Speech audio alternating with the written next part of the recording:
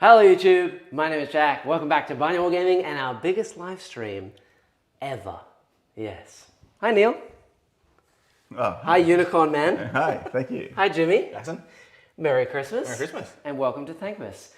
If you have not seen, this is going to be the biggest live stream we've done of the year. Essentially, today is Thankmas. If you've never heard of that before, basically today is going to be a whole bunch of guests. Every 15 minutes, there's going to be a new guest that comes in and joins the show. Yeah, there's hands, yeah. This is the rundown of events. If you haven't seen Thankmas... Trying to catch us out Yeah, there. Yeah. I was pointing at myself like an idiot. Yeah. If you haven't seen Thankmas before, it's run every year by Jacksepticeye. It's actually running right now on YouTube, so we're kind of stealing some airtime. Don't do that. He's a unicorn. But yeah, we're kind of stealing some airtime because we are also in support. It's a charity-run live stream that happens every year. And so please, if you can today, donate wherever you can. It's all in the support of mental health. That's what this year is all about, mental health. And if you didn't see the other day, I did release a video all about mental health and the struggles that I've been through this year and stuff like that as well. So it's very on brand. So we've got a super chat goal on screen and we have a super chat goal in the chat today. So please donate where you can by asking questions and doing your super chats. And basically we're going to be reading your questions alongside all the guests that come in and talk to people. Hi. Bing. Oh God. Okay. Whoa. Yeah. Right. But yes. Before we get onto all the festivities, if you've never been here before, then this is probably going to be the biggest hobby podcast of the year on YouTube. Amazing stuff. This is like Thankmas, but for Warhammer players and all hobbyists of the world. Yeah. Yeah. Sounds about right. Already had our first super chat. Super chatting away. Woo! Thank you, Dan. If I pay, will it fix my mental health? No. Yes. Oh, Sure. that fixes that answer. You are now okay. Very good. Yeah, so before we get on to all the festivities and things, we have our first guest joining us very shortly. And if you want, you can take a screenshot right at the beginning of the video to see all of the guests that will be joining us. But to introduce ourselves, because you may have never been here before. Hi, my name's Jack. I kind of run this channel. Hi. Who are you? I'm Neil. I get told to do what I should be doing on this channel. Fair enough. Neil is here every week. He does a live stream with me as a co-host. He's one of the regulars. He also paints a lot of the models that you see on this channel as well, and gives a lot of good advice. Skip to Jimmy. Yeah, and yeah, okay. Who are you? Well, I'm Jimmy. Yeah. Jackson cryogenically freezes me and only thaws me out. Only thaws me out once a year for the Christmas stream. So, Yeah, I'm actually happy to be awake. Is it Thank like, you, Jackson. is it Han Solo style freezing or is it like Fry? Honestly, style I don't freezing? know because after every Christmas stream, it finishes, and then I don't remember. Back. I don't remember anything. I just go completely black, and then Yeah. I wake up next December. He's my Mariah Carey, but for this channel. Yeah. Oh, okay. Yeah, Nice. I said that to him earlier, and he was like, "Yeah, it's true, but I'm not I'm singing." not singing. Second super chat. Nice. Thank you, Louis. Good morning. How much would it take to turn Team New South Wales into Team Not Safe for Work? Probably $1 if you ask Taylor, the captain. He would love that. He's all about that stuff. All right. All right. Good stuff. Okay. I like this. Well, very good. We do have our first guest here, so we may as well get straight into it because the first guest is already early. So let's do it and get the first guest on. We have, who is joining us first? He doesn't even remember. He doesn't know. Yeah, oh, Like you wow. can physically see him. Here we Why go. are you checking notes? Oh, hey, well, we've got specific topics as well. Hello, Jordan. Hello. Hello. Good to see you. How are you going? Good morning. Hello. Good morning. Thank you for joining us. Merry course. Christmas. Merry Merry Christmas. Thankmas. Would you like to sit here? No, I think you deserve to sit there, actually. I think, Yes, you right next to deserve me. sit Yeah, there. right next to me. No, that's been a hot topic ever since we've been here. Oh, of course, of course. Yeah. Nice. So you today have come in to speak to us about the topic that you know best. Yes. Which is being unlucky in your games. Yes. That was Super Chat. Nice. Thank you, Fantastic. Mars Love Buzz. Bravo to the Bino crew. Tackling mental health is a huge issue, especially in young men. That said, I'm off to work. Have fun. Thank you, Mars Buzz. Wow, we have a goal of $1,500 today, as you can see on screen. That is a huge start already Absolutely. to So the good. cause. That's Getting awesome. there. Thank you. That's awesome. But yes, being unlucky, Mr. Jordan. Hi. Hi, yeah, The Lord of Wands? yes, the moniker of Lord of Wands is Yeah. definitely it definitely inspired this kind of topic. Yeah. I feel like we've all experienced a bit of unlucky whenever we've played Warhammer at any stage in terms of like that pinnacle roll of, oh yeah, I can make that 4-inch charge, rolls a 2, and it's like, okay, you can re-roll it, rolls a 2 again, and it's like, okay, it's not happening. And I think it affects most games, but I reckon luck is an important part of the game, I think. And It's integral. it's integral, because otherwise we could play chess and checkers, and who needs luck at that point? It's all strategy. Yeah. And there's a lot you can do to mitigate being unlucky. But end of the day, if you're unlucky, you just kind of got to roll a with the dice game. punches. It's fun. That's the point of it. To be unlucky is to have a fun game in my mind. Jimmy, did you see the short that I put out the other day of Jordan's rolls? Yes. Yes, I did. Mr. Chaos Knight, Mooster Wall ones. That wall hates me. Yeah. And I want a rematch against it, okay? I want that specific piece of Just terrain that back right there, in the middle, same position. It's just going to be wall, knight. Yeah. That's it. Yeah. That's the whole I won't stream. even be on the board. I'll just be Just watch standing me there roll. talking. Watch me roll dice. Just Just be be him. Jordan by himself. Yeah. How many times can I move through this wall and not roll a 1? Yeah, exactly. What's your most unlucky moment, do you think? If you had to think back. Thinking back, probably it was a couple of editions ago. I was playing a Marines force. That's unlucky already. Yes, I'm one of those people who started with Marines, already off to a bad start. No, I was playing a Marines force. I think I had 11 attacks in melee, rolled the hit, rolled all 2s. I was like, okay, I can do some re-rolls, picked them up, rolled again, all 1s, and I was like, okay then, I guess it's 11 attacks just do not want to hit today. That is probably the 11 worst. fails with rerolls? Yes. Wow. That's It was- very nice. It That's was impressive. not good. That It is was impressive. Yeah. It was very much a good game, guys. I'm now got 1 goal left, and it's a hit with this one squad. And if they can hit, good. I win this game. I take the moral high ground at that point.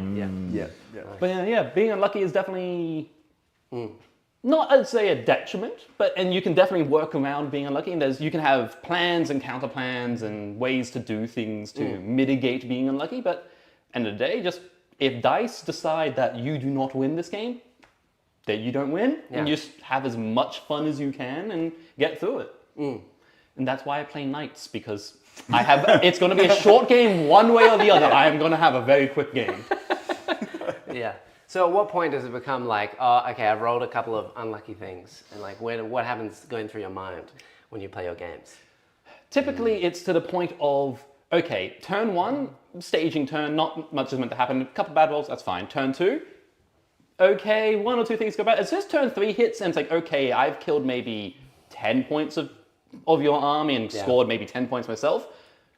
That's when the scales kind of tip to going, cool, this is going to be one of those games, and I just got to go, cool, I have my own personal target, and that is all I want to achieve for the rest of this game. Luck does not want to be with me, so therefore, let's just throw dice at them until they concede. Yeah. And I'll pelt the dice at my opponent. Everyone's and kind of go, got if their I- own their own way to deal with it. I think I'm really used to Neil. 'Cause it's like play on stream at like turn 3 and I've killed most of his army or something. And it's Yeah. like, all right, I'm going home. See you later. What distance charge Okay, that's a good question. do you think Okay. you're comfortable? Oh, I'm going to make that. I would say 4, but I was at a tournament recently where that whole situation of 4 failing on reels happened with a knight. So Oh my god. I would say a 3-inch charge. A 3-inch charge, Because you right. can't fail it. Therefore, it is You the can same. fail a 3, right? still can, Oh, okay. If you're within 3. If you're within need a 3 2? inches, yeah, so you need 2 on the dice. Yeah. 2 on Okay. 2d6. Okay. That is the safest charge that I'm always happy making. Jordan only feels comfortable with With an 0 unfailable risk. charge. Yeah. Yes, if I can physically not fail, good. You're okay. It's also why I play custodians. They hit on 2s. Because Jackson, you're most comfortable with a 9-inch charge. Yeah, I'm fine with that. Yeah. I think 8 is a really nice sweet spot. 8 with a re-roll, and then I'm good. Yeah. Okay. And then maybe a 9 is too much. I roll a lot of 8s. Literally last stream I failed in 3 charges by an inch all in the same turn. 2 8s. So. Oh, what a shame. I know. It's devastating. How do I deal with being unlucky? Chat, I don't know. I guess I just whinge and complain for 30 minutes and then win anyway. You just wait until it's their turn, and then you do all your saves anyway. Yeah. And then you move on. Yeah. Yeah. I was going to say, Jackson, you probably have the best save luck I have ever seen Yes, in anybody absolutely. ever. The amount of times No I have save thrown like dice Jackson. at you, and it's like, Nope. you just roll 4s. Yeah. Just roll 4s, guys. Just roll 4s. Or even when it's like, oh, you need to roll a 6 to save this, or he dies. Oh, 6. Yeah. Sweet. Yeah. There it is. Yeah. Very lucky. I've got like many videos of Neil doing that. It's like, here you go, this D6 damage, D6 plus 6 or whatever on Tiffany, you need a 6. 6. There it is. Yeah. All right. And Neil's face just goes, okay. Cool. I must admit, I have a friend, Lewis, who's actually been on the channel quite a bit Yes. as well. The other one who has colored hair. Yes. And we have a saying whenever we play games together of he just needs to treat every model like it's a gene stealer. Because if it's a gene stealer, he can make his 5 pinfalls. Right. If it's not a gene stealer, he will Right. never make the invo, even if it's a 4. Yeah. So everything in his army is now just a gene stealer canonically, and he'll always make the save. Yeah, Doesn't matter It's what. because you got to believe. Yeah, he believes in the dice. Therefore, it happens. Yeah. See, people kind of gave me this role of, I can save everything, and now that I believe that I can do it. Yeah, it just happens. It's, the gods of luck are fickle. Yeah. No, Jackson, don't charge these elves into combat with Terminators. They'll die. No, they won't. No, right. No, they won't. 4 up in bonds. Super chat. Thank you, Eddie. Much love from one barn boy to another. Great stream, guys, and fantastic cause. Thank you. Was Eddie born in a barn as well? No, but he's going to be starting his own channel in a barn. All right. Yes, in England. So shout out to Eddie. When you get your channel up and running, you know where to go for some shout outs. Lovely guy, deserves every bit. I hope the animals in your barn are better than the animals in Jackson's barn. They won't be. That is just rude, Jackson. What do you mean? I'm saying he's the best. Oh, you're saying I'm an animal? Yeah, he's an animal. Yeah. Yeah, he's the I mean, you best. were just like unicorning. I was. Yeah, I was gonna say The it's- narwhal, yeah. You got the narwhal horn going. Yeah, nice. Very nice. Yeah, Oh very my good. lord. Well, chat, I forgot to say at the beginning, but if you also are hobbying along today, let us know what you're working on. I highly suggest that you work on something alongside the stream. Absolutely. We have many guests joining us today, so if you're not working on something, make sure you get your hobby out. Get out your clippers and your glue, build something, paint something, and post a picture in our Discord. That's free to join down below as well. So you can check it all out down there, and we'll check them after the stream and see what you're all working on. That'd be great. Really, really cool. Nice. All right. Well, very good. So, Thankmas, what are you thankful for? I am thankful for all the rerolls that this game gives me to be able to re-roll my dice. To be perfectly honest. Yeah. My first thought was 3-inch charges. That's, no. That's a given. I will make sure there's a 3-inch charge somewhere in this game. Yeah. Doesn't matter what. Yeah. Because We need apparently the next data slate and all these changes, the 3-inch deep strike is going away, but you need a 3-inch deep strike with charge. that would make me very, very happy. If I could get my Grey Knight Terminators go 3-inch deep strike, I can actually charge now. Yeah. Yes. That would make everything happy. That'd just be a good time. Nice. Yeah. Just get it all really close, unfailable. Get them in. Absolutely, that's how you have to play. And I must admit, I am very excited to see what they do for the new little detachments that are coming out and seeing Yes, what true. ways to alter luck there is in them. What are you most keen for? Well, for one of my factions to get a detachment so far. Because so far, none of them have got a detachment. I'm like, guys, come on, I need something. Yeah. Nah, don't worry about that. Yeah, and even more insulting, it's Necron's got one, they already have their codex, Nid's got one, they've already got their codex, Dark Angel's got one, so far, they've already kind of got a codex. So Codex, kind of. thanks, That's G fine. Codex adjacent. Yeah, That's fine. yeah, okay, well, very good. Yeah, I'm so very good. Yeah, I'm hoping that apparently there's going to be some demon ones. 4 demon ones. Ooh. That would be nice. How did they come up with that number? Oh, yeah, wow. I don't know. It's very coincidental. Yeah. Hopefully they will reduce my luck even more. I'd like some reroll more saves. No. That'd be nice. No, you don't need those, Jackson. I'm the unlucky one. I need the rerolls. You don't. If anything, you need to reroll successful saves. Like, that's what you should have. Yes. Reroll the That'd be successes great. into fails. Yeah, exactly. Is there anything in any codex that forces you to re-roll a successful hit or wound or? I don't think I so. I don't think it's forces you. No, 'cause you feel can't- like you that can't, was like, change your before. enemies' rolls. I have one of those Yeah, memories yeah, of memories some of something. point. Yeah. something in a previous edition. There was you could force a successful to be re-rolled, but not in this edition. I It can't might have think been of. an old psychic power or something. It could have been an old Yeah. psychic power back when there was all the different disciplines. Yeah, yeah. Yeah, okay, well. Don't know. Not anymore. They've taken all the change your opponent's dice out of the game. They have. I know that you can intentionally fail saves, like with Miracle Dice. If you just want to die, you can go 1. Oh no, I'm dead. And then you might not be able to make a charge or something. But that's the only way that you can intentionally give yourself, I guess, bad luck. You know? No? I'm thinking of all the The brain applications. sticking Yeah, I was going to For say, you're the making them sisters, think here. How right? many For my uses can I sisters. get? Yeah, what happens? Yeah. Do I have anything that can auto-explode in an army that can give itself a failed save? Yeah. That'd be cool. That would be very cool. I don't think Auto-explodes anything. are fun. I mean, maybe you can auto fail and auto blow up. Yeah. But only Sisters and Eldar can auto fail, and they don't have auto blow ups. No, not Yeah, anymore. it's not really their style. No. Yeah. Well, Although you I know, But love well, no, sisters are definitely an auto explosion. I can absolutely see them Yeah? having Oh, that yeah. as Yeah, a yeah, thing. yeah. 100%. Yeah. Absolutely. I'd love to auto explode my gigantic tank in the middle of Neil's lines again. I've done that once before. I know. Thanks. There's a I've nice done that clip. as well. There's a nice I clip feel of like me I'm getting going like, bullied. We're only 20 minutes into this. I'm getting bullied. By Oh, didn't you know the actual the fine yeah, print the was stream just- ended okay. ages ago. We're just bullying Neil. Guess the hit to bully Neil. Yeah. Okay. Yeah, yeah. Good to know. There's a great clip of me floating the big tank into Neil's lines, which blew up on a 4 back in the days. And Neil was like, "Can you make this auto blow up?" And I'm like, "No, I can't make it auto explode." And then I blew it up, and he's like, "Oh, I can't make it auto explode."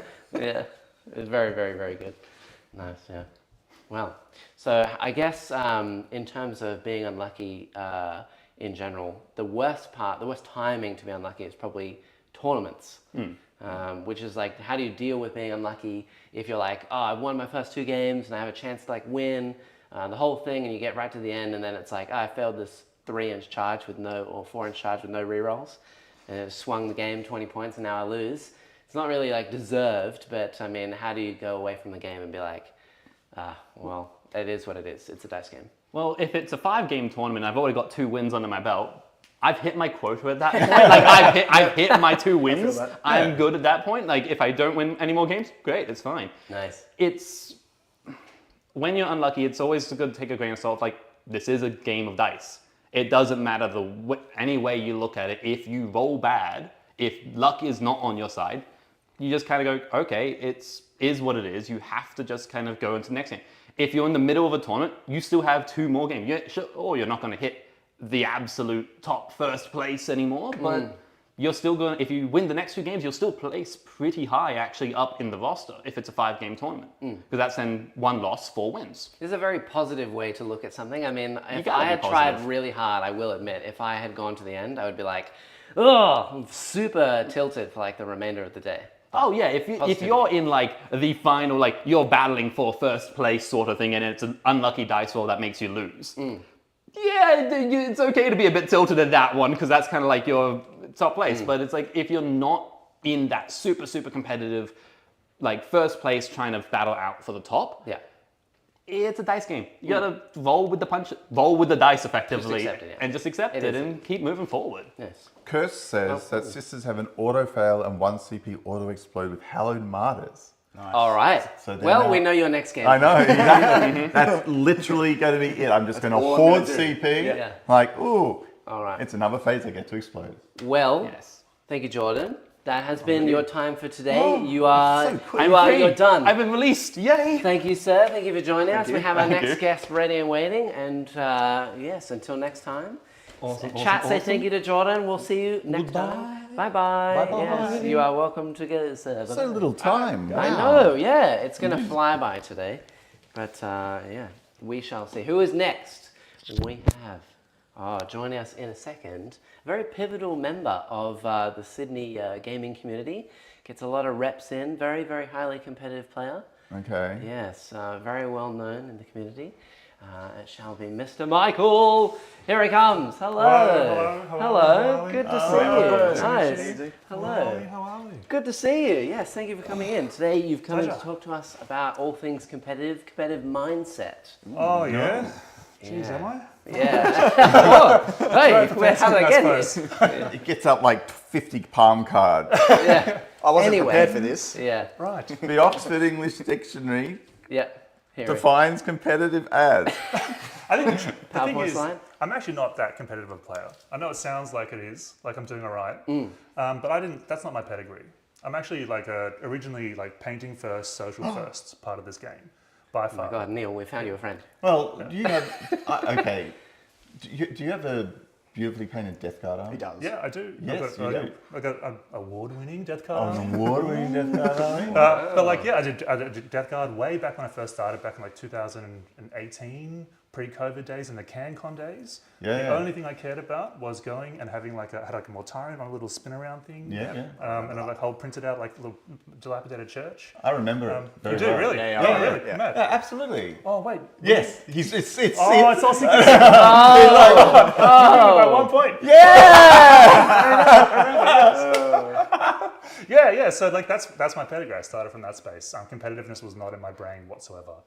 That's only really changed maybe in the last, I don't know, year, maybe. Okay. Mostly because the social part and the hobby part is such a big part of this game. And I do that 90% of the time and I play for 10% of the time. So that just leveraged it for the whole way through. And I was playing Orcs at the time as well for a long time. And Orcs has such a deep codex that if I wanted to play it up to date, I had to paint things and then sort of match it, and then it was 6 months behind and so on and so forth. Eventually I got to a point where I just had enough painted. Probably Yeah. 5 or 6 years down the track where I was eventually just like, oh, I can actually just play this army now how I want to play it. And I think that was a big change for me. So that would have been an Orcs maybe a year or so ago. Oh, cool. Where I finally decided to actually play the game in a way that like wasn't a compromise. It could be beautiful, I could have fun with my friends, and then I could also be competitive in some way. So I think that change was big. So how did you first get into like the whole like gaming competitively? Because now you know everyone. You're part of all the teams. I don't So know, you man. must have been recruited at some point. Are you on team not safe for work? Yeah. Not yet. Yeah. I don't know, actually, to be honest. I think when you play the game really casually with bad armies or armies that are like pretty low quality, you lose games, and that's fine. But you can play against opponents who can recognize actually, oh, you're still a good player despite your army. And I think that is what you notice the most in competitive play, I think. So I think New South Wales and Australia in general, probably generally we're quite behind on meta because it's expensive and it's hard and it's difficult to get absolutely. it. There's a lot of like faction experts playing the same thing over and over again, and there's not real meta chasing in this experience. So I think I was one of those players earlier on where good players, when I played against them, they were like, oh, actually, you kind of know how the game works. Your army sucks though, so I lose, right? But like, and I think the big switch was a couple of players were basically like, here, play this list. So I think my big change was I just net list a good list, and then I just play it. I'm not good at building lists. I'm not really good at being all that competitive in that context. But I just grabbed a list, which I know works, which gives you a lot of confidence to go, oh, okay, actually, the list works. I don't have to think about whether I have to change points or not. And then I just run reps on it to the point where I'm like, okay, good enough basic understanding of the game. The list is fairly confident that it is good. I just need to start getting like confidence that I should be winning games. Helps you retrospect a game much better. Yeah. I don't have to think about which part of the list is wrong or which things I need to update or whether the terrain was wrong or anything. I just need to think, oh, if I move this unit there or I deployed these guys in this other direction, I might have won that game. And if you're retrospecting your armies in that way a lot more, I think generally you rocket through quality of play. Yeah. Really So fast. when you look back on your games, you think about what you could have changed or something, but you don't think about it negatively. You kind of just think, what can I change for the next game? Is that part of your like mindset? For Yeah, exclusively. playing? Yeah, I don't care about dice. I don't even think about it. I don't think about the lists in any way, shape, or form. I only consider very, very much. I'll probably think about the deployment and the first 2 turns of movement. I probably most of my thought process would be like, if I had radically changed this kind of movement and direction, or these things are in this spot instead, do I still win that game, or do I have a chance to get out of that game? And I play very melee-centric armies, so quite a lot of the decision was going that turn correct. You know, like how many points would I have lost? And considering the secondaries that I got late game, maybe I actually could have caught up if I was more conservative. Yeah, so like winning or losing is like an irrelevant part of the game. In fact, if anything, losing gives you more opportunity to think about how to grow. Wow. Very cool. Okay. Yeah. Wow. Very nice. It's weird that you say as well that you're very used to like melee-centric armies, because I think that the first time I heard about you, I had like Taylor and all the boys be like, "That's Michael over there. You're going to get absolutely dumpster trucked." And I was like, "Okay, cool." So weird. And I had to verse your T-Sons like Yeah. multiple times. I versed his T-Sons at events, and I'm playing demons, and I'm like, "Great. It's going to be great." And then I do get dumpster trucked. Well, once again, it's a net list, right? So Lee and VSL, the two lists that you played were both Lee and VSL's lists. Yeah. And so, and yeah, I just picked it up. It's good. And I think I chose to go to Thousand Suns for a little while on the merit of the fact that I only play melee and I need to understand shooting. Yeah. And I have all the Chaos armies. I've got Death Guard, I've got Coordinates 1. So the only one that was actually meaningfully good was Thousand Suns at the time. And so, yeah, and it actually ups the game massively. Even though I've gone back to melee armies now, knowing what my enemy is trying to do a lot through like playing a defensive, reactive shooting army has massively improved the quality of what I think I'm doing on the table now. You mentioned iterative play and also net decking. So I'll call it net decking. Yeah. You know what I mean. Imagine. But do you find you're tempted to, once you've done that iterative play, change the list? Is there something in the back of your head going, "Ooh, maybe I should do this"? Yeah. I'm smarter. How tempted are you? I'm smarter than the original army. Yeah. I've outscaled the Yeah. creator. I'll tell you, I'm tempted, and the answer is always wrong. I never need to do that. I shouldn't be doing that. And I think part of it is still a bit of my old painting hang-up, right? Where I'm like, oh, I've got a list, I can just paint. And I can just, you know what I mean? I can just paint it and play it until the rules change. And I think there's a real alluring component of that for me. Very cool. So I might change like 100 points because I don't have that particular thing purchased or it's not even close to being finished a painting. But most of the time I'm trying to stick to the better player. They are better than me. I'm confident that is the case. So those little small changes that I make, even if it's like, oh, I play on different terrain to them, I still don't know if I'm good enough at list building to really understand those things. So I'd much prefer, from a painting perspective and from like my own mental health perspective, to not overthink it and just get better at the game. For sure. Yeah. I'm interested to know about some of your, not to show off, but some of your accolades in terms of like the competitive game. Because I know recently you were playing for, what was it, Queensland? You're playing for Queensland? Yeah, so... I only do well in teams events. Okay. Okay. Sure. The only times I've versed you as well. Okay, all But right. teams events are the best events. Yeah, exactly. Like, Like, at this outstrips everything. I agree. At this point in time, like I'll be going to like an RTT or a GT with my team's army. So I'll probably just 4-1 most GTs, or maybe 3-2 even. I 3-2 the last GT I was in. So realistically, the experience that I'm going through there is a very tailored experience. Like I'm playing GSC at the moment now, and I'll probably play a very front-heavy army, which just folds to a couple things. So when I get paired into Chaos Knights, I'll just lose. And that's fine, because I'll never get paired into Chaos Knights in teams. So, Well, you never say never. Maybe have a questionable captain. I'm going to trust my Loses captain. the draft. So I'm just going to put it as a 0 on my matrix to make sure I never get it. Yeah, that's fair. Yeah, nice. How poorly painted does a miniature be In your for you to army? put it onto the table? Oh, nice. It has to finish all its airbrushing. It has to have a good base, probably a printed base with some texture on it. No, it needs to be pretty good. Yeah. There might, at least layering, at least shading. I think what it tends to happen is like components of my model might not be fully finished, like just with a base layer. But I would be really angry at that. That would be problematic. Yeah. Wow. It's the first one you pick up when it dies. You're like, Yeah, off he's the off. go. Yeah, exactly. So at the beginning of like a tournament, if one of your models was to break and someone gave you another one of their models and it was like half painted, No. you just Not play only without do I it? bring glue, I have brought brushes and paints as a backup. Oh wow, my yeah. god, I don't do that it's anymore, so prepared. but I definitely bring glue. So If it's broken, prepared. I'm fixing it. Like it's my model, no way. Wow. And I definitely won't borrow army components. There's no way. Oh, really? It has to be my army. At least He doesn't underpainted. borrow any army stuff. No borrowing. I know. Yeah, I didn't borrow Neil's army for a tournament recently. It didn't happen. Yeah.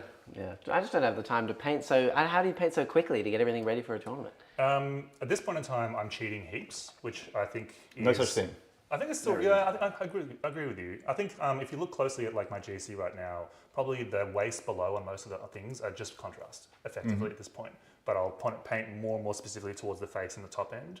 And I really like bright colors and they draw the eyes really well with a dark base. So in general, I think you would look at some of my models and be like, oh, this is like half unpainted. But as an army, when you're looking at it from like a top-down view perspective, it looks fantastic. And I'm happy with that. And you can bash up something like that pretty fast. Yeah. Yeah, right. Yeah. If you're only really doing brushwork for like the upper arms and shoulders and head, you can probably get away with it.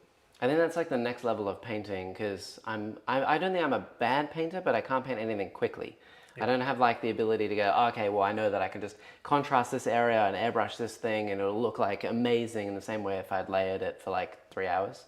I have to actually do it the hard way. I think it's half the advantage of being good at painting is speed. Yeah. Absolutely. Yeah, he's master at that. You're a master Yeah, at that. you bash out money really Got fast. no idea. So it's Thankmas. What are you thankful for? Oh, wow. I'm quite ingratiated in the community these days, more than I thought I would be, which I'm really thankful for. And what do you get out of that community? Friendship, meaningful friendship, to the point where like, you know, if I drove up here with Will and like we are now good friends, our partners are both like good friends, it enriches my life in a meaningful manner.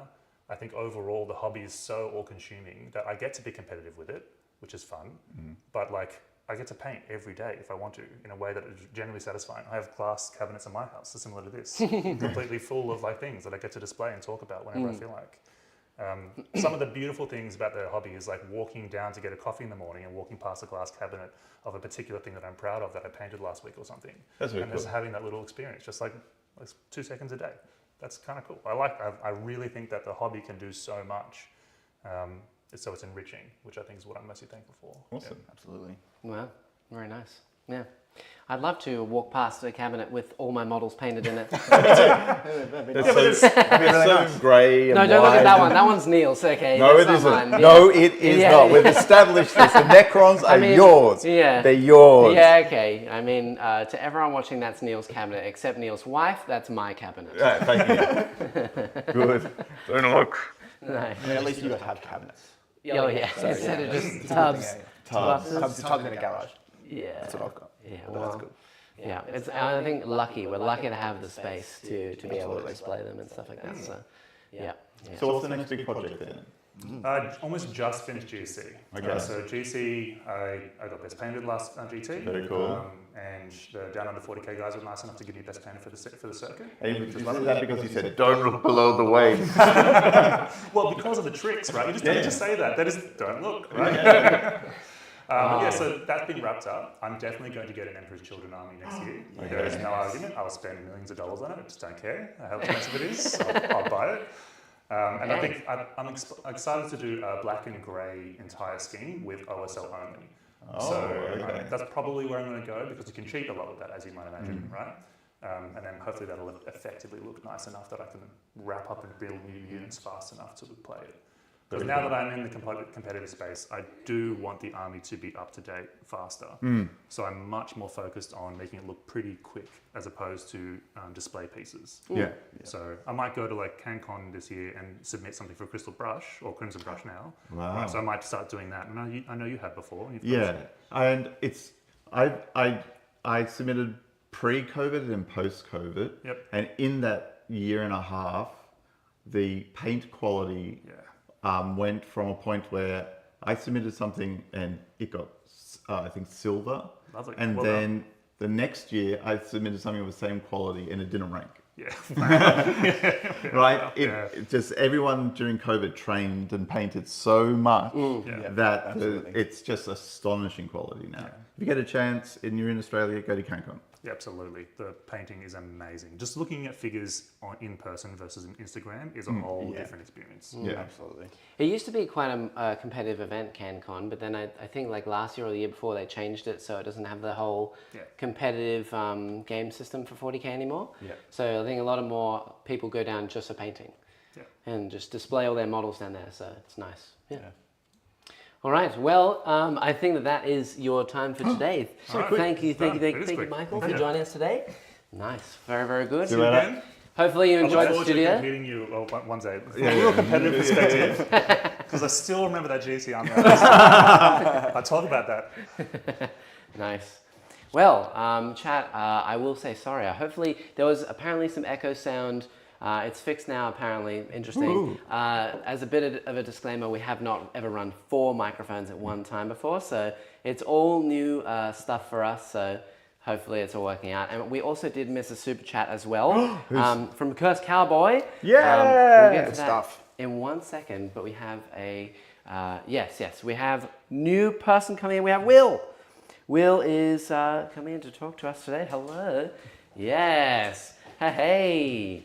How's it going? Hello. Hello. Good morning. Good to see you. This is too early for me. Yeah. I'm early in the sitting here morning, huh? going, when do I get to have my next coffee? Yes, I yes, will sorry. be leaving. Look, it's all for charity. It's all for a good cause. It's just a Excellent. couple hours, and then after that, we'll get through it.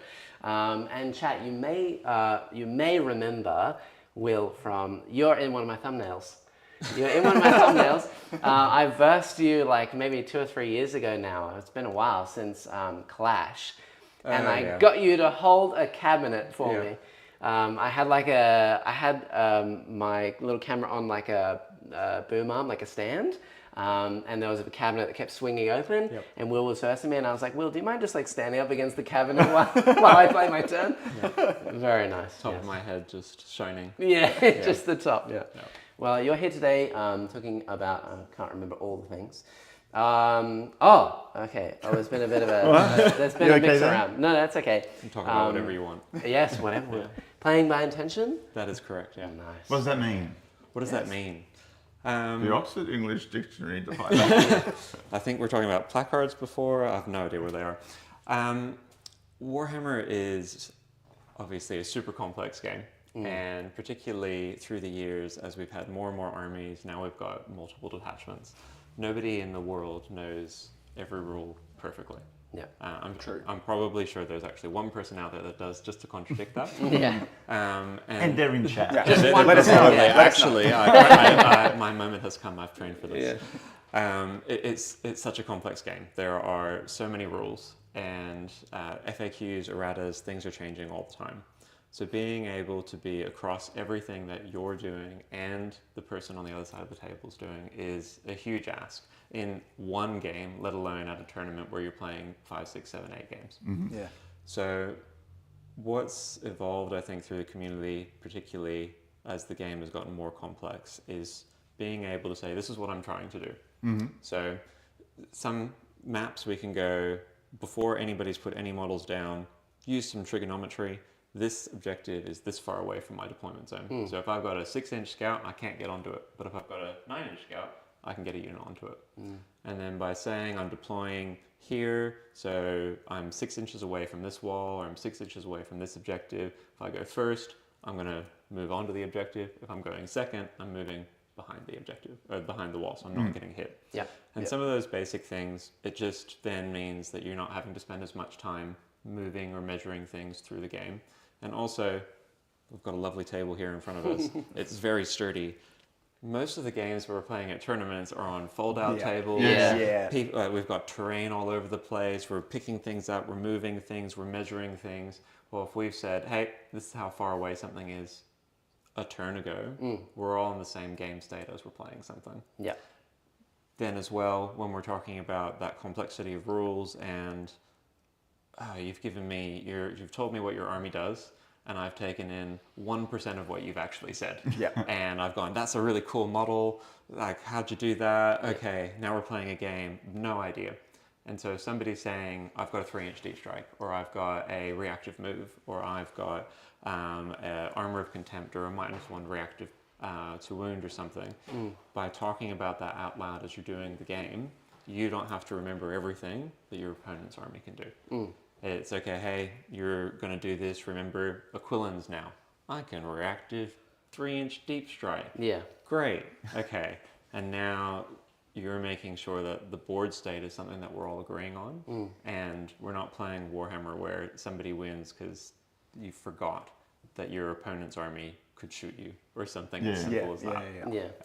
I was actually releasing a whole bunch of shorts recently that were talking about like how to play the game, and I've had a fair few amount of like new players leave comments being like, oh, okay, well I didn't understand this before, or I didn't understand this, and I did one about playing by intention, and someone said to me, well, I come from like Magic the Gathering or like other card games, and why is it different? Because in a card game, they don't have to tell me what they do.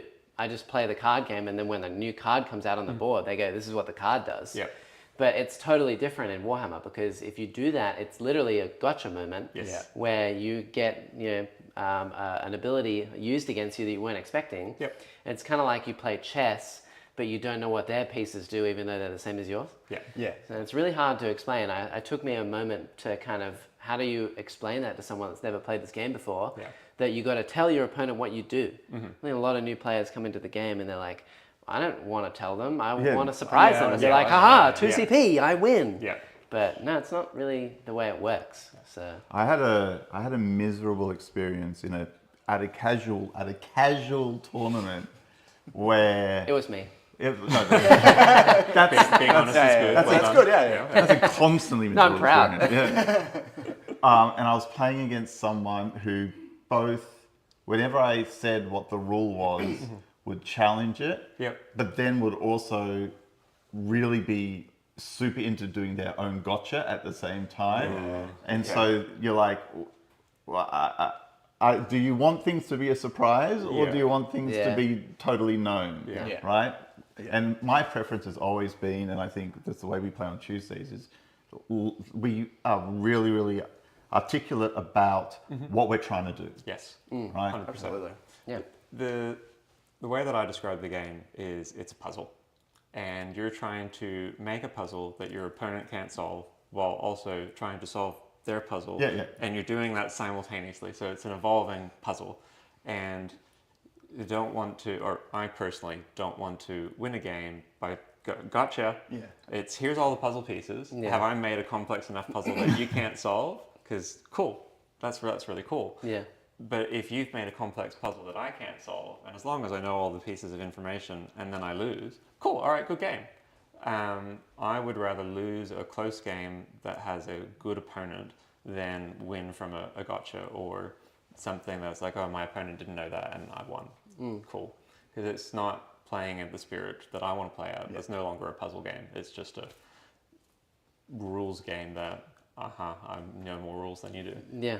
Just like, I don't know, I know more, I win. Yeah. Yeah. What are some of the techniques you think people can use to get intentionality across? Talk constantly. Okay.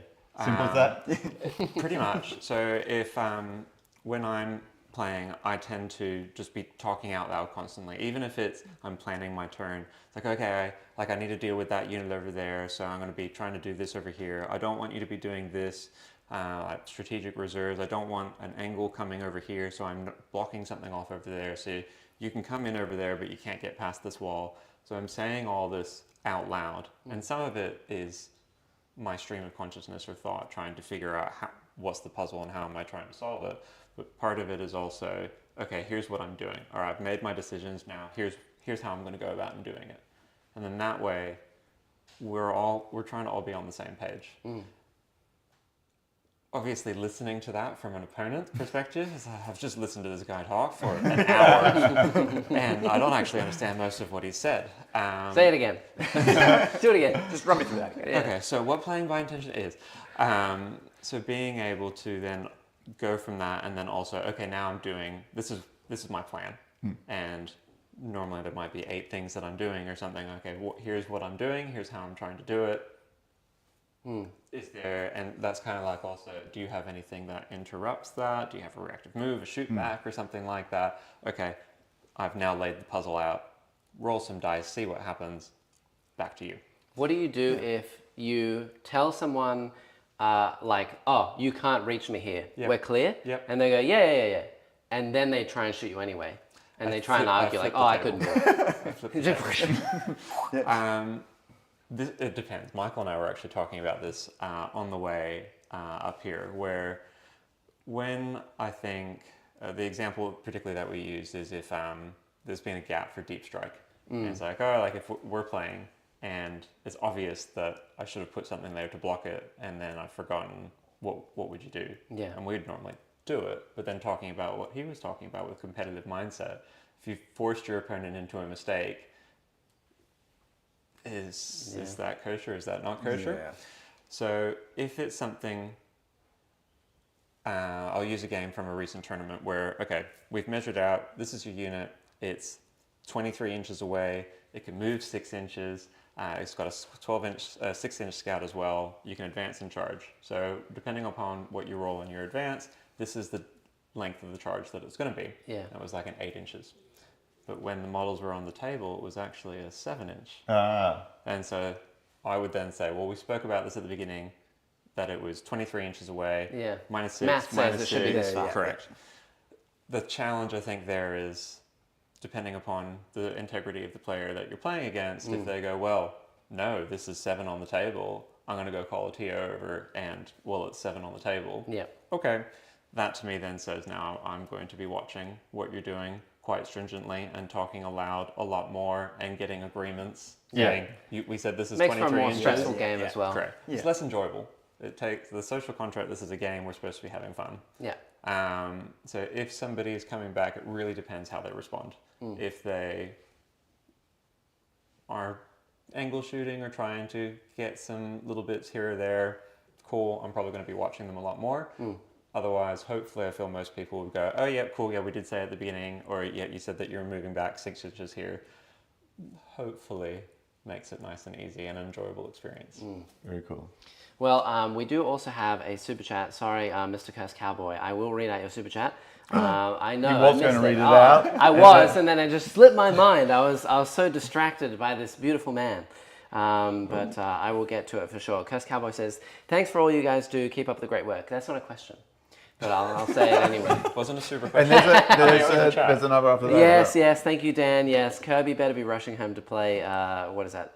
Path of Exile 2. Yes, that's the one. Yeah. Are we allowed to plug things like Yeah, that? yeah, that's excellent. fine. Yeah, Path yeah, of yeah, Exile absolutely. 2. I'll be there, Zara. Nice. Okay. Well, speaking of Dan as well, Neil, do you want to draw 2 cards? Okay, all right. He said earlier, if we draw 2 cards and actually guess them correctly, then you'll donate, and it's for a good cause today. So if you haven't donated yet, or if you haven't shared this stream, share it away, donate it, and, Right. give what you can.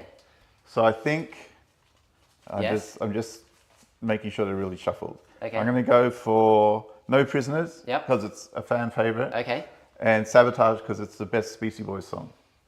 fair enough. All right, All right. Controversial, but okay. all right. I'm going to flip them, and it's Sabotage. 1. 1.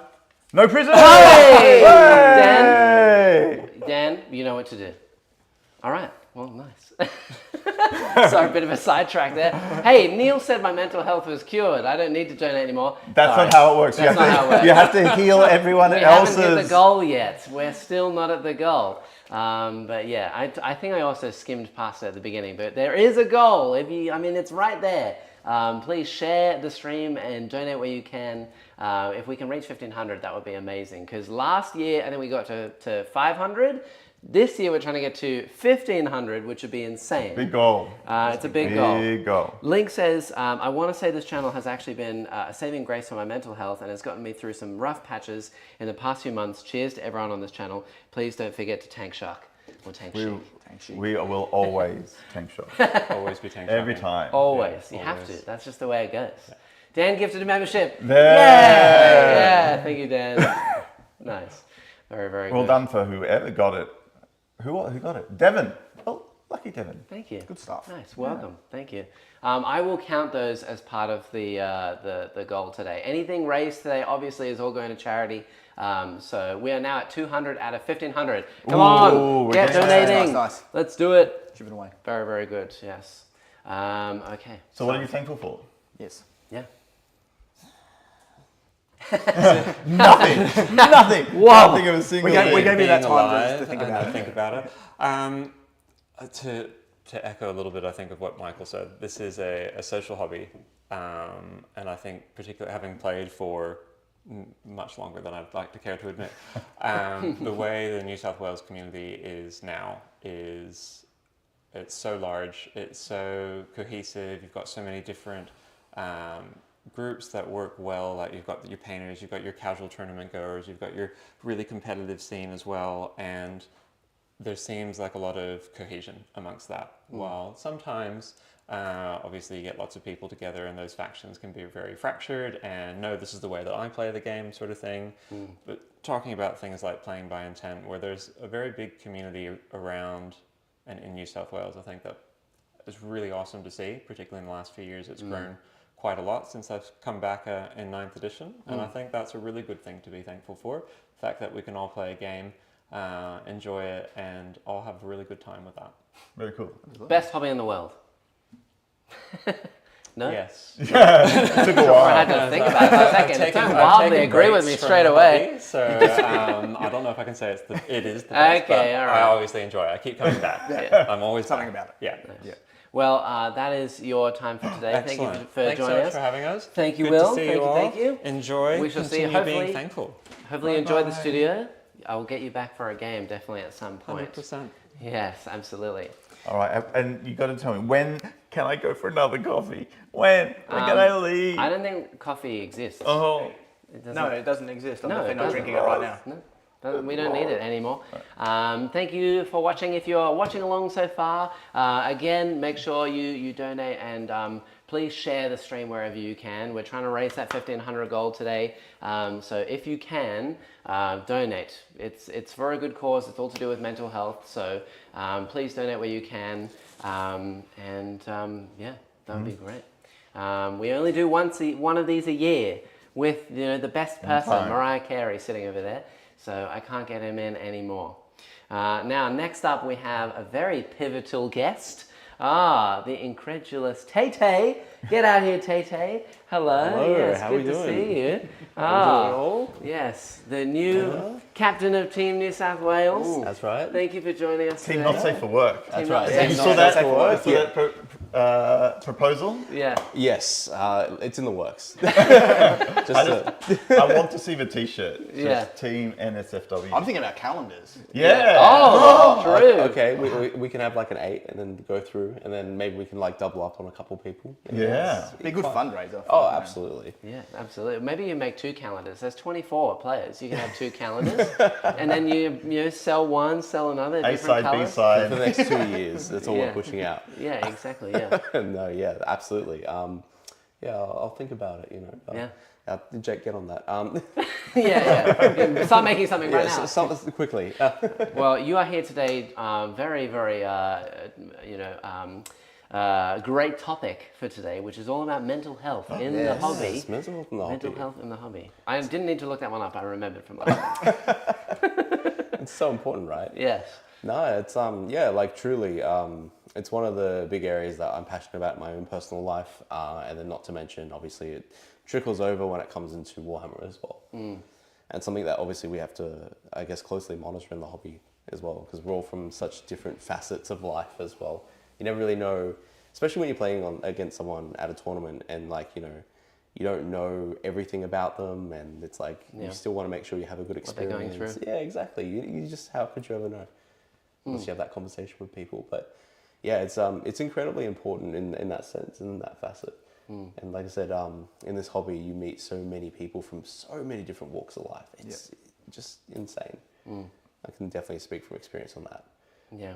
It's been a big year for mental health for, I think, lots of people, me included. All the added stress as well from the new captain position of New South Wales. Yeah, look, there's stressful. there's definitely like stresses when it comes to that as well. I think that the fact that I have such a great I've got a great state rep, I've got a great team manager, I have a great vice captain around me. So it's like I have the right people around me to be emulating that. I mean, it helps when you've got Greg in the position he's in, who is our lovely state rep, who manages everything. I don't know how he deals with that. That is way more stressful than my job. Thank you, Greg. And then you've got obviously Michael House, who obviously is my vice captain. Absolutely lovely man. I don't know where I'd be without him. He manages pretty much everything on the team side as well. So it takes a lot of stress off my plate. And I've got Daniel Gash-Jones, who's obviously our team manager. So he does all the logistics. I just go, I know nothing about that. You can just... Yeah, just take it off my plate. Yeah, absolutely. It definitely helps like my stability as well, and it allows me to kind of enjoy like more tournaments as well. It gives me more space for free time. Yeah. Especially- So, are you saying that you like, if you're feeling like it's all too much, rely on other people? Absolutely. Yes. Correct. Yeah. Rely on people to support you. You don't have to do everything in one go. No, exactly. Leadership is about delegation. Well, correct delegation. I'm just gonna like put that out there. Like, Correct. Yeah. Do as I say. yeah, do as I say. Yeah. Just got a big, It's big not a super question, chat. but thank you, Brett, for the $50. Thank you, Yeah, Brett. yeah. That's awesome. He's completely silent on it. Yeah, just it's like nothing. nothing. I'm giving nothing away. Yeah. Here's the money. Man of That's many it. words. Okay, yeah, exactly.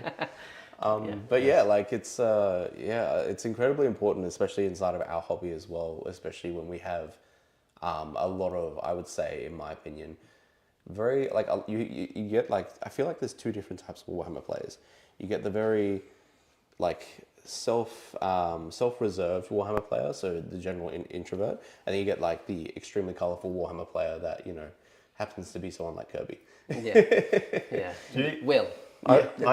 I suspect that there's probably a large overlap between the Warhammer community and the Neurospicy community.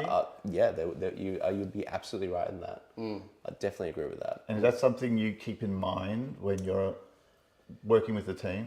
Yeah, so like, look, whenever you're dealing with a large group of people, especially this year when we have 24 people in there, not to mention coaches and everyone else, when you're dealing with a large group of people and you kind of have to break it down on a personality level as well, I find the easiest way to do that is I'll go and spend a lot of time on that one-on-one basis with them.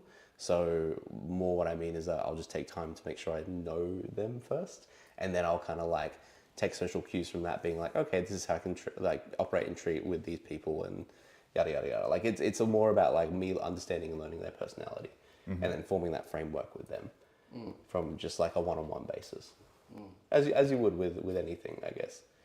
So if you're, I guess my question really, the main question of all of today is, if you're dealing with lots at the same time, you've got lots going on in your life, but you also really love the hobby, and you want to like go to an event and play against someone, how do you like leave the two separate? How do you play tournaments and have fun and hang out with mates, but also, I think got a lot going on? Well, I'll speak from experience. I have a lot of stresses in my life, like everyone else, and Warhammer for me is always an outlet, right? So it's always something I just do for fun. It's a hobby, like, you know, and I got into it originally because I like the hobby, I like the models. But then going to like taking the next steps, going to tournaments, and then starting to really engross yourself in like the high end kind of like sweatiness of it. Because when you're going to like a tournament, even as a casual player, you're in the high end of it, right? Because majority of Warhammer players are very casual, and they like play at home with beer hammer, and that's all they do. But yeah, so I guess to answer that, it's more that I would say, one, having a great support network, which I think like the Warhammer community, especially in New South Wales, does so well. Everyone is like so interconnected and so supportive of each other. I think that's amazing. And two, the other main thing I would say is that you just be conscientious of the fact that when you're playing against someone, whilst yes, they're an opponent at the time, they're still a person after the game. Yeah. It's just remembering like, yes, whilst we're still here playing a game, even if you're taking it from a competitive mindset and going, okay, this is my opponent for the game, you still need to be on that human level with them afterwards, right? Yeah. We have a direct question. Yes, thank you, Kirst. What advice would you give a newly competitive player that struggles with the pressure of wanting to perform well but keeps losing? What could they do to keep the positive mindset? Ooh, that's a good question. That is a really good question. I think Thank you, Kirst. I think the first thing I would say is that, like, one, all strong competitive players, no matter which one you look at in the world, started at losing games. And like that's just the fact. I can speak from experience where like my first 20 games I played like Tau, I lost all of them. It was horrendous. That's Tal, though. Yeah, That's not you. yeah. That's Tau. We can blame that. Yeah. External factors here. Yeah. But it's like keeping that positive mindset is knowing that every time you're losing or you lose, it's like you don't take the mindset of like, oh, I lost the game. It's like, what did I learn from this experience, or how did I grow from that as a player? Yeah. And then you sit back and you kind of rewind the game and you go, okay, well then what caused this decision? What caused this decision? And then like kind of once you piece that together, you go, oh, okay, well that makes sense. I won't do this again next time, or I'll do this again next time. It factors your decision making. if that kind of makes sense. But I feel like that's how you keep that positive mindset. It's about learning and growing in the game rather than just trying to be like, all right, it's time to win. It's like, no, it's time to like work out the puzzle, trying to think about how the puzzle's solved and the fastest way to get there in terms of like trying to race your opponent to get there. And you only do that by losing. Yeah. That's the only way it happens. Yeah. And you can also, like, if you're playing against an opponent or something and you have that sort of rapport with them in the end, you can even just ask them directly. Yeah, exactly. Hey, man, like, what do you think I should have done here, or what should I have done there, or whatever. Yeah. You know, if they're clearly an experienced player, Yeah, they'll have that insight as well. You ask any experienced top-level player, it doesn't matter who they are, you go, hey, what could I have done differently this game to change the outcome or to better the outcome? They'll just tell you. They'll be like, hey, like, maybe you shouldn't have rapid ingress here, maybe you should have thought about deep strike here. They'll just tell you, because they'll see the game from both lenses at that stage. Don't give advice unless you're asked to give advice, though. That's not a good idea. Yeah, don't do That's that. your pet peeve, right? Don't tell me what I did wrong. I know what I did wrong. I don't need to hear it again. Yeah, yeah. But and also, it's I guess keeping everything separate. Like you don't blame yourself for all the mistakes and things that happen because no one has ever played a perfect game, and you're always going to make a mistake and then you improve in the next one. I think the saying is what, like you shoot for the stars and then like fall amongst the clouds or something like that. No, yeah. Shoot for the stars, hope for the moon. That's the one. Yeah. Sure, that one. Yeah, that checks out. Yeah, but it's like don't be disappointed if you don't like win everything that you are aiming for. If you don't win like your first game, yeah, as Taylor said, everyone starts with losing. Oh, yeah. At least I did. So how do you build that type of resiliency in the team itself? So I guess like the main area that I like to focus on, especially even with my local like 2-play groups that I have, and something I learned from Chad Meck straight away is that like you don't need to take everything so seriously. It's like, you know, it can be like we have to remember even if we look at it from a competitive standpoint, we're still there to have fun, and if we're not having fun, why are we there? Yeah. Do you know what I mean? Like it's just you don't need to take it so seriously. It's okay to have that like fun, fluffy lightness to it.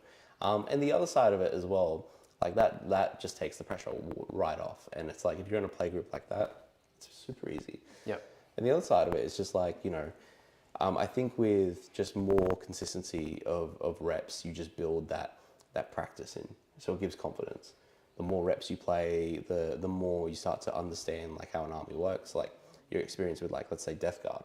The first time you play Death Guard to the last time you play Death Guard, it's going to be totally different. Yeah. Because you'd be like, oh yeah, I remember this from, and then that helps build that resilience straight away because you're like, oh, I'm confident because I know what this does. And then I go, okay, I know what to ask, what to do. Like, you know, you don't need to know everything. Like sometimes you just need to know what questions to ask an opponent and go, does this unit have fight first?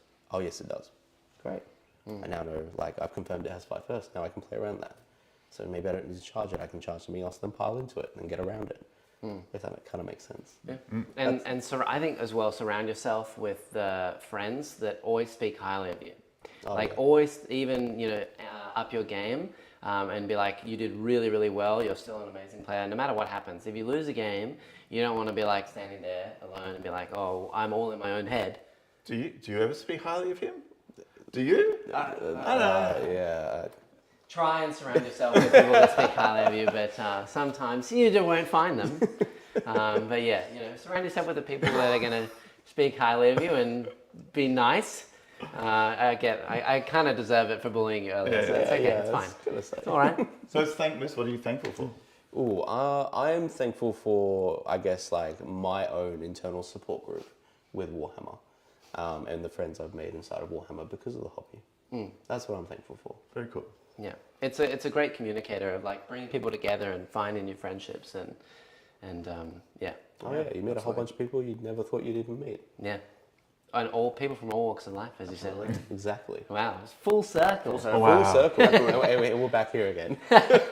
Yeah, and of course we have Alex in chat as well. Every time, I mean, he's always here anyway, but of course when Taylor's here, he's here as well. You two can't get enough of each other. That's right. Alex says, I know Jackson, I give advice even when they don't ask, but I do it during the game so that they don't goob me sometimes. You want them to see some cool plays and visually in the moment is better than talking about it post-game. Clean, fun games.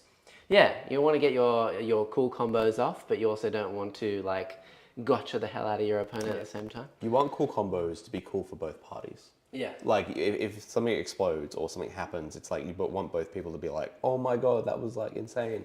Like you want that both feeling really good. Yeah. You don't want just one person being like, yeah, I'm smashing you, and the other person's like, yep. Yeah. Yep. Cool, bro. Good on you. That's a nice combo. I'm just gonna go and pick up my bottles. Yeah. Let me just like pick up the salami. Scoop it up. Just Just get the tub and just Alex is a gentleman, but also that's definitely him. It's just like, oh yeah, thanks, Alex. I had a great time. He's like, yeah, I'm glad we had a good time. Anyway, that'll be 100-0. Okay, anyway, nice. that's $300 for coaching. I'll teach you later on. Yeah. Louis has been keeping track and I says know, we are yes. at 25% of Yes. our goal. yes. That's fantastic. Thank you, Louis. I think that the little bar on the bottom, I'm going to claim it as a YouTube issue. Sometimes the super chats are showing up, and other times maybe the larger donations are, I guess maybe like lagging a little bit. So the full donation is not quite there yet. We are at 25%, and we are just over an hour in. So Fantastic. Wow. that's pretty good. You guys are gonna crush it. Yeah, I mean, you're keep gonna going. reach it, like, Keep going. You know, Nice. the only way for that to happen is for you guys to make it happen. Yeah. Now that I've said it, it has to happen, right? Don't jinx Please. it. Share the word. Yeah. Yeah, if Taylor says it, it has to be done. That's it. right. So Yeah. New South Wales, what Yeah. are you doing? What was that word you were saying earlier about managing teams? Oh yeah, delegation. Delegation. Yeah. He's delegated it. It has to be right now. I've delegated it to the state of New South Wales now to make it happen. Yeah. Trust me. Absolutely. Yeah. And that's another bonus for our community here as well. I mean, lots and lots of people in the audience are from overseas. We only have a very, very small portion of Aussies actually in our chat, but you guys always show up and always represent as well. So, represent where you're from. Oh, absolutely. Yeah, say where you're watching from and donate in your specific currency. We'd love to see that too.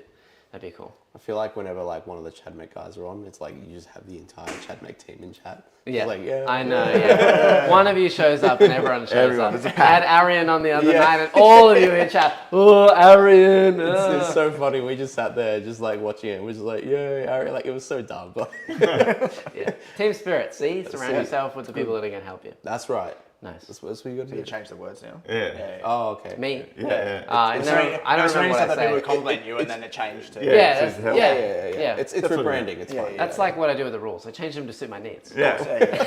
Mission objective is now. All right, well, Taylor, that is your time for today.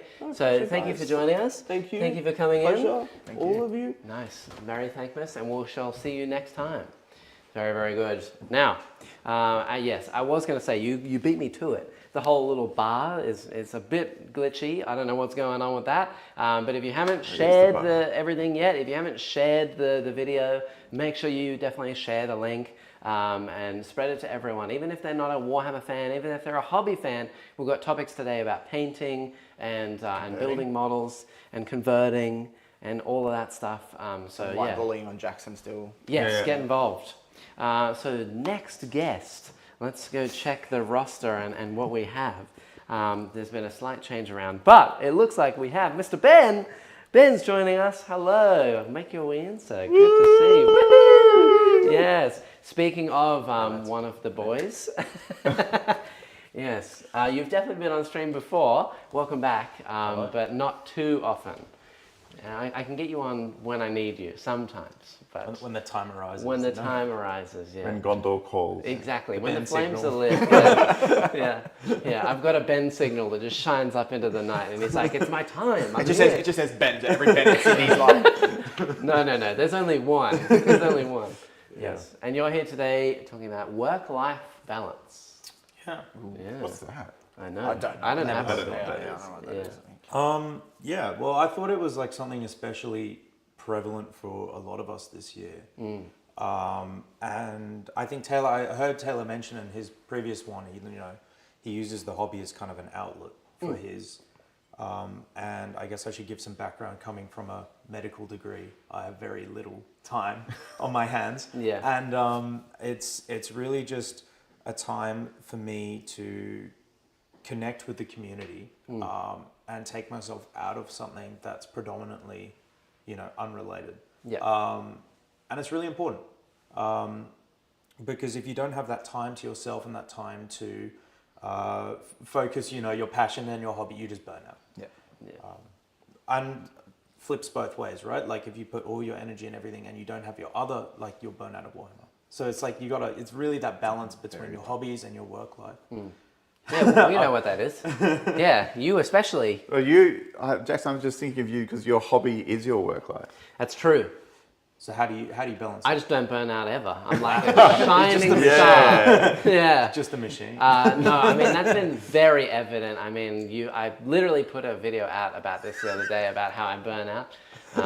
Yes, hi Alex. Hello, my son. Tell us about the work-life balance you had in removing Taylor's appendix. So this is a. Are you going to tell this story now? Okay. Oh yeah, do it. This is an I think we have to now. All right. Okay. Yeah.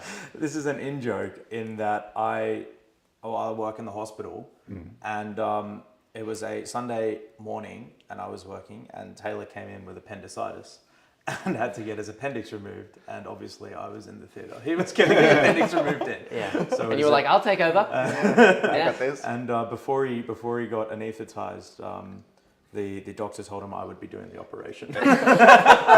all he could see was you and a cooking knife and like one of them.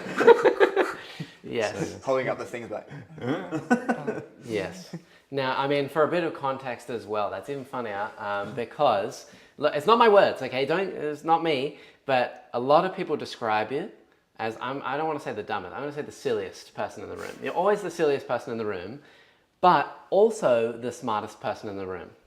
So not only you maintain the work-life balance, but you maintain the fun and the serious balances really well. But Yeah.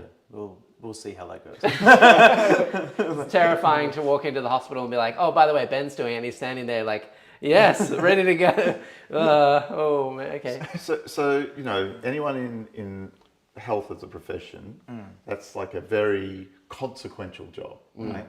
So how do you turn it off when you get home? It's really hard. It's really hard. And I mean, I haven't started doing on-call, but it's even worse, right? When you get home and then suddenly, there's the prospect that like someone can call you and you have to come back to work in any instant. But having your own space to, kind of zone out, like it's the same kind of thing. It's like, let's say a high school is a great example, right? Or like uni's a great example. Like you go to a party and all everyone wants to talk about is your most recent exam, your most recent whatever, your most recent upcoming thing. Whereas when you're at home and you can really use that to channel your energy into something else, so whether that be painting or building, or what I've found is like with the RTTs, like if I just go through my team, which includes Taylor, who is just here, we have a civil engineer, a project manager, a psychologist, school counselor, like YouTuber. There's so many, a YouTuber, so many professionals, right? Like completely, and it means that like every time we meet up, it's very different, it's very new, and very refreshing, and it's easy to kind of, not forget, but talk about other things, which is really nice. Yeah, it's the hobby of like everyone enjoys going to a tournament. I mean, yes, you play the game, but you also get to talk about what you do, and you get to meet new people, and then it's a nice like icebreaker to go, oh, you're playing this army, I've played this army, or like I paint these models as well. But then you also get to talk about like what you do in real life and how busy it's been, and like, oh, I couldn't paint all these models because I was doing this, and it's good. Well, to your point as well, you don't even have to talk about what you do in life. Yeah. If you're like there playing Warhammer, you just talk about Warhammer. That's it. And I'm sure all of us here and everyone at home watching could talk about Warhammer for days. Yeah. Yeah. I mean, you also have a consequential job, which we're not going to talk about. But how do you switch off? Look, it has been difficult, and going off the back of Taylor's last thing and stuff, I've had my own things with my own mental health this year, and Warhammer, especially since September when a certain video game dropped. I haven't picked up a brush since then, but it is very much that outlet as well. Like you can just switch off, and all the stresses of work, like you would know as well. Like you just can just focus everything into painting or building, or if you're like me, you'll put a coat of paint on one model and go, no, I want to do this one now, and then have like 6 half-painted models, and then go, oh, I'm so stressed out. Oh, I'm just batch painting. I could just see these two stress building. Like, I just worked for 16 hours, but I got a tournament tomorrow. I got to build all these models. Actually sounds like me. Yeah. This is why I don't do tournaments anymore, because I used to do that. I'd be like, I've got to paint 6 models by like tomorrow morning, and then you're up to like 4 a.m. going, oh.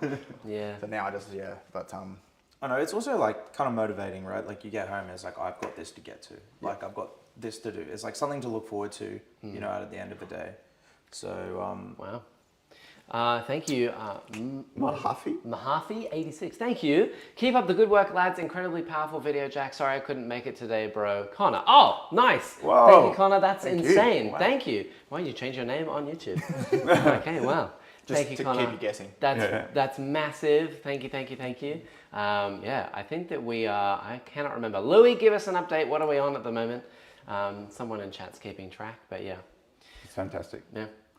So anyway, on to my work-life balance. My work is my life, and there's no balance. Yeah. So, if you needed to step away from Warhammer, Yeah. so it's now actually... It wouldn't happen. It's now, no, but it's the other thing, Yeah. right? You're heading it from the other direction, because Warhammer is your profession now. Yeah. So you've got to find an outlet that isn't Warhammer, related in any way. I know. It's not gonna happen. but you know, it doesn't need to be like a hobby. It could just be like sport, or it could just be reading, or it could be, you know, like it could just be playing video games on Discord with your friends. Like it doesn't have to be, you know, a whole big thing. It's just something that you look forward to and can channel your time to kind of zone out. A good thing about this hobby in particular as well is that the fact that you can do so many different things. Yeah. Like painting is very different to gaming. Like one day I'll be like really interested in making the best list I can and then trying to play that at an event. But the next day I just want to sit and paint. And I don't care what I'm painting. I'm just painting the thing that I want to paint because it looks nice. Yeah. So, I mean, even recently, I've had a lot of stress in like starting a stream. I get like really anxious because it's a big event and you got to do a whole lot of stuff and I'm trying to manage all the things and it gets me stressed. But on the flip side, I can still make content in like the form of a short or something like that. And I'm still working and it's still Warhammer, but to me it's different enough that I can maintain the balance of streaming and making something else and still getting things out. If I had to stream all day, every day, I think I'd probably burn out really fast. But I think it's really nice as well in particular that you get the streaming aspect, the games aspect, the painting, because you have to prep everything for your stream. Like there's a lot of variety in there. Yeah. And I mean, even this is a different form of stream, right? Like we don't normally do panels, so. No, it's the first you know. panel we've ever done. Yeah. So Maybe you could think about gamifying your job. Like, set a new target. Like, how quickly can we get this operation done? I'm looking at Ben with like these metal rods going, bzz, oh damn, got it in like the wrong operation. Yeah, exactly. Remove the appendix and just don't touch the walls. How little anesthetic can we get away with? Let's find out. Yeah, well, you play a lot of games. I don't want to reveal too much about personal lives and things. But Arian, who I think is joining us today, should be here as well. He's later, yeah. Later on today. You guys gamify all the things that you do. You two are like two peas in a pod and everything's a game with you, so. We actually, we did, speaking of games, we went to an escape room last night and they handcuffed us up in a pitch black room and you had to find the keys on the floor before you could start. Wow. It was definitely an experience. Yeah. But no, we actually find, it was quite funny actually. I think I confused Dorian quite a lot though because when I was progressing through med school, his girlfriend at the time and me were complete opposites. So leading up to exams, I don't think they saw each other for like 2 months and we were hanging out every day. And he was like, what is going on? It was just like really confused him. Work-life balance. Yeah. Relationship-life balance. Yeah, I don't know. There's balance in everything, but yeah. It's good to, So, Thankmas, what are you thankful for? What am I thankful for? This year, I am actually... It's kind of I'm thankful for my friend who, this is very deep. He passed away in February. Oh, wow. So a long time ago now, but I'm really thankful for him. I'm thankful for everything he kind of taught me about life. He was like a very bright and bubbly person.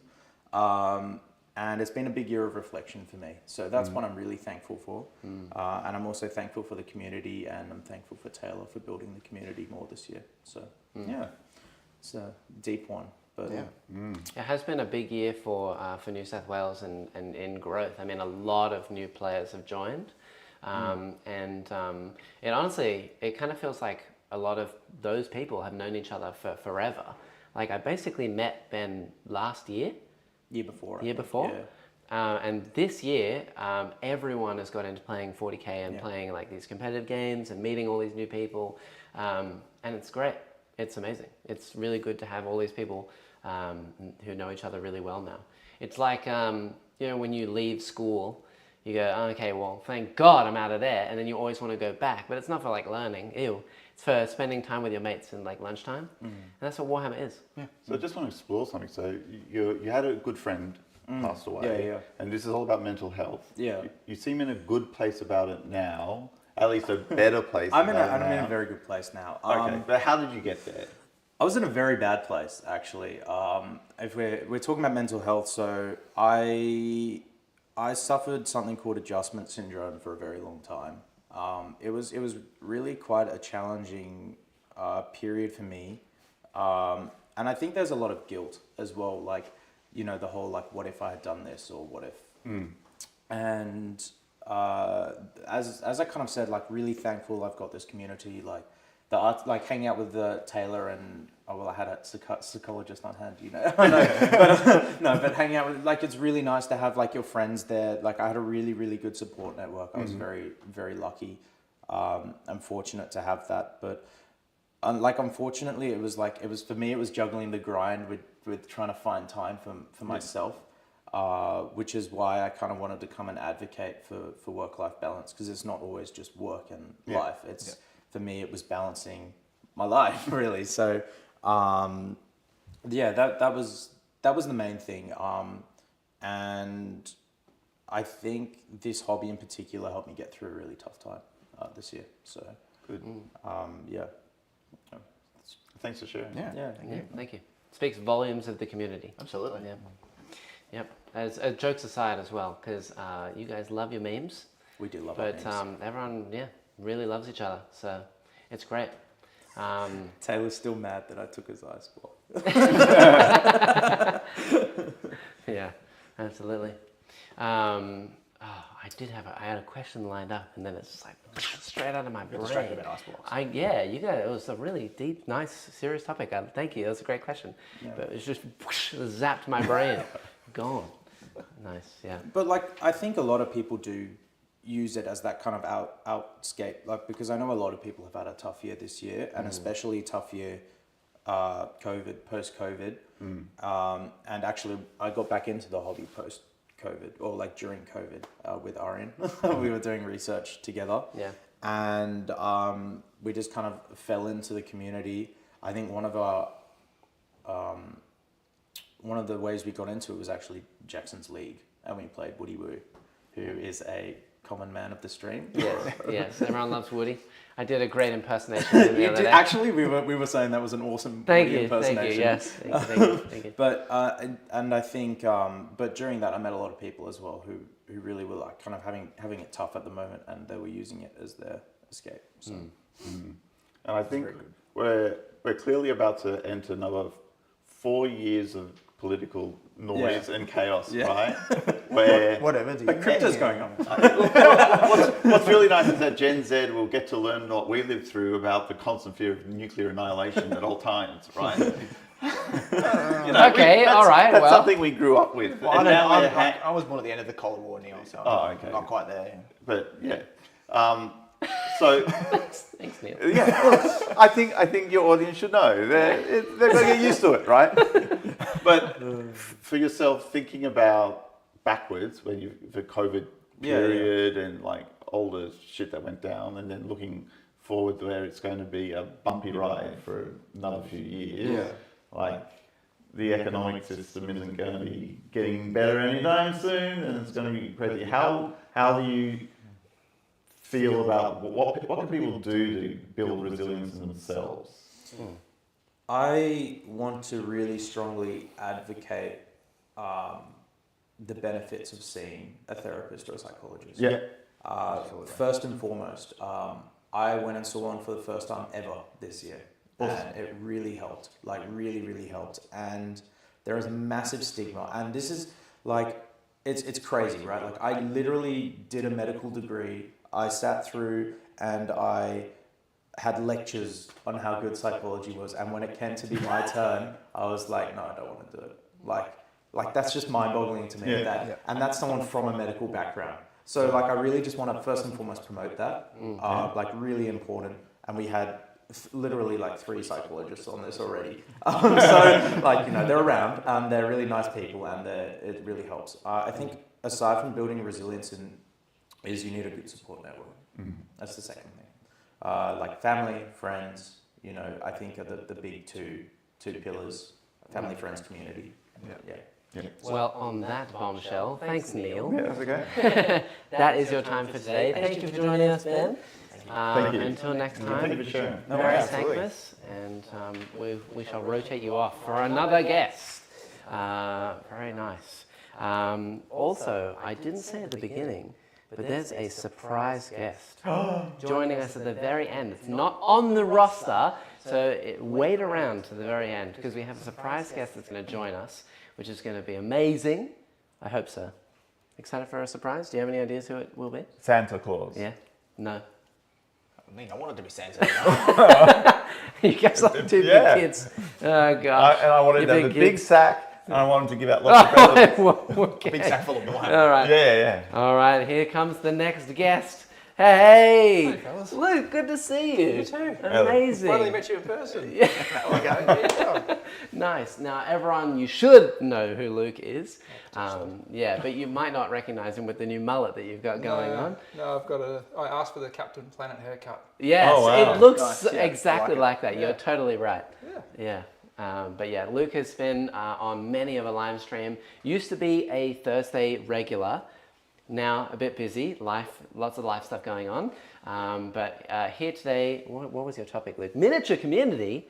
Yeah. All right, let's do it. Nice. Well, like for me, like I wanted to specifically talk about like the miniature community, but not only that, but like your community around what you've created as well. Because for me, like coming off the back of your last guest there, kind of hearing a few of his topics that he was pointing on, it's been a hell of a year for me too. As I think Okay. the common theme has kind of been. You've damaged Yeah. yourself an awful lot. That much I know. Yes, you have. Yeah. So yeah, like I kind of jumped back into this hobby, and I think your community, the miniature community, kind of drove that even further, just with the fact that I don't know, I needed a kind of an escapism. I wanted to kind of paint. I wanted to kind of just sit down and be able to turn my brain off for a few hours and stuff like that. And I think the community that you've got here and like the hobby in general is something that kind of really got me through some stuff and just kind of gave me something to kind of just unwind at the end of the day with. So yeah, like I think the community that you've got that's kind of based around your channel and stuff like that's a really wholesome community. Like it's not so belligerent and bullying or anything like that. Like I've come from a lot of other hobbies in the past that have kind of had that sort of stigma around there where it's just kind of like you want to keep your head down and not really pop out or anything like that. But your community in general has been really accepting. I think is in my position too, being like a complete, I'll say a new player, because like it's been 20 years since I played Warhammer, right? Like it's not been, you know, I've gone from it's been like a while. 2nd to 10th. You're a So- hiatus person. Yeah, I'm a hiatus person, fully and foremost. And I think the fact that, you know, your community could just kind of jump on board and go, yeah, it's cool, he's here to learn. You know, that sort of stuff was like really Everyone's accepting. really So, supportive, yeah. yeah, and like, you know, that kind of just gave me the drive to go, okay, well, I'll keep coming back, I'll keep meeting these people, I'll keep coming playing games, I'll keep getting my ass whooped by Jackson every week, you know, like it is what There's it something about getting your ass whooped Yeah, by Jackson yeah. once a week that really appeals to you. I somehow managed to get an entire group of grown men to get their ass whooped on live stream. I don't know how I do it. And we keep coming back for it.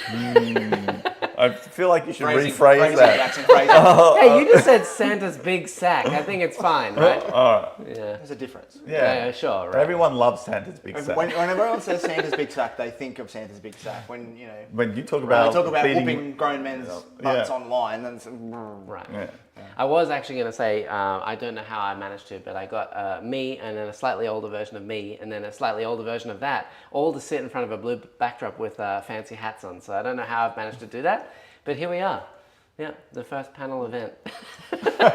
Best community in the world. Maybe, perhaps. Yeah, questionable with some things, I think. Questionable, but, yeah. other things. I mean, your community's great. When I put the challenge out there for you to eat a jar of pickles on stream, It happened. just went straight It behind happened. that. Best community. Is out that there. the secret guest? Is a man bringing a giant It's jar just a of big pickles? pickle. Just a, It's just a pickle. I love it. Yeah, it's just a big spicy pickle. I'm never doing that again. That's horrible. Let's make it happen. The spiciness Yeah, yeah. is Do it again. awful. The worst part about it as well is I ate the spicy pickle, and then at the end, I wanted it to be like, oh, look at all this big content. Jackson's gonna get red in the face, and he's gonna like drool everywhere. Oh, it's awful, blah. And I ate it, and I look back on the live stream, and I'm fine. I I don't change color. Nothing happens. I'm just like, wow, this is hot. Very exciting content, Jackson. Amazing. I'm not doing it again, but it was damn hot. Next time we need to get a spicier. No, much no, hotter. No. Way. I'm good. If we reach 1,500 today, You could be convinced. I could be convinced. All right. I love that. I That's a could be challenge. convinced. Did we see the comment? What happened? This Yeah. gentleman is the most Australian-looking person I've ever seen. Bloody good. glorious. Yeah. If See? it makes you Perfect. feel any better, I left the Akuba in the car as well. So. Yeah. Yeah. I say that every time he's here. The most Australian accent and the most Australian person I know. And every time you're here, you're just like, I don't see it. Well, because in my circle, I'm like very normal. So like in my circle of friends and stuff, they're a lot more Australian. They're a lot more ochre. They're a lot more out there sort of thing. So, you know, I'm pretty tame.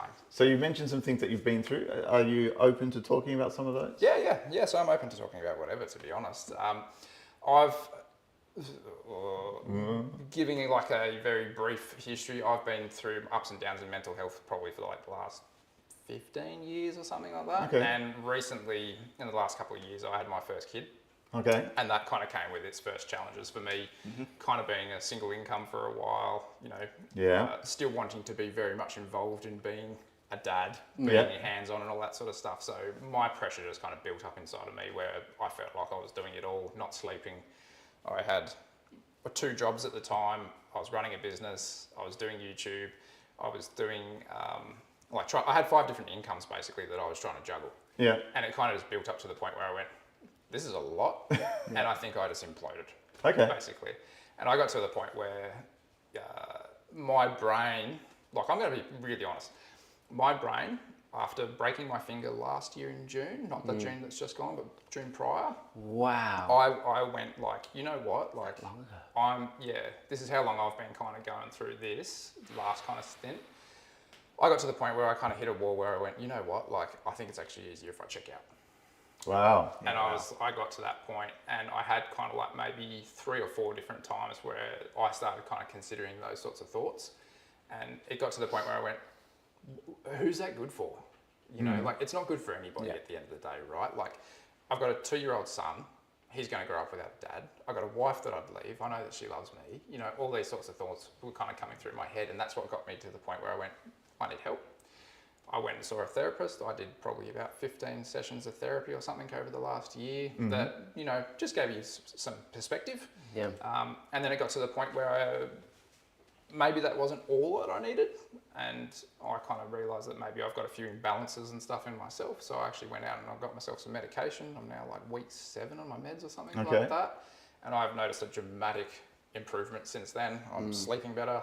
I'm kind of like a happier day-to-day type person. Yeah, my moments, everyone has their moments, but at the same time, like just all in all, I'm a lot more leveled out, I'd say, and just kind of like a bit more able to kind of go with the flow of pressures and stuff like that that are kind of building up inside of me. So yeah, if you're thinking anything crazy, just go get help. Honestly, it's not weak to speak. It's something that you should actually do, and just go and have a chat to someone, a friend, a family member, anything. I felt like my support network wasn't really there. I don't have a lot of friends that I see because of my work-life balance and stuff. My family all live far away, so I don't have any family that's close apart from my wife's family. You know, so there wasn't a lot of people around that I could physically go and talk to. Yeah. So I had to just go, hey doc, it's time to talk. So, Yeah. And there are, for most of the people out there are services that you can Google right now for mental health and call lines, and strongly recommend that if you are in that space, just make that call. Yeah, honestly, like... And how hard was it though, picking up that phone and going, all right, I've got to speak to someone? It's incredibly hard to do it. So when I was 21, I went through a stage of life where I was kind of having these first sorts of thoughts, and that hasn't happened for years and years and years.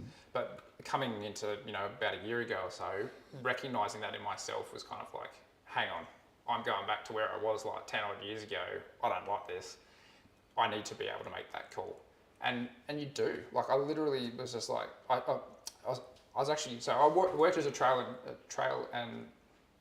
and trail builder. So essentially I was lifting heavy sandstone all day and I ended up crushing my finger, and I was walking out of that track and I remember calling my mum going, I'm buggered, this is going to cost me X amount of money. Yeah. I'm hurt, by the way.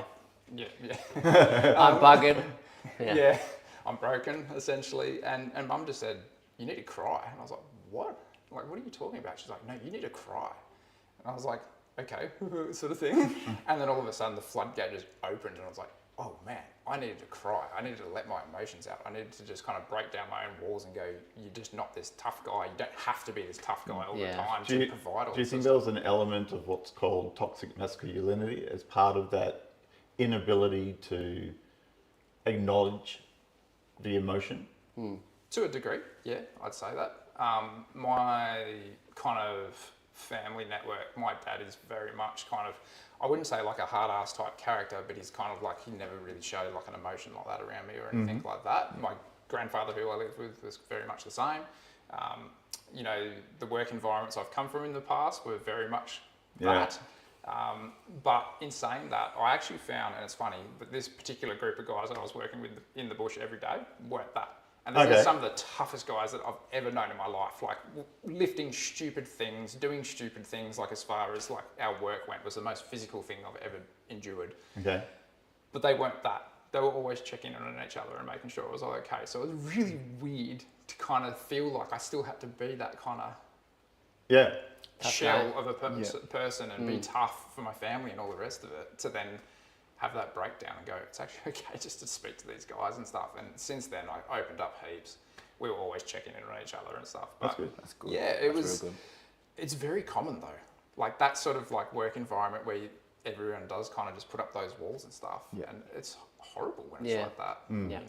I almost refuse to go back into a work environment like that, because if you can't talk to your work colleagues who you spend, a third of your life or so with, you need to be able to do this sort of stuff. Yeah. So, yes, for me, all in all, like I think it was a hell of a ride of a year. That's why I'm wearing the mullet too. I'm doing my own little charity thing, but essentially I'm doing a Mullets for Mental Health thing for myself. So, raising a bit of coin there. Crushing it as well, by the way. Yeah.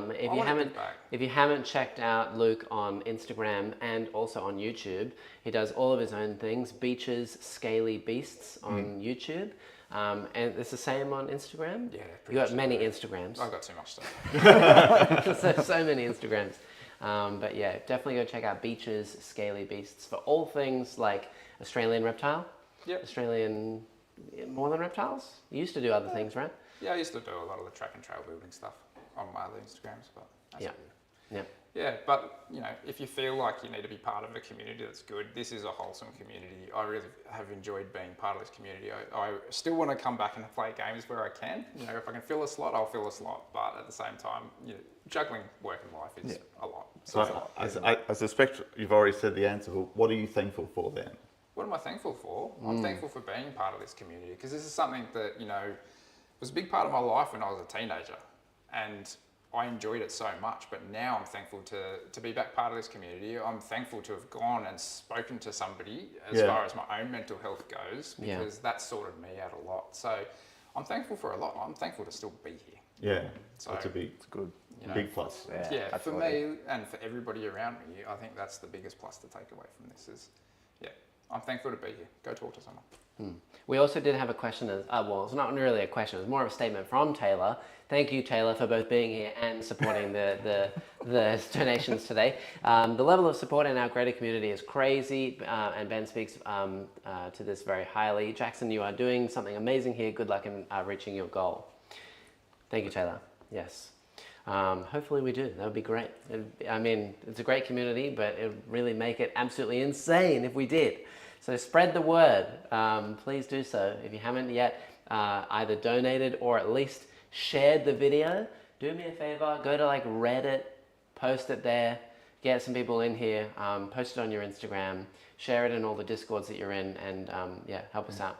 Kerr says, the Binode community, Jack, specifically, thank you, the Vanguard Tactics community, and pushing to be a coach and an active player for Vanguard Tactics has gotten me through a lot this year. Well done. Yeah. Thank you, Kirst. I've spoken to, after I launched my video the other day about all things mental health and what happened to me throughout the year, I got a lot of support from everyone reaching out to me and saying their own stories and things. So thank you for sharing all of your own stories and being a part of my community and stuff like that as well. It's humbling, so thank you.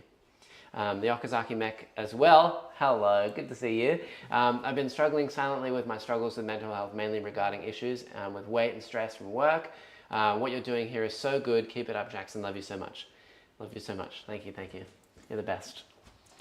Yeah, almost there. What are we up to? Louis, give us an update. Someone give us an update on the totals. I'm going to say we're 33%. I wish it would actually. 35%. Yeah, it says that we're on 10 out of 50 super chats for at least $20 or higher. So I'd say we're, maybe at 350 or 400 out of the 1500. We're getting there. So we're getting there. We're definitely getting there. I think we've pretty much already crushed it from last year, because I think last year we got like 500 or something like that. So, all right. Incredible. Well, with that said, thank you for being here today, Luke. Yes. Thank you. Thanks for having me. Always amazing to have you here. Nice to meet you guys too. Yeah. Finally. The most Australian bloke you'll see today. Oh, we're all Australian at the end. We are all Australian. Just with a mullet. Most Australian. Only one with a mullet. All right, nice. Thank you, thank you. You said 500 last year. It's very close to that already now. Actually, it's close to 600. Woo! Woohoo! Thank you, Lily. stuff. That's amazing. Thank you, thank you. We are crushing it. Let's do it. Doing a great job for all things mental health. Again, also, if you haven't gone to check out Thankmas, it's actually run every year by Jacksepticeye. They're doing a live stream over on his channel at the moment now. So definitely go check that out as well. Their live stream runs a lot longer than ours. And it's all for a good cause. Now, our next guest, you've seen him very recently. Get in here, boy. It's Arian. Good to see you. Hey, buddy. Yeah, good to see you. It looks like it's raining outside. Is it raining outside? Pouring. Oh, wow. Pouring outside. I just made it in here before I drowned. Okay, wow. Okay, well, welcome. You were here very recently. I was just here. Literally, I just went home, came back. Yeah, 2 days ago. Yeah. And today. Who won that? I didn't get to see the end. Obviously, me. Okay. Yeah. We'll go with that. He was playing T-Suns. He was playing 72 Warriors. I don't seem to be worried. But I was kind of wondering, And I had Magnus running around the board. would that even work? No. And no? No. Doesn't work? No. Oh, I know what to detach with now. Hey, I'm not doing it again. Yeah, no. I've already sent all the models on their way. I'm not doing 72 Yeah, that's already. even better though, because No. now I can force you to take that detachment and not have the models for it. That would be beautiful. God. Well, speaking of armies and all things as well, your topic today is what happens, Arian, if your army is nerfed? Oh no! I know. My army got nerfed. Oh, no. Yeah, what You happens? just quit 40k. Yeah. All right. Go find another that's hobby. the All right, that was a good chat. Yeah. There you go. Is it like that? But if you're too stubborn and you want to stay, what do you do? Yeah. What What do do you do? Well, it's kind of a blessing in disguise when your army's actually nerfed, right? So I'll use myself as an example. Recently, I picked up a really difficult to play faction called 1,000 Suns. Very difficult. Yeah. Walk forward. Yeah, well, they were a little bit broken, I'll admit. And then some nerfs came. And all of a sudden, I have to think about what I'm doing when I play the faction, Yeah. right? And to me, I feel like the few GTs I've gone to with 1,000 Suns whilst they're post-nerf, I'm not saying they're They're bad or good. They're bad or anything. They're very good. They're still good. They're just not egregious anymore, right? Yeah. Like I said, I have to actually think about stuff. Yeah. I brought them, and ever since I've done that, I feel like I've actually gained skill as a T-Sons player compared to before when I was performing better. But that was because I had like 2 Mutilith Vortex Beasts for free running around the board, being a nightmare. Yeah. And then Magnus and all the 20 rubrics and their sorceries. Yeah. as well. You got pushed into a box, so you're forced to be more creative. Basically, yeah, exactly. And that was like another thing I was going to say. If your faction gets nerfed, it's usually specific units that get nerfed. So like, for example, you can look at Tyranids, right? A lot of their stuff got nerfed sort of, I think it was like midway through the year. And they became harder and harder to play. And then we got some people in our community that innovated a bit and started running the snake list. Yeah. By snake list, this is going to be a Yes. very competitive chat for the moment. But the snake list, you mean the NIDS one? Yes, With yes. Morlocks and So- Trigons and lots yeah, of snakes. yeah. So it's just Morlock, and Morlocks. Trigon and Ravenous Spam. Yeah. And it was working Yeah. for that player. It Yeah. was just destroying it. It was Yeah, Alex and Glacios. Thanks, Alex. Yeah. Yeah, it was a nightmare for everybody else. Yeah. And like, it lost like not many times, and one of the only times it lost was to Broken Thousand Suns. So yeah, there you go. So yeah, having a nerf faction promotes like creative play, Yeah. for example, and it really teaches you to understand your faction and understand the inner workings of it, rather than just kind of playing the surface level broken stuff. Yeah. Right. Do you, Okay. Yeah. After you, I was sir. going to say, do you feel like if an army is broken, you almost enter autopilot? Yeah, yeah, definitely. It's like, oh, what can I do to score? But whilst I'm scoring, I'm just deleting things.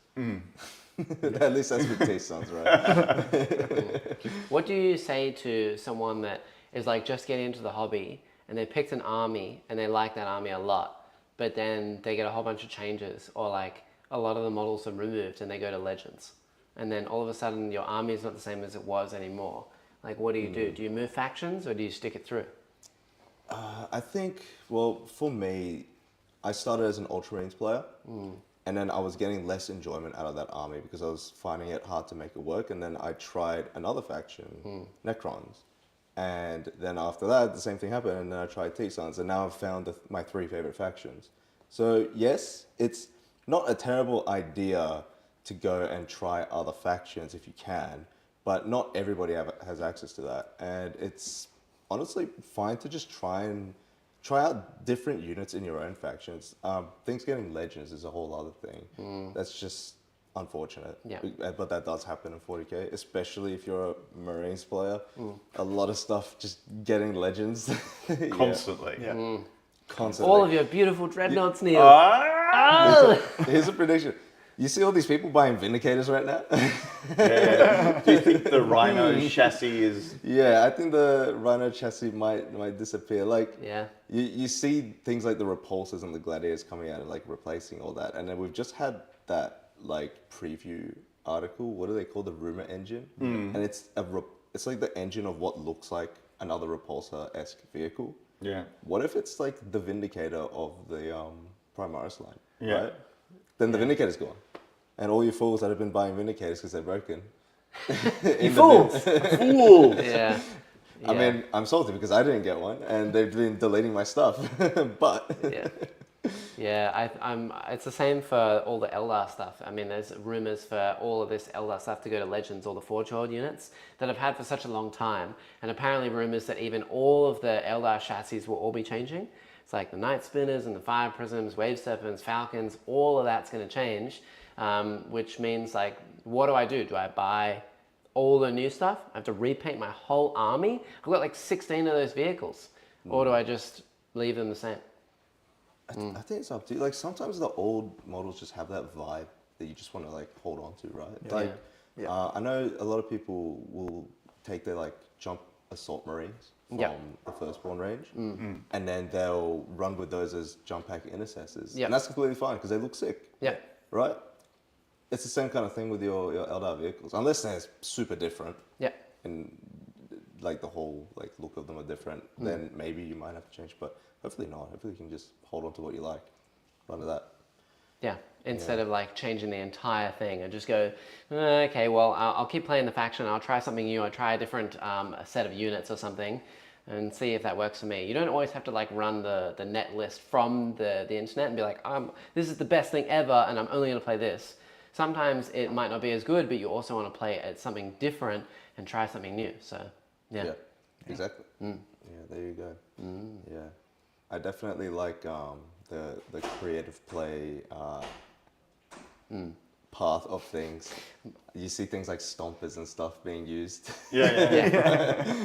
successfully too. Like, it's crazy. What's the list you've run with the wildest out of meta model that your Me? view? Yeah.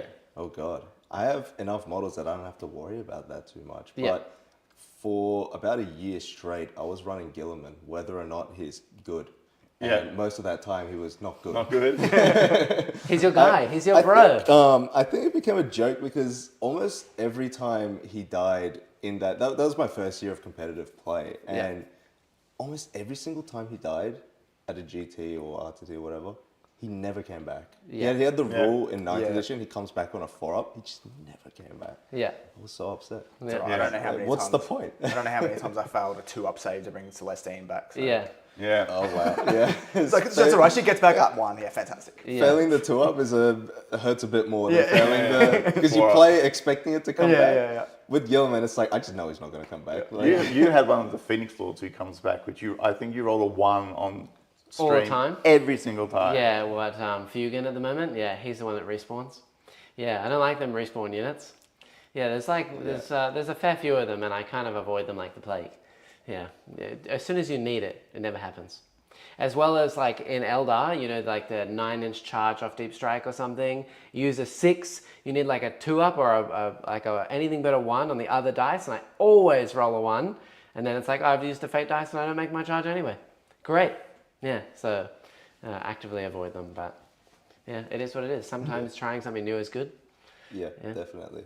And you know, you might find like a new play style that you might enjoy. Yeah. Like for what's a good example for that one? I think maybe like back to T-Suns.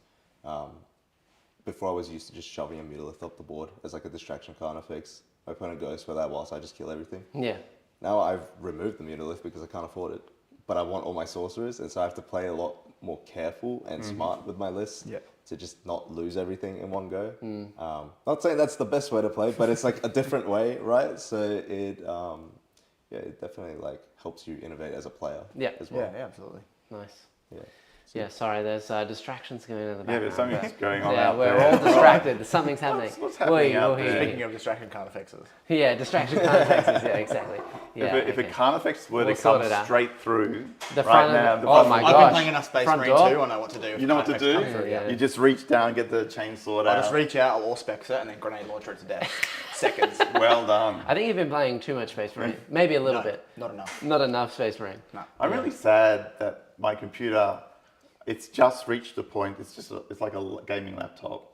It's like 3 years old, and it's just reached a point with this current last 3 months generation of computer games to just not be able to deal with them anymore. It's just just like only 3 stutter. years old. Yeah, and it's only 3 years old, which is really horrifying, Time right? to shell out another $2,000 for a new graphics card. No, I'm just going to. I'm going to have to buy a new machine. what a shame. You must have loved Space Marine coming out because it's Ultramarines Oh, dude. and Thousand Suns. It's like your perfect matchup. It's Everyone like is amazing. like so upset by the fact that it's Ultramarines. Like, oh, why can't it be something interesting like Dark Angels? I'm like, no, keep it Whoa, as Ultramarines. hey, yeah. Dude, when Calgar came on the screen, I was, Nice. it was like, you know, seeing my dad for the first time. Yeah, amazing, yeah. It was good. Yeah. So, Thankmas, what are you thankful for? The Warhammer community. There you go. There's to keep it in on topic. It's a common theme today. Yeah. It's a common theme. I think the Sydney community is awesome. I love it. Like everybody's so supportive of each other. Everybody comes here on the stream. Like you have such like a diverse cast of people coming on. So like it's great. I love it. Very cool. Glad Yeah, to be meet a part lot of people, play a lot of fun games, and yeah. I mean, I keep saying best hobby in the best community, best hobby in the world, whatever. But I mean, I said it earlier. You guys don't agree? Best hobby in the world? No. What's better than Warhammer as a hobby? I mean, no. Drinking. Drinking. Hey, you can't advocate for that on a mental health stream. Get out of here. Oh, are you sure about that? Well, I mean, sometimes you get the same, like, you know, hangover feeling after a Warhammer game than you do drinking, so it's kind Yeah, of... exactly. It's that hangover. That's after feeling. That's Especially after when a you play couple against games. Jackson and he just wipes you off the table and you're like, oh, fantastic. You guys keep talking me up, and then all these other people keep coming in, and I'm like, they wipe me off the table. Yeah. Like Arian keeps destroying me every time he's here. Good. Well done. Yes. I do it Your for you, service yeah. is noted. Yes, absolutely. Okay. Oh, sorry. There's commotion. There's so much happening. There's so much commotion. We have We've a got live many studio surprises. audience. Yeah, same we're time. making it work. Honestly, I'm quite impressed that it's gone as smooth as it has. Yes. You know, Has anyone been late yet? congratulations to me. I don't think anyone's been. There's been some swap arounds and stuff, but that's been okay. It's been really good so far. Nobody slept in? No, yeah. You know, I know a few people are like doing that. you know, I'm 100% going for a coffee in exactly 5 minutes. Okay. And there's literally nothing you can do to stop that. Perhaps we'll be able to get a coffee to you. Would that work? No. Do you I just have want to to request go. one? Okay. Okay. Well, You're we'll see sitting how there we going, oh, I'm going to lose my best friend. I'm Yeah, like, I know. No, You I'm not can't your lose best a member friend. of the cast. Yeah. Absolutely not. Oh, look at that. Luke's donated $2. Thanks, Luke. You're the best. Hey, how does he get a little unicorn Yes. Well, with a rainbow tail? We'll see if we can get some coffee, maybe potentially. We have No. No. I'm going to Okay, go get a coffee. you Do can you do want a it. coffee? I'm good. I'm still. You got your I'm still- coffee. He doesn't Okay, drink all coffee. right. He's a moron. This is a long stream, everyone. It's 4 hours. Yeah. We'll make it work. But yeah, sorry, Get this Aaron. man his coffee. I know. Yeah, Yeah. just fucking deal with it. Yeah, sorry. Whoa, yee. But yeah, if you haven't as well yet, super chatted or you've just joined the stream now, please donate where you can. I said earlier, if you missed it, the little bar at the bottom is totally busted. I might actually just go and remove that when we get a new guest on, because for some reason it's not updating with all the new super chats that are coming through. So I think we're around 600 of our goal out of 1500, which is pretty dang good. We've already crushed the previous year. So yeah, share the word, make the community even better than what it is now. Very cool. Absolutely. Very good. Are we ready for a swap around? Very good. Okay. Thank you, Arian. Thank you. Thank you for being here today. It was good. Very All right. good. Thank you.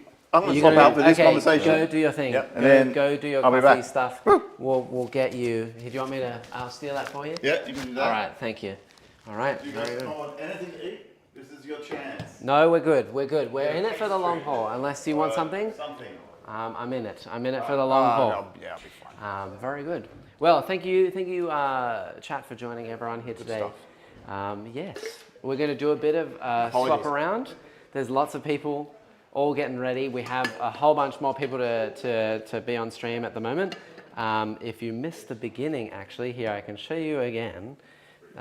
We have lots of people ready to be on stream today. There's a huge cast. It's one of the biggest streams we've ever done, ever. In fact, it probably is the biggest stream I think we've ever done. Around here somewhere. And it's working out okay so far. So if you are enjoying the stream, make sure you like, make sure you subscribe, leave a bunch of comments, especially if you're watching it back as a VOD.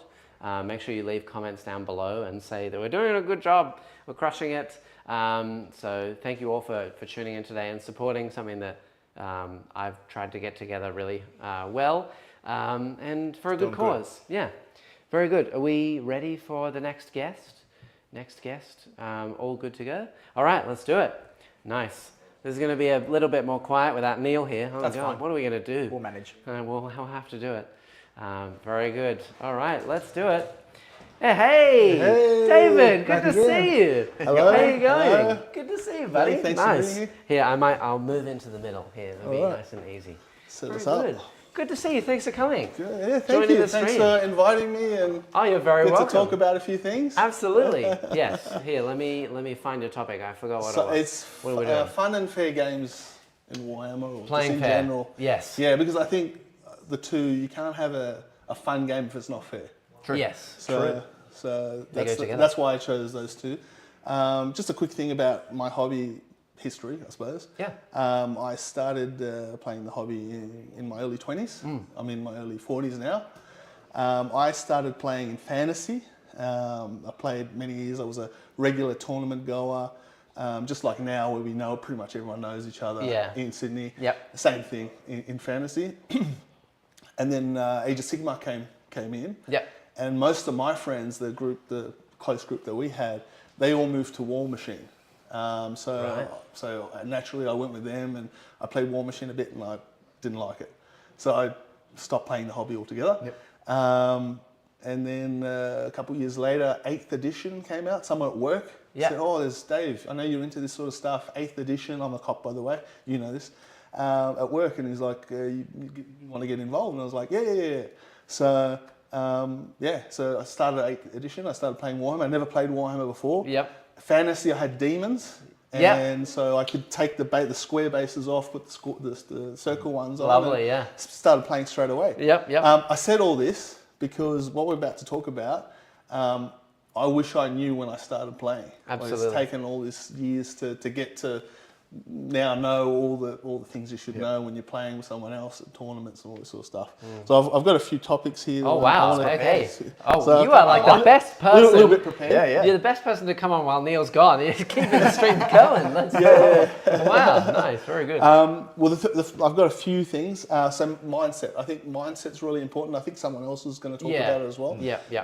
When you're going into playing, Warhammer 40k or any game, pretty Yeah. much, like, I don't think you're, like, a lot of people will say, like, that I'm here just to have fun. But then you'll have people leave, like if it's a tournament with 3 rounds or 5 rounds, like the last 2 rounds or the last round, someone's like leaving, and you're like, well, why are you leaving? Like, there's one more round. It's like, oh, well, I can't win. I can't win the tournament. Yeah. So what's the point? So, but you play, have some fun, you meet a new person, you learn something. Anyway, so I really think that people should get their head out of, like, you try to win every tournament. Just if you're playing for fun, just, like they say, like, if you lose, don't lose the lesson, basically.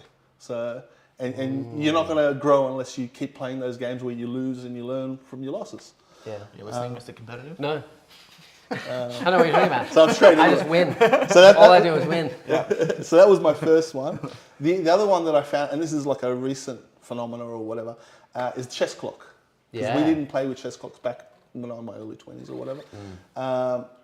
People need to start treating time as a resource. Just like, you have, a great unclean one, it's got 22 wounds or 20 wounds or whatever it is. Yeah. And when you run out, he dies. Same with time. Yeah. And I've seen so many people, I think even Arian, once it was a tournament, he's come over to me, he's like, we didn't get past round 2.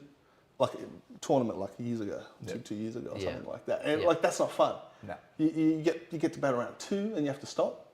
A lot of secondaries and all this sort of stuff, they're only achievable as the rounds go through. And if you're stopping a battle round 2, so I highly recommend, and I don't know what you guys think, that, and I'm glad that they put this rule in most tournaments where if one person requests the chess clock, then you can have it. Yeah, you just do it. You know what I mean? Yeah, of course. But yeah, like, and I can tell you from when I started playing with the chess clock, I pretty much 99% of my games never like time out. I think there was one game that timed out basically, but and then even if you time out, it might be because you're running an army with so many models and you're not a fast player. Maybe Time to you should change. reconsider Yeah. running armies that you can't really get to the end of the game with. You know Yeah. what I mean? Like, Yeah. I know when I list build, like, I'll know, oh, this is the best unit, this is the best unit, this is, but can I actually run all these models? It's like- Maybe I need to condense like one unit of 20 into like a big, I don't know, vehicle which is one wound, one unit. One you know, year, yeah, you know a what I couple mean? ones, yeah. It's like being respectful for everyone else. Yeah. Like Yeah, it's you're playing a game with someone else and it's their time as well. So Yeah. playing fun and fair means play with your opponent. Don't Yeah. just play for yourself and try and win at all costs and leave them to do whatever they're doing. Play together. It's like it's not a team thing, but realistically you are working with your opponent to talk out the Yeah. whole game. Exactly. So, yeah. So that's to have and as I said, it's if you get the time right and make it fair, so each person has the same amount of time to play, it also makes it fun. But if one person's had hardly any time to play and the other person's just taken so long, you never get a good feeling out of that. Yeah.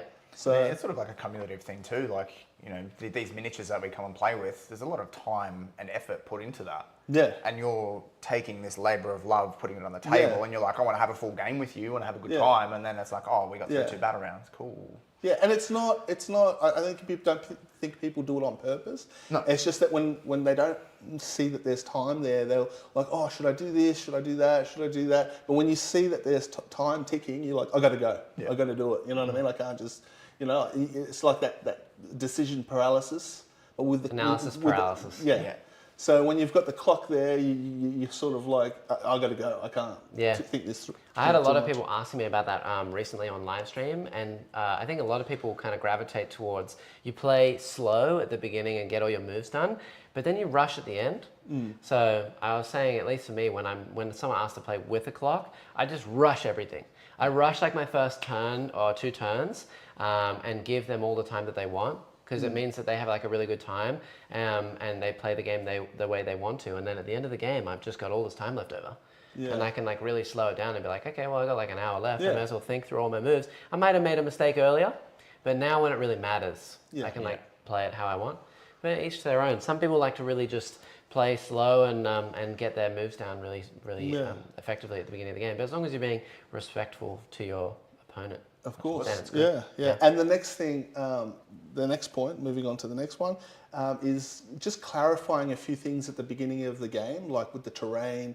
Is this building? Yeah, Can you intention. see through there? Yeah, Can you yeah. do that? Even stuff like with the dice tray. Some people have dice trays, and they'll roll dice in the tray, Yeah. and then one will fall out. And okay, some people like you have to be consistent. Like if it falls out and it's a 6, and you go, okay, I'm gonna just Leave it. I'm going to keep that as a 6, and the next time you do that, it falls out to 1. Oh no, let me re-roll into the tray. Yeah. That's not good. You know what I mean? So I always say to my opponent, I've got a dice tray. I'm going to roll it in the tray. If it falls out, I'll re-roll it, whatever it is, a 1 or a 2 or whatever, a 100%. 6. Yeah. I'll re-roll it, and then that way, it's not that like whenever it's good for him, it's out. Or whenever, you know what I mean? Yeah, So, absolutely. So you clarify those things at the beginning of the game. Terrain, as you know. So that's another one. He's got a whole sheet. He's come very Yeah. I'm trying to get through because I only got 15 minutes. Wow, okay, no. Then, this is the other one, and I know Jay from Pantheon Games. He had a whole video on this. I think I spoke to him, and which triggered the whole video. Is like explaining what your army can do, not what you're going to do. So a lot of people, when you play a game, go, my army does this, this guy does that, he's got this ability, that does that, and it's just so much information. And then when you're playing, when you need to know it when you play at that time, like the person keeps quiet. You know what I mean? Like, Yeah. let him do that, and then And that's like what I told you at the beginning. yeah, I told you at the beginning. What are you doing? Actually, isn't your brain like a computer and just like save the file or what? So like, I'll give you a good example of this. Like for example, Space Wolves, they've got a lot of reactive moves and a shoot you or move and all this sort of stuff. Like I know a game where like I had a group of guardsmen that I lined up in front of like the cav, and I go, these guardsmen are dead. But I want it so that next turn you can't move forward, you can't go through buildings, you're cav, you're not beast. You're not going to be able to fit. You're not going to be able to come through, right? And then I go ahead and shoot it with some random pistol or something, and I go, oh, you shot me, I can move into those guys that you were screening. Yep. And just kill them all. And then gained extra movement, and in my turn they can move again. Yeah. You know what I mean? That it's like, okay, fair enough, it's just a game, I'll let you do it or whatever, but like, it's a bad feeling because I've explained to you, I've put these things here. When I went to shoot, you could have told me that like I've got this rule that will do that. Don't let me charge you and then be like, oh, I got fights first, by the way. And no, just tell me that like before, so I don't charge and then die. And there's this thing that, because I watch War Games Live a lot as well with Joe, he said this thing that's always stuck with me. He said to me, well, not to me, but like to his the audience, to his viewers, to his audience, he goes, generally people don't do dumb shit if they have all the information. You know, always remember that. They don't do it. Like if they know that this sort of stuff's going to happen, and you like if they have all that information, they don't do that thing. You know what I mean? So I think you got to tell the people that you're playing with what you can do when it matters. Not that you're going to do it, but that just this can do this, this can do this, and that avoids that at the end of the game. You're like, well, yeah, you won, but I don't think you won right. You know what I mean? Yeah, you won, but at what cost, really? Yeah. So you won, but you lost a friendship, or you won, but you know everyone now knows you as a cheater, or just not a nice person to play around anyway. So. At the same time, we have what we call takebacks or takebacks. Okay, and I think there's times when it's okay. Yep. And times when it's not. So, and I'm sure you know where I'm going with this. So a lot of the times, like there's stratagems that say at the start of the phase you got to do this or whatever. And like someone might forget to might shoot this one thing, and then this thing that had to use the stratagem over there. It's got nothing to do with what that thing did. Yeah. But it said at the start of the phase. Technically, you're not allowed to use that stratagem now. But you just forgot. You were gonna do it. Yeah. But then when you did that one first, and you go there. Oh crap! I should have done this one first.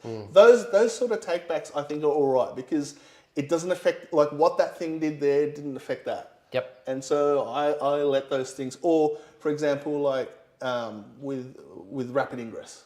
So you bring a unit down in the opponent's movement phase, at the end of the opponent movement phase. Opponent starts shooting, and he starts shooting some models or whatever, and then the guy goes, oh, I forgot to rapid ingress. Do you mind if I rapid ingress?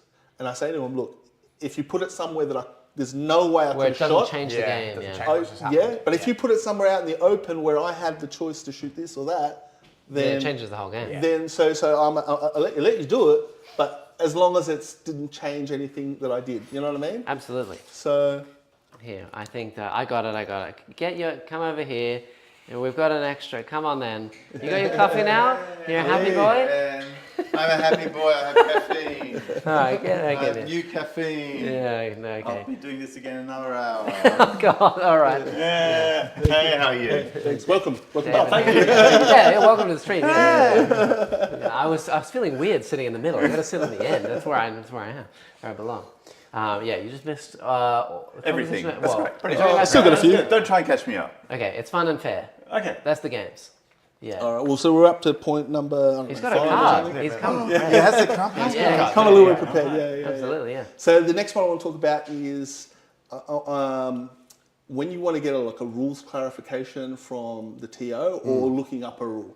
I think some people think that they look at it bad, like they're trying to get the person in trouble or anything like that. I think anytime that you and your opponent are not sure about something and you're going to ask the TO, don't look at that as a bad thing. No. Look at it because the way I see it, if I want to get that rule right so that if I go into my next game and that comes up again, now I know for sure because I've already spoken to the TO, he's looked up the rule, you know what I mean? It's always really awkward. I find a lot of the time I will have this really niche rule that has come up on something like on stream. And people clarify it to me, and then I go to a tournament and someone tries to do that against me and I go, no, that's not the way it's played. And then we'll even check with the TO and the TO will go, oh, well, I've seen it before. It's the way that they say, but I mean, chat has literally just clarified it with me, so I'll know differently anyway. And I kind of just accept it and go, okay, cool. But then, it's a bit awkward later on because I've looked it up so that I know for the next game. I don't really care about the previous game or whatever, but knowing so that I get it right for the next game and I'm 100% certain, I look it up and then I have to awkwardly go to that person and be like, hey, you played it wrong. It was played like this. And people shouldn't look at that so negatively and go, oh, well, why do you have to look it up anyway? Why do you have to go and do all this research? Because I don't really care about what just happened. I know that you weren't cheating on purpose and we just got the rule wrong, but it's good to know for future games not to be, not get rules wrong. Yeah. So don't look at it so negatively. It's not like a negative. I have a good example because this might be like a pro, one of those ones that they use at the coaching or whatever, the pro tactics. But it just so happened, I just stumbled upon this. Yeah. So my most recent game, I was playing Knights, Imperial Knights, and then my opponent was playing Death Guard. Yep. And he had a unit of Death Shroud Terminators. They're one of the the strongest fighting melee units in the Death Guard with the character, the Contagion, the Lord of Contagion. Yep. The guy that everyone rerolls all their hits. Yep. And like a bloat drone. And I know with my Lancer, my Knight Lancer, the big tall one. The big one. Yep. Multi-charge both. Yep. And it was in a way where he positioned his character right at the front. So I had to multi-charge. So I had to be in base with the bloat drone and that character, and the rest of his unit was sort of stringed out a little bit. And I was like, well, Knight Lancers, they get tank shock for free. So that's why I went for the character. And I had to multi-charge base the other guy as well, because I thought if he takes, if I tank shock him, away, he takes a couple of models away that I can't fit or I can't get to the rest of the unit to fight. Yeah. So that's why I did it that way, not thinking what's about to happen. So I do go tank shock. I don't think I did much on tank shock.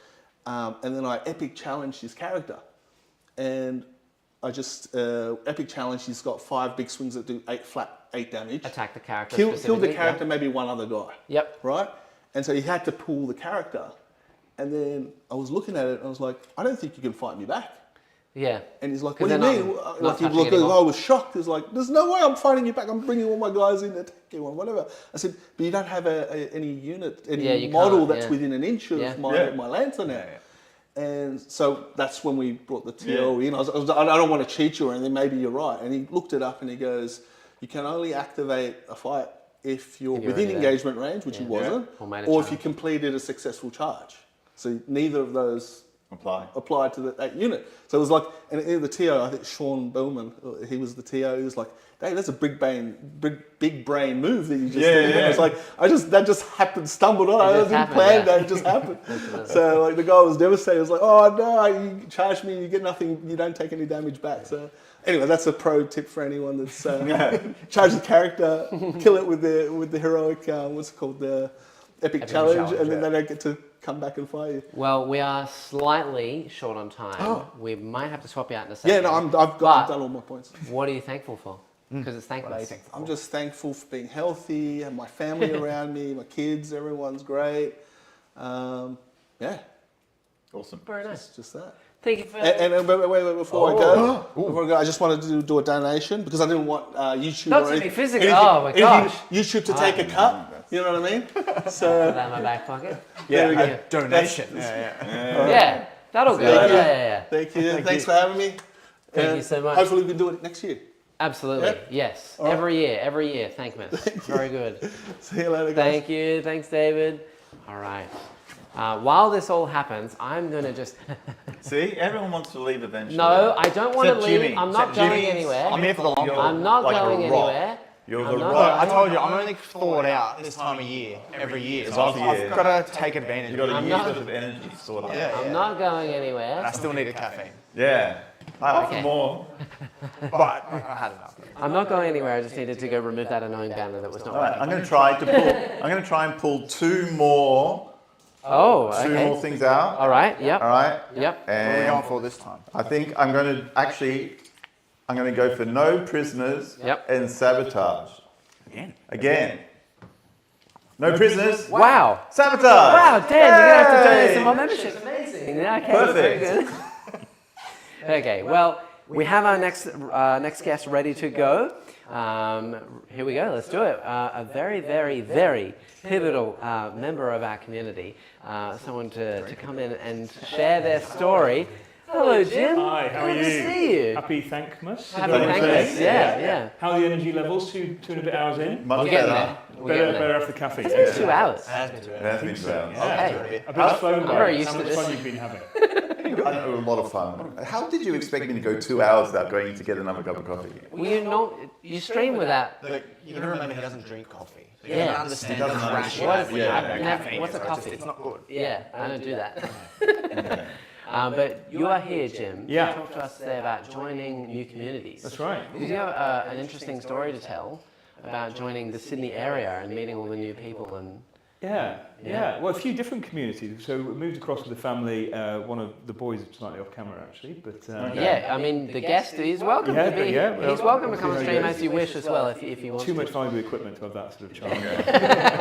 Fair So enough, yeah. we moved across September 22 from the UK. Been doing a bit of warhammering over COVID with my sons, just a bit of painting, modelling, a few kitchen table games. So when we moved to Sydney, saw an advert from Kyle Beta at Inner Westhammer about their big war games that happen every Sunday. Shout out Kyle and the Inner Westhammer crew. Who meet up every Sunday, very casual, well, a bit of a mix of casual and getting increasingly competitive. Yep. But straight away met a community of like-minded people, all easy to roll dice with, have some fun, learn about the game. There's so many different factions going there. So that was a great start to the Sydney community. And then from there, earlier this year, February, attended my first RTT at North Sydney RTT. Cool. Very cool. Yeah, Nice. so we've got Pommy, Ben and Sean, I think, running everything there. And that's Yep. a whole new community there. Yep. You dip your toe in that. There's a few casual players, but then also quite a few sweaty, competitive guys. Yeah. But again, all great people to roll dice with. So get on very well there. Branched out to Western Sydney RTT, met Zeri. Yep. Who then I came across at my first GT, Dice Arcade GT in July. Rolled dice in there. He got the better of me there, but I was relieved to best him in our most recent GT. Yeah, you have been improving like crazy.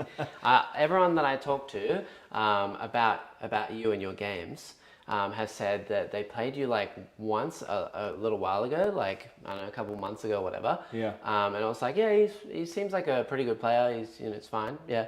But recently has been like, oh, I played Jim and got demolished. You've been improving like absolutely amazing. And also as a side note, there's apparently some echoing that happens every now and then. It's because of the 4 microphone setup, but it does stop, so it's fine. It's probably him and his coffee. Good. It's actually, I'm repeating everything you say. Yeah, it's just, yeah. It's, yeah, it's echoing, just, yeah. yeah. Nice. Nice, Louis says, nice. UK represent... I'll stop. Louis says, UK representation, yeah, let's go. What gave it away? The accent, the England shirt? A little They bit. were pretty That's subtle, I thought. You're the least Australian guest we've had. Yeah. But yeah, no, you've been improving wildly. Thank so, you. Yeah. Yeah, but I mean that comes, I think, from joining different communities, being exposed to different players, and I think you get the most out of games if you go into it with that social mindset. I.e., there's a contract between you and the person to have a good fun time. Yeah. You know, no gotchas, being really clear about, you know, you move here, I could do this, just so you've got all the information before you. Yep. So that hopefully everyone that comes away from a game comes away thinking, I had good fun, no gotchas, and then I think when you're in that mindset, after the games, there's more disclosure afterwards, like actually what you could have done differently there, you could have done this here, or Jim, you really dropped a mistake there, Yeah. pal. Yeah. Think about that next time. And I think that really helps you improving as a player as well as the social element. Yeah. Absolutely. Yeah, and it's been, I mean, this whole topic is really all about meeting new people and creating new friends in the community. And it's amazing that you can come from the UK and join in, and like within a month, 2 months or something, you know, like 50 people. It's incredible. 100 people. Yeah. It's like Warhammer in general really speaks volumes of the way that it can like bring people together. Yeah. From across the whole globe. Yeah, So- and I think good support networks as well. So I know there's obviously the in-person meet events at West Hammer or the RTTs or so on, but certainly in New South Wales there's such an active social media community as well on Yeah. Discord and so on, and that definitely branches out beyond tips and tricks for the games or what's the meta list you're going to be running this weekend or whatever, into getting to know people on a personal level. And I think when we're travelling around New South Wales, I think a few of us were recently at the Gonghammer at Wollongong, but then having a couple of beers after the game, catching up with people you've been seeing from tournaments earlier in the year. It's just a really friendly, fun place to be around. So it's been great. Now, this is all about mental health. Yeah. And you've bought models from GW in the UK. Yeah. Now that you've bought models in Australia, how do you feel like that? Yeah. Well, I do occasionally travel back to the UK and make sure I have enough space in my Oh, very good. luggage to bring it all back, bring the horde back. Exactly. But again, community is great for buy, swap, and sell. Yep. You know? Yeah. You've got those communities about. I'm trying to also, some of us have some pretty ridiculous collections, and some people just need to try and create some space to try and save some pressure from their better halves. Often. So just having that community to offload some models. I have found just dumping all my models on him, so Yeah. he has Yeah. them, means No one tell Neil's No wife. pressure on you. my partner does not have any exposure to Yeah. the 1, 2, 3, 4, 5, 6, 7, 8, 9 shelves of models that's Yeah. just hiding here. Yeah. And just on a related note, so model collecting, it's pretty financially crippling having your own sort of crack habit. But I've also got 2 sons, one of whom is branching into the competitive scene himself. Okay. So he's been 2-1 at a couple of RTTs. Oh, very been cool. at, Yes, GC. insanely good. Yeah. And now my youngest son as well has just picked up Necrons. So I've got Tyranids, Necrons, my own habit. So, I know this is a charity stream. If people want to donate to me and my son, then we're open Keep for the it. addiction alive. Yeah. Absolutely. But again, I suppose back to community, how welcoming everybody's been. But on the tournament scene, in a West Hammer and so on with Rue, so Rue's the middle son who's moved into the competitive side of things. Everyone's so friendly with him, tips and tricks, lending him models. So he's loved the social side as well. It's been really, really nice. I was at like the second time I kind of met you. We met at a tournament in the inner west somewhere, and then the next time I was walking through this tournament in like Padstow or something, and this boy in the hallway, he just kind of looked at me and went, "Jack," and I was like, "What's happening? Who are you? How do you know me?" And he knew through the videos, and because you guys were watching at home together. That's right. And you had been on not on a stream, but you've been in my video. You were on But my you thumbnail. crushed me. I didn't crush you. I didn't crush you. Yeah. No, You're less than complimentary about my list, Jack, I have to say. Fair, probably. Probably fair. Probably Very fair. fair. Yeah, that's yeah. We've all been subjected to Jack's bullying. Yeah, at some yeah, we have. point. I was lucky enough to be in a 3-man teams on Jack's side though, and I think that's the right side of the table to be on with Jack. It is, yeah. Yeah, so that was good. We didn't have a chance to play together at the recent 8-mans, but No. we were playing in that. Again, Rue was playing in that. And so teams is something else we started to branch into, another social element to the hobby. And that's, tournaments, RTTs, GTs can be not isolating, but it's very much about you and how you're doing. You catch up with people in between. But it can feel like there's a lot of pressure on you to perform. Actually, in that team's environment, bouncing around the table, seeing how everyone's going, sharing stories about the dice rolls and so on, it brings a whole new dimension to the community side as well. Are your boys building and painting their own models, or are they just going, Dad, you could, if you really want me to play? But those, You got to do it for me. those in the inner West Ham will know that I'm one of the worst painters in the community. Not true at all. Not true. So no the boys, way. no, they've started painting their own. Oh, very cool. So obviously, Nice, very Joshy, nice. the 8-year-old with his Necrons, spray painted black dry brush, Yeah. silver. So they look pretty good actually. Yeah. And then Rue has picked his own tropical Tyranids theme. Oh, very cool. Which looks pretty good on the table. Awesome. Yeah. Yeah. I love seeing when kids pick up paintbrushes because their ability to rapidly get better Yeah. just outstrips us adults. Yeah, yeah. They're once they're into it, Yeah. their skill level just is like accelerative. I think not just on painting. Yeah. You give Rue a few tips about how he's playing or whatever on the thing, and they're like little sponges. You know, they then sort of inhale all the rules, Yeah. all your rules, and before you know it, he's not bested me for a while, but I'm getting pretty worried about it. Yeah. I remember when our youngest started playing chess. Yeah. Right, and you'd be all like, all right, this is great. And you'd be just destroying them. And now I can't beat him. Okay, I just cannot. Yeah. It's not even worth playing. You're just always Yeah. busy whenever he wants to play a game. Yeah, It's like, exactly. oh, Yeah, Well, I think we're also a big rugby playing family, so I Okay. still played rugby this season, although tomorrow I'm getting a bit too old for playing. I might have to move into the senior grade rather than the regular grade. Too many 20-year-old Pacific Islanders running down my channels. But Rue's a keen player as well. He's getting bigger. So Yeah. I think when he actually can beat me at rugby, I'll be more concerned Okay, at Warhammer. right. Yeah, that's what I'm really That's also when You've got all that authority goes out the window Oh, as well. yeah, what little authority I have, gone. Yeah. It's going to be that you always beat him at home, and then you go to a tournament and you just accidentally pair into each other, and Yeah. then he'll decimate you Yeah. Yeah. at the tournament where it Where it matters. Yeah. Yeah. And I think my protestations that I'm just trying to help the kid out, give him a confidence. Oh, boost, will yeah, probably yeah. fall on deaf ears by that point. I think. Yeah, absolutely. Yeah, very good. Well, it's really good to have, honestly, I mean, Luke earlier spoke about the community that I've built here, but it extends out so much further than just this little studio. Obviously, I couldn't get everyone on to be on the stream this morning because there's already so many people that are going to be here, but it's amazing to see faces that have been on the channel before coming back on and getting on again and just showing that the community is amazing. You have like so many people that come in, and it's a lot more than just me. I'm not doing everything. There's people over there helping me. This guy helps me. We've got lovely people that donate their time to be on stream all the time as well. So Yeah, although the past 2 times obviously I've appeared, one was in the video where you pretty uncomplimentary about my list. sorry. And then You keep second, bringing that up. Made I've that clear noticed. twice now. I'm starting to think it's a real problem. and then the second time, I thought I'd run my Blood Angels list, nice friendly game or whatever. Oh, Jack says, oh, Jim, do you mind if I play an absolutely hard red Death Guard against you? Yes, I'm Oh, so okay. sorry about that. I see how it is. I Jack. was very apologetic It's about always really that one. convenient when he's like, "Can I just see your list before I make Yeah, mine?" exactly. Oh yeah, Yeah, it's just for stream purposes. yeah. I just just want to upload make it. it more, Make it Look, fun. I couldn't win any tournaments, so now I can win here. If I make my own rules, then I can win. It's your stream, you can do what you want. Yeah, exactly. So it is Thankmas. What are you thankful for? Well, all the new community that I've been part of over the past sort of 12 or 18 months of being in the Warhammer scene in Sydney.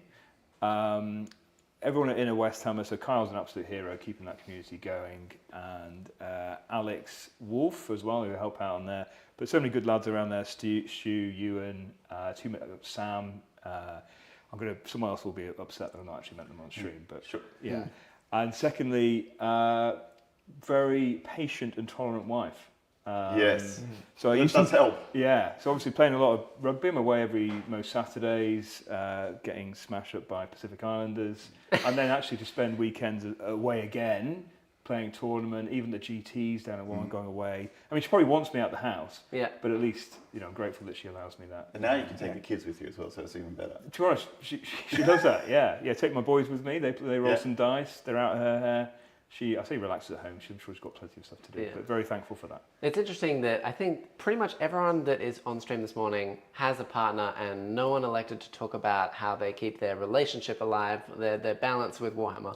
That topic doesn't exist this morning. We won't need to worry about that. It's because most of our partners pretend that the hobby doesn't exist. Yeah, exactly. They've made their peace with it. Yes, they have. Yeah. Yeah. Yeah. So that's probably what I'm thankful for. Thank you. Very good. Well, I feel like it's basically time. We can swap over. We've got guests waiting. So Thank you. Well, thank you for having me on. Thank you, Jim, for being here today. Thankmas. Yes. And I'll see you all soon. Thank you for being here yet again, giving up your time. Amazing. All right, we have some more guests joining us. I mean, Curse Cowboy just said, and what an awesome group of people in chat. Chat support, right? Yes. Chat? Yeah. Absolutely. Yeah, absolutely. You guys crush it every single time. If you haven't done so yet, please share the video. I say it every time, but some people might have just joined. Consider donating, giving us some of your dollar bills for a good cause, for Thankmas. I think, Louis, we might need an update, but I think it's basically the same roughly as what it was a little while ago. We're at about 600, 650 or something. All right, like so that. we need to pump those numbers. We're losing steam. Come on, share the video. Let's get it going. Let's do it. Let's do it. All right, it's time for our next guest. Let's do it. Here he goes. Hello. You don't have to duck. It's all right. It's all production here. Hello, Todd. How are you going? Good. Hello, Good to hello. see you. Hello. Yeah. Greetings. Thanks for Good to coming be back. here. Yeah. No, happy to be here. Absolutely. And your topic today, what are we talking about? There's been some shuffling. No, it's all good. From casual to competitive? Yes, so talking about the transition from players who kind of just go to events for the sake of going to events and how they're a bit more casually inclined to, moving towards, being very competitively focused towards that top end of the tables.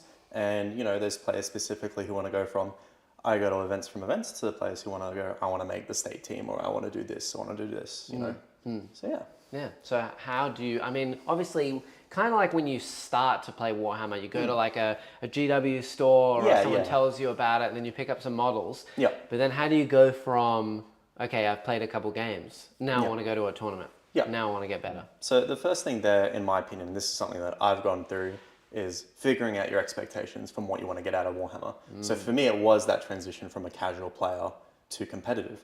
And once you've gone, okay, this is what I want to do, the issue is next steps, right? And I found that the best part is surrounding yourself with a group of people who are like-minded, who want to improve, who want to play the game, because it's really tricky to become a competitive player if you hang out with players who have different wants from the game than you. Do you know what I mean? Like if you're hanging out with guys who just want to play Beer Hammer or go to an event every couple of months, it's very hard to improve. Yeah. And I found a lot of struggle with that. Like, don't get me wrong, my group that I hung out a lot with in 8th and 9th, very good players, competitively focused, but weren't having that need to improve. They were holding you back. Not holding me back. Get out of here. No. Put them in there. No. So I find it really interesting because I'm helping a few people in my local community, in my area. And it's interesting because a couple of them didn't even have that phase where they started as a casual player. I said, do you want to play Warhammer? They're like, what's that about? I'm like, you have minis, you play games, you go to tournaments. And they're like, cool. I want to play super competitive Warhammer. And I'm like, geez, all right. Yeah, we can do that, but you don't want to dip your toes? They're like, no, I've already bought an entire army. All right. And I'm like, all right. Fantastic. Yeah. So I find it very interesting, transitioning from a casual player to competitive, or even just starting out as a competitive. I find that a very interesting process. So how did it happen for you? How did you first dip your toes into competitive games? Especially none of your mates were competitive players. Well, there was always that talk, it's like schoolyard talk of oh, we should play in events, we should do this, we should do that. And then they're like, oh, look at this meme list that I'm going to run at, this 3-day super major. I'm like, one of these is not sounding like the other. But I find that when you're trying to focus on playing competitive, you need to start with your fundamentals. And the biggest thing stopping players from really excelling, past, if you go 2-0 at a GT and then you just sort of like trail off there. You end up 2 and 3 or 3 and 2. Yep. It's faction knowledge, not understanding your matchup, what your army does and what your opponent's army does. I feel like it's really, really important to like go, okay, I'm versing Drukhari. I know what Drukhari does. I know how this plays out. And for a lot of casual players, they just don't have that knowledge. Yeah, I found personally my biggest barrier to improving is remembering that secondaries exist. The number of times I've got to the end of a turn and he's gone, so what did you score? I go, score? What do you mean? What are you talking about? Yeah. To murder. Yeah. No, there's been quite a few times where I'm starting to move or my opponent's starting to move and we both go, secondaries. We forgot to even draw draw a card, secondaries. Yeah, done that. Yeah, Yeah, for but sure. I mean, there's never been a perfect game of Warhammer. So, yeah. So that's my story about how I came from casual to competitive. Started in 8th and slowly made the transition to competitive, really picked up steam in the past year. How about you guys? What was your starting story and how did you go from go, Jim. casual? Yeah, well, Jimmy, you actually used to play I competitive. did used to play competitive, obviously before children. Yeah. So that sort of time away from home, I'm not allowed anymore. We won't go into that. Okay, Anyway, but I think it was in 8th edition, 2019, pre-COVID, pre-COVID days. Yeah. And I got right into my sisters. So, and I was just like, sort of dipped my toes in everything, and then went to a couple of tournaments, did all right, and then I just had this thing of, okay, I'm going to focus solely on sisters and just work towards, being the best I can with sisters. And I was going to heaps of events around, out to Orange and Bathurst and all that sort of stuff. Yep. And I found that obviously the experience, you get better with it. But with the first couple of tournaments, you don't do so well, and you my brain automatically went, okay, what's wrong with my list? What unit's not performing? What's not doing it? What it should be? All this sort of stuff. And then I found a list that semi-worked, and I went, okay, cool. Now I'm just going to play this one to death And understand it. Yeah. So then get the reps in. You get the reps in, and that was going from index sisters to codex sisters. Yep. So, and then there was obviously that transition of, okay, this unit doesn't perform too well, and then finding something that works, and then... Yeah. I think it's also understanding what each unit is expected to do in a matchup by matchup basis. Yeah. Like if you're playing like a unit of Retributors, for example, of Melta, super important versus Knights. You're versing GSC, they're a bit more of a throwaway unit, right?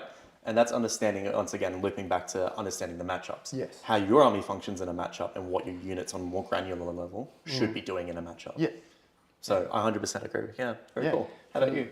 Well, I had played the board game type stuff in my youth, and never played really competitive Warhammer. Okay. And then when 8th came out, I was like, ooh, Dark Imperium box. Seems cool. Yep. New Marines, let's go for it. But it still took like a year or two before I was actually going to tournaments. Yeah, fair. Yeah. And I've not been to a lot of tournaments because I only really enjoy team tournaments. Yeah, they're good. I really find solo tournaments to be isolating. Yes, no, definitely. It's very enjoyable. Warhammer's a very social sport, so it's really awesome when you talk to your mates after a singles event, oh, unlucky. But when your opponent, when your teammate, flips a game, and it directly impacts your results because you're all in it together. I 100% agree. It's a much more galvanizing feeling, right? Yeah, absolutely. Yeah. And so I've tried to glom onto it. Anytime someone who's going to a team event and they're like, we need someone, I'll be like, yeah.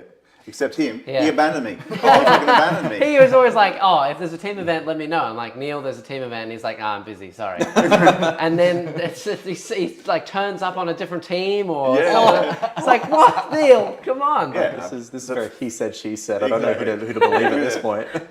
So I'm still, I think, a casual player. Sure. I will play the army that I most recently painted. Fair. That's fair. Yeah, well, you got to play what you're interested in. If you're not interested in it, then really you're not having fun. And if you're not having fun, it's not worth playing.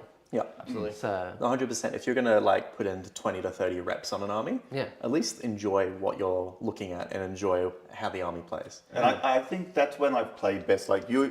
Jackson will attest to the fact that if I really want a army to work properly, I will iterate it. Yeah. Until the point where you can play. Yeah. Yeah. 100%. Well, I mean, it's almost blatantly obvious, isn't it? Because it's like, oh, okay, if I put in the time and effort to learn this thing, it'll Yeah, work. might get better. Yeah, you turned up the other day and you were like, too busy to write a list. And I was like, okay, Arian, write a list. And you turned up and you're like, I don't know what any of my models do. Yeah. It's like, well, clearly you're not going to win this. Yeah, yeah. You know, so for me, playing competitive, I played Warhammer for like 15 years. Like 5 years ago or something, there was a small little thing in my local area, and it wasn't like a real tournament. It was kind of just like a small league, and I got into that, and then it was like a very, very slow process over the course of maybe like 2 or 3 years. Yep. This year has been like the most competitive so far. In fact, even last year, I played a lot of tournaments. But yeah, I got in really, really slowly, like small leagues, and I guess expanded the area that I was willing to travel to. Like I was only willing to travel 10 minutes for the first one, and then I've never met an Australian as unwilling to get in a car and go any distance than this man. This man is like super a homebody. introverted. Yeah, I It's am. one of the best parts about Warhammer events, 15-minute drive, chucking on an audiobook, away we go, It's a good vibe. Yeah. Well, Just trying to get him to jump in the car to come to my house on the Central Coast is pulling teeth. Oh, no. the last time, can we say what happened the last time we went to a tournament in the car together?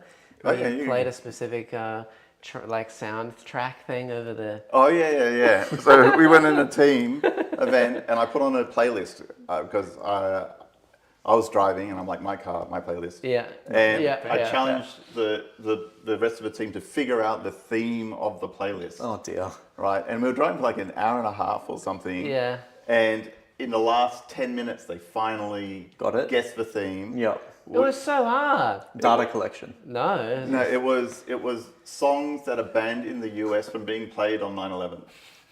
Because it, What? Yeah, it's anything that What? mentions. It's a whole list. Like radio stations have it because it talks about things like fire or. Or burning. like Anything playing potential How are you crashing. supposed to guess that? Like, You what? did. What do you mean? did. You did Yeah, guess Yeah, with a lot of help. We Yeah. didn't guess it straight out. They got there. Anyway, end of it it all. was good times. Yeah, fair. Now, we do have some questions as well that, Sure. that we missed. Alex says, specifically for you, Todd. Todd, how do you balance losing in both Warhammer as well as League of Legends? Kidding, you're killing it.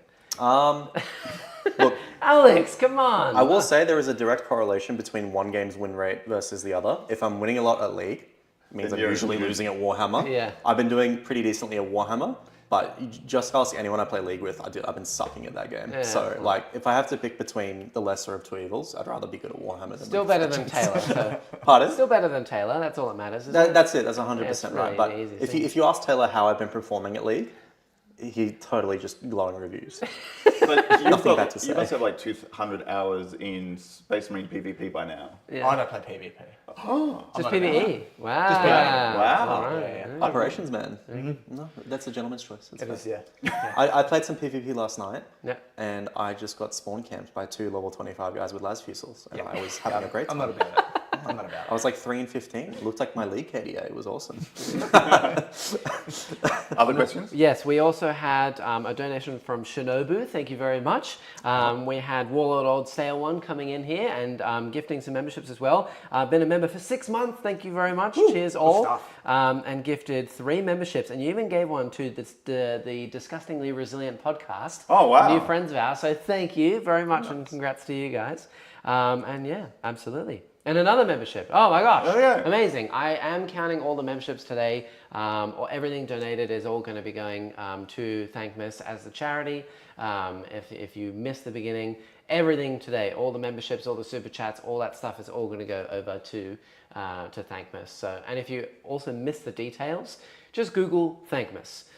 It's much bigger than we are. We're just a very small little panel that we're going to do our part from Australia in the corner of the globe. Yeah, but if you want to go see the rest and you want to go check out all the details, it's about mental health this year and it is all online. You can go find it there.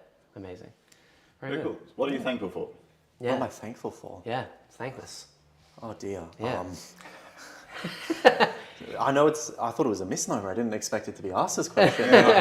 No, thankful for, I'm getting married in a week. So Yeah, I was going to say, Very much. congrats. Thankful for Yeah. my fiance. Congrats. Very, very thankful for her. Thankful for the Warhammer community, especially the competitive community. I feel like in the last year, the community has just made such strides in stuff like sportsmanship, socialness, just coming together and, just being a good bunch of people to hang around with. So I'm very thankful that I have what feels like one of the better hobbies to be engaging with. The best one. We're, Right. No, we're undecided on that. Okay. all right. still Well, we'll curious. get I don't know, that man. down. League of Legends is pretty cool. Well, I think with that, we're pretty much ready for a swap over. So thank wow. you. No, thank you for being having here. me. Thank you for being Thank here. you for the chat. Yeah, thank you. Congratulations as well Yes. on Ooh, yeah, getting yeah. married. That one wasn't sarcastic. No, I said it to him the other night and he was like, oh, thanks for being sarcastic, I Jack. sounded very sarcastic. He's like, oh, congrats on getting married. And I'm like, Congratulations. what did I do? I currently can't say it without being sarcastic, but anyway. yes. Anyway. Legitimately, thank you, yes. I'm going to work on that apparently. Okay. I think if you have to preface it with legitimately, it still comes off a bit Yeah, sarcastic. okay, too. fair enough. Yeah. I'll work on it. We're improving. All right. So we are at unbelievably almost 3 hours. Goodness. We're getting there. We're really getting there. A little bit. Last leg to go, almost. And speaking of the community and building friendships and stuff like that, we have a very important guest for the team New South Wales. Please welcome Greg. Hello, good to see you. Hello, thanks for having me on. Yes. Good to see you all Good to be again. here. Thank you for being here. Cheers. Yeah. This is first time in the studio, isn't it? No, I've played you here before. Once here before, but it was a while ago, before the new studio. Yeah. Yeah. Okay. Yeah. I have to come back and play you again sometimes. So. Yeah. Absolutely. We have to field, first things first, are you prepared to add the F into New Team South not safe for Wales work. so that your team not safe for work? Not safe for work. I love that word, yeah. What's the F actually stand for, though? Oh, 4. New South 4 Wales. Yeah, exactly. Excellent. Right. Love okay. Yeah. Well, yes. You are here to talk. It's Team New South Wales stuff, isn't it? Yes. It is. So all about Team New South Wales. So it follows on pretty well from what Todd was talking Exactly. about on the competitive side. Yeah. Yeah.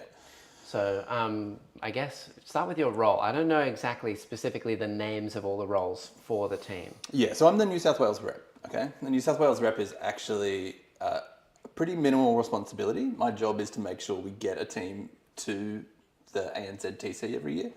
ANZTC is like the big 8-men's team tournament where all the states put in one team and we come together and compete to see who's the best state, right? Who gets bragging rights for the year. So that's kind of the basis of the role, but in New South Wales we've expanded it a bit, and it's more of kind of like a community liaison, like between the TOs and the competitive scene, to make sure that the whole community is kind of pointed in the right direction. Okay, fair. And also on the whole, not on the whole team, but the people that kind of put in all the extra work behind the scenes. It's you and Todd as well, and Jake. Can you give us a rundown of the whole team for everyone who doesn't know anything about Team New South Wales? Yeah, so there's a bunch of us this year, right? So we've got 2 main roles that are voted on by the community each year. That's the team captain and the team manager. So the manager's the role that kind of deals with the coaching side of it, getting the coaches together, getting the community outreach together. And the captain's the one that selects the team and like gets the right people there, gets them trained up.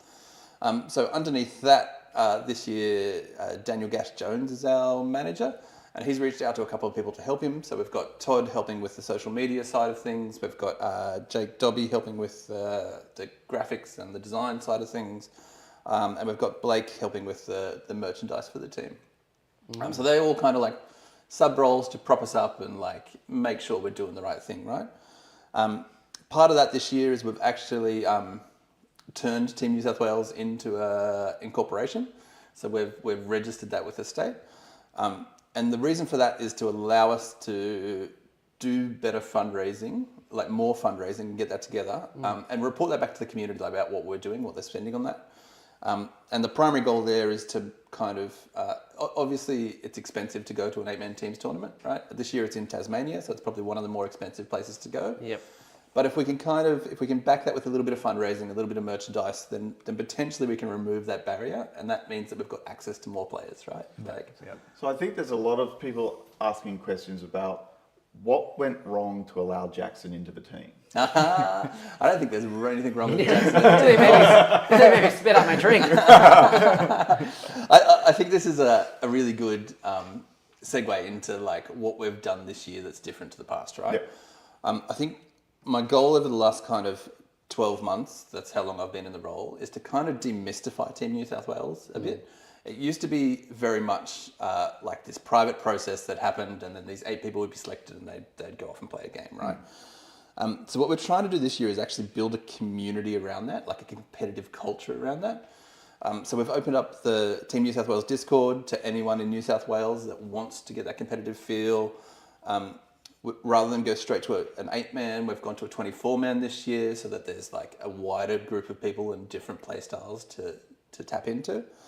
And the real goal there is to make it so that there is this like feeling that we're all part of Team New South Wales, right? So it's not just like Community. it's not just these 8 people that go off, right? Like we're all behind the team. Like that's the goal, and that's why Jackson got on. Because we expanded the team to 24 instead of 8. And he's still firmly at number they're 24. Like, Yeah. they're like they're going through the best players Right, in New it's- South Wales, and they've got down to 23, Yeah. and they're like, oh. There's actually only 23 players in the community. That was just sort of like the last one to get on. We had the most applications this year that we've ever had. And that was somewhere in the region of 60 applications this year. Oh, So, wow. That's fantastic. yeah. It's So a you're good. better than just about half. Yeah. Hey! Thanks, Neil. Yeah. And what do you personally get out of being part of that?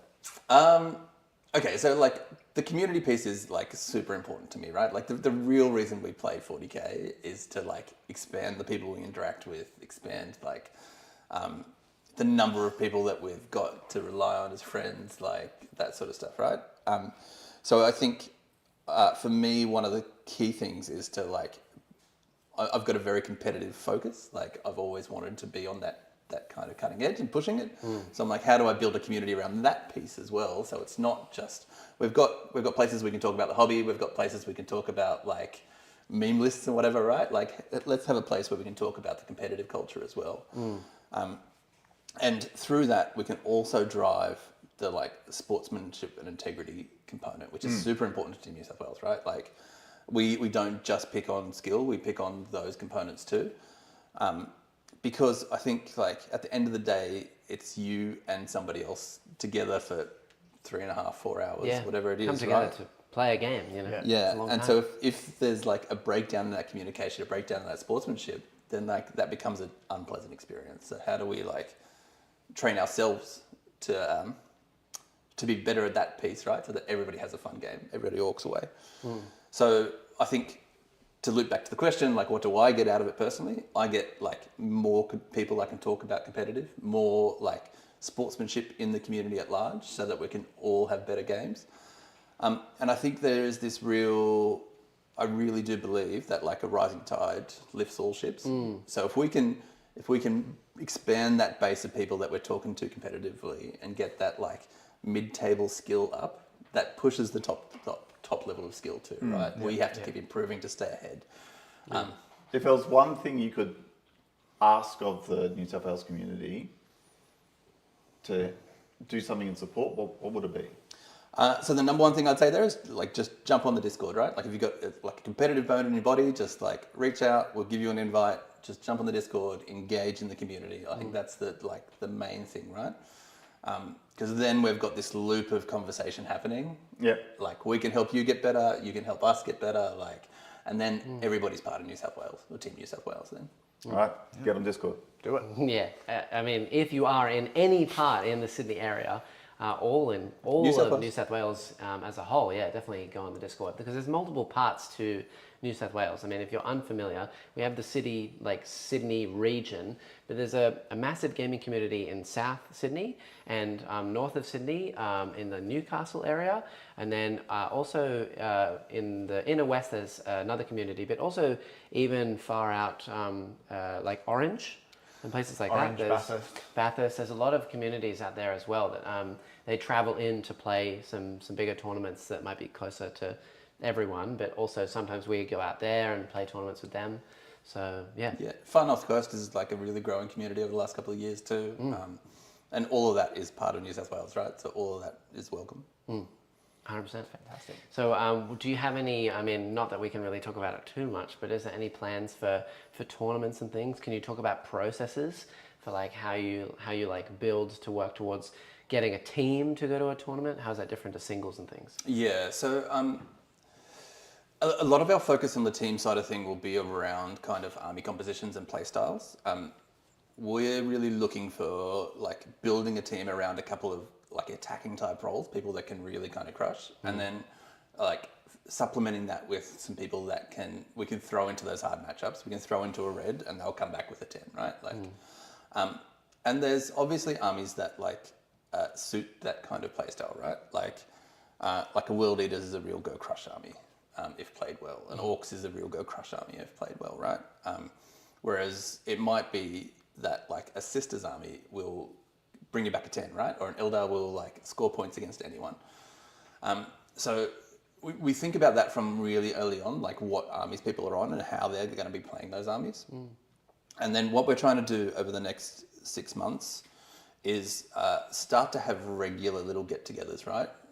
We'll book days in Sydney, we'll book days on the North Coast, where that 24 and potentially the wider community is just invited to come and play, and we'll be really kind of crunch some of those skills. And I think one thing that's important to me at least, and I've been trying to express to Taylor, is that games in isolation only give you really one viewpoint, right? So like if I come and play you, then after that game we'll talk about what went well and what didn't, right? But we'll only really have that view from our side of the table. But if you've got a third party standing there and watching the game as well, it opens up this whole different thought process, right? Like where they'll be going like, okay, but there was an ingress here, or there was a way to score that secondary somewhere else, right? Like, I just keep hearing this word, secondary. I don't know what that is. I'll teach you later on. So trying to get these days together where we can get around the table and have more people looking at games and more people kind of like breaking down the play styles so that we can all kind of just like push that skill set a little more. How do you think about data? You like data people? Yes, we are very much data people. Does data and statistics matter? This is why I'm 24th. It does, but we need to be a little careful about data too, because there's a lot of data out there about singles and what stuff looks like in singles. Yeah. But your playstyle in singles and your playstyle in teams are Totally like different. Very, very different, right? So what we really want to do is like build that data set around teams, right? Okay. And that data set for me in teams looks at like who was scoring your points at what stage in the pairings process, and like what role was more important, and like That's very cool. yeah, it is. And you can I did a breakdown after the last 8-man teams for my team. It kind of showed that our like second attacker was like our weakest role. The second attacker always just lost out. And then like when you interpret that, you got to understand that like that may not necessarily be that person was bad. It might be that that's our bus role, right? Like that's the role that we're putting into a red to take the red out of the matrix. And if that's happening, then like is that person being 5 points under on average okay, right? Yeah. Like and that influences your pairing decisions going forward, right? Like Yeah, absolutely. If you can find a way just to even get those 5 points back, right? And so it goes from a loss to a draw again. yeah, That's a big step. it's a big step. Yeah. Do you swap people around? Do you feel like it's important to have everyone doing the same role or a different role depending on like your mindset? Because I mean, for me, if it was like, okay, I'm the person that's supposed to go into a red matchup and score my points. If I'm getting ties the whole time, it's kind of like, okay, but if I'm losing every game and the team's going, oh, you're doing a really good job, at least in my own head, I'd be going, yeah, but I'm not winning. Yeah. So how do you keep the mindset there? I think that's an important part of the captain's kind of role, is to understand those play styles and understand who fits well into those play styles. Because like I'm the opposite, right? You can throw me into a red every game and I'll be like, yes, I grinded out 3 points. I'm like happy, right? I took this out of the matrix so that you could do better. So it's like understanding who fits into those roles and then setting them up, right? And I think that's as important for defenders as it is for attackers. You need to be a little careful with your attackers because if somebody tells you they're going to get a 20 and then comes back with a 15, you've just lost that 5 points that you made on the other end, right? So you need to make sure that those people that tell you they're going to go crush are going to go crush. Absolutely, yeah. Do you have like painting days where you're like, all right, guys, the new meta is this.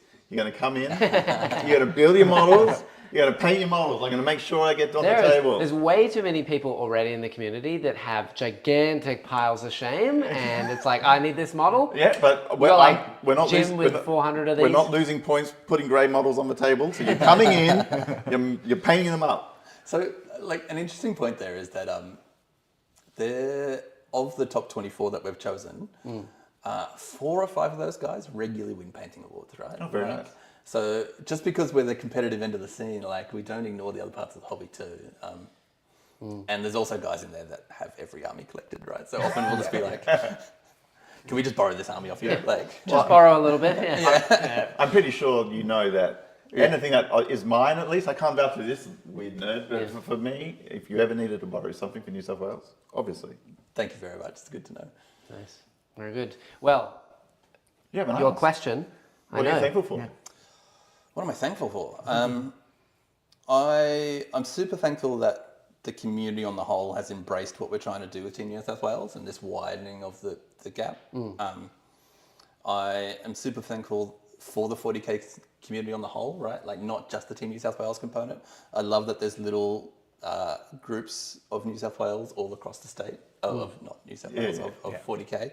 And each of those have their own, like, little drive. Those things make me super happy. I'm super thankful for my family and that my family embraces my hobby and how much time it takes. Yeah. I think they're probably the 3 main things for me. Very cool. Beautiful. Awesome. Well, thank you for joining us here today. Your time Pleasure. has come to an end, my friend. Thank you very much. But thank you for being here. Thank you Amazing. for doing this. Like, I love that there's charity going on in the community too. Thanks, guys. Fantastic. Thank you to chat for all the donations. If you haven't yet done so, please do so. Absolutely. All these people are giving up their time today to come a long way. Can I answer Face's question? Yes. I'm not wearing any pants. No, Face. he's not Not wearing behind pants. you. Like, No, I've got to go like this right if now. you didn't notice, I changed the cameras very specifically when he left earlier, so you that wouldn't no see me one would walking see out. the underside. Yeah. Yeah. That's why we don't have a- Don't need people getting jealous. Yeah, exactly. Yeah. If you donate enough money, well, he'll stand up. That's a different website. Yeah. Yeah. Okay. Only hands. Well, speaking. Oh yes, and of course, here. Do you want some snacks while we have a little bit of a Is break? that sugar? I'd love some sugar. Extra sugar, yeah.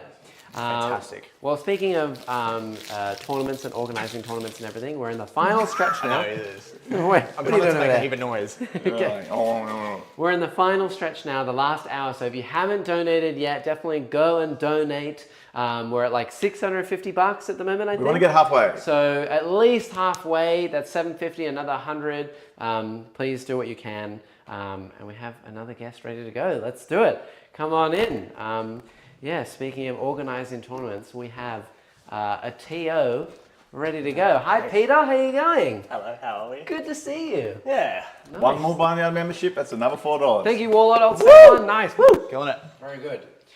So, is this your first time in the studio? Yes. Very yes. nice. Oh, yes. I think you win the award for furthest distance travelled to be here today.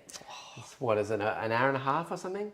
2 hours? An hour and a half? Closer to 2, I think it was. 2 hours, yeah. It was an hour to Todd's place and then an hour from Todd to here. Yeah, so all for 15 minutes today, chat. Yeah. So there's a lot of I've pulled together a lot of people and pulled some strings. So please, donate where you can. It's a big event, amazing stuff. So, and yeah, in terms of tournaments, Yes. you are the guy to go to nowadays. Apparently so. Apparently so. Apparently so. So me and Todd, who was on earlier, Yes. we decided that we wanted tournaments closer to our place. As you mentioned, it's 2 hours for me to Sydney, so we're like And are you north or south? Katoomba, so north. Okay. Yeah. Yeah. So yeah, it's a bit of. I travelled a lot last year for events. Yeah. So we're like, let's do it closer to our place. So me and Todd put our heads together and we decided on Penrith was a nice middle ground. Yep. And yeah, we started running events. We ran 2 small ones last year before we did our 8-mans, which was massive. What was it like getting into organising events? How long have you been playing Warhammer as a whole, and why did you decide from going obviously to get events closer to you, but how did you take the leap of okay, I've played in a whole bunch of events, now I'm going to organise them? So I've been playing competitive 40k for 2 years now, and Todd was supposed to run an event with a gentleman in the community, and that didn't work out. Right. And so I told Todd I would help him out, and then I got roped into it. Okay. Yeah, And here we are. and here we are. Here we are. I thought Todd was actually organising them with you, not you with Todd. I thought you were the original. No. Todd was meant to do it with a gentleman who it fell through for Todd, and then I was like, well, I'll give you a hand if I can, and then here we are. Wow. And now you have organised, I think, the biggest event of the entire year, this year, which was the 8-man teams event, right? Yeah, in New South Wales, yeah. In New South Wales. It's the biggest event. Was that the biggest event in Australia? Nah, it's still got uprising. Right. Yes. Okay. Of course. But pretty where's close. Uprising? Adelaide. Adelaide. Okay. So they got 200 players this year. Wow. That's impressive. Yeah. We will be looking on pushing that not next year, but year after. So the venue we are doing, putting brand new renovations in, and they're having a whole new hall. So we're hoping not next year, but the year after, we can do like 300-ish people. Wow. 300. Yeah, if not more. Wow. Okay. Yeah. So what goes into like how do you find a place to get these events going? Like how do you get all the tables? How do you get all the terrain? How does it happen? Who do you talk to? So we originally just found little community centres and stuff for our small events, which we were like, yeah, okay, that's all right. But then when we wanted to do bigger events, we were like, well, we need a bigger venue. You know, food's an option, drink, all that. Because you've got to be there for 9 hours of the day, 10 hours of the day. You want to eat, you want drinks. Yep. So we started looking at multiple pubs, clubs, RSLs, and all that sort of stuff. And we finally settled on the Penrith RSL, which had 3 really nice rooms that we could book out all for the whole weekend. They had restaurants there, bars there, and it covered a lot of what we were looking for. So yeah, we just found that was the best. Do you think the RSLs and places like that are like the best place that you could go to? Or, because I mean, back in the day when I was first starting to play competitive 40K, there was a lot of events in like big halls that were really hot. Because they have like the metal roofs here in Australia, and like it's super echoey, and there's 150 people in there, and it's crazy. These RSL events have been a lot nicer, aircon, and they're echoing. Yeah. So. Yeah, look, we looked at a few big halls and we're like, the RSL is just better.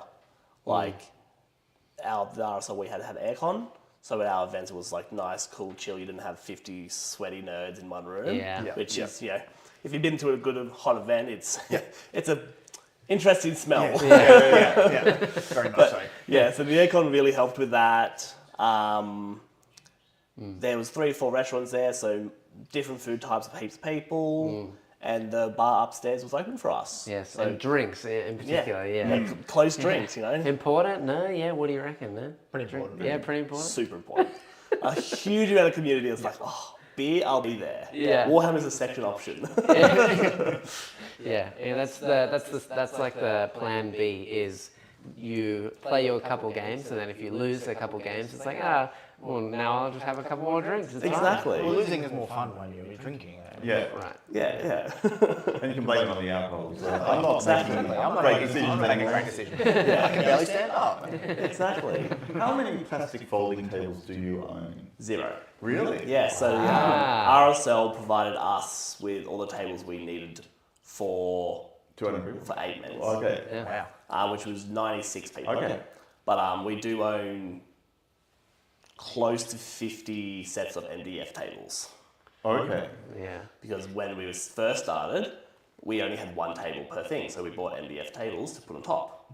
Okay. And yeah, so when we did it for 8 men, we bought 50, and now I have a stack of MDF in my house. And how many sets of terrain do you now own? 64. All right. Full WTC sets. Very cool. Wow. You got to catch up. Yeah, I'm not quite there. I think I have like 9, maybe. Not like maybe. I got 3 like MDF sets under this table. Just a little bit off. Yeah, just a couple. Yeah, I got some old terrain I made like 5 years ago. That's definitely not tournament legal, but it might work. You never know. Yeah. Yeah. So how do you like organize the tournament on the day? Do you set stuff up beforehand, or like? So for our 8 mans, we had the night before to set up. So when everyone walked in, all the tables had the correct amount of terrain, mats, everything they needed to. Just as soon as they got to their tables to set up.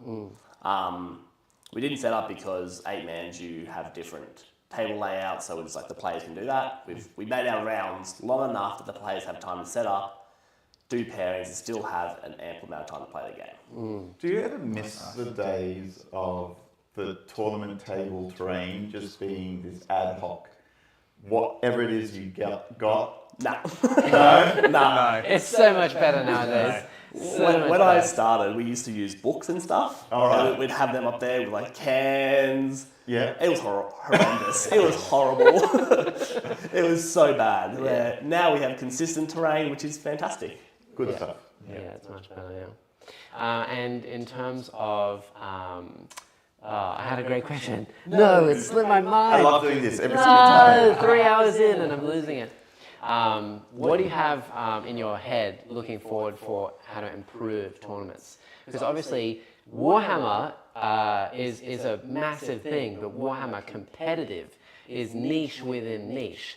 And I think that a lot of people really want it to push forward to get to that stage of like, you know, like an esport, for example. Yeah. You know, we have like these global sport stages and really well-known players.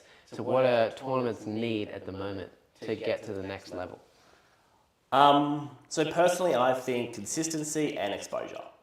So having consistent run events, which are a high standard, is the best way to do it, because then you can show everyone that, yes, I can do this event at this level each and every time. Yep. So players don't come one year, it's horrible, and the next year it's great.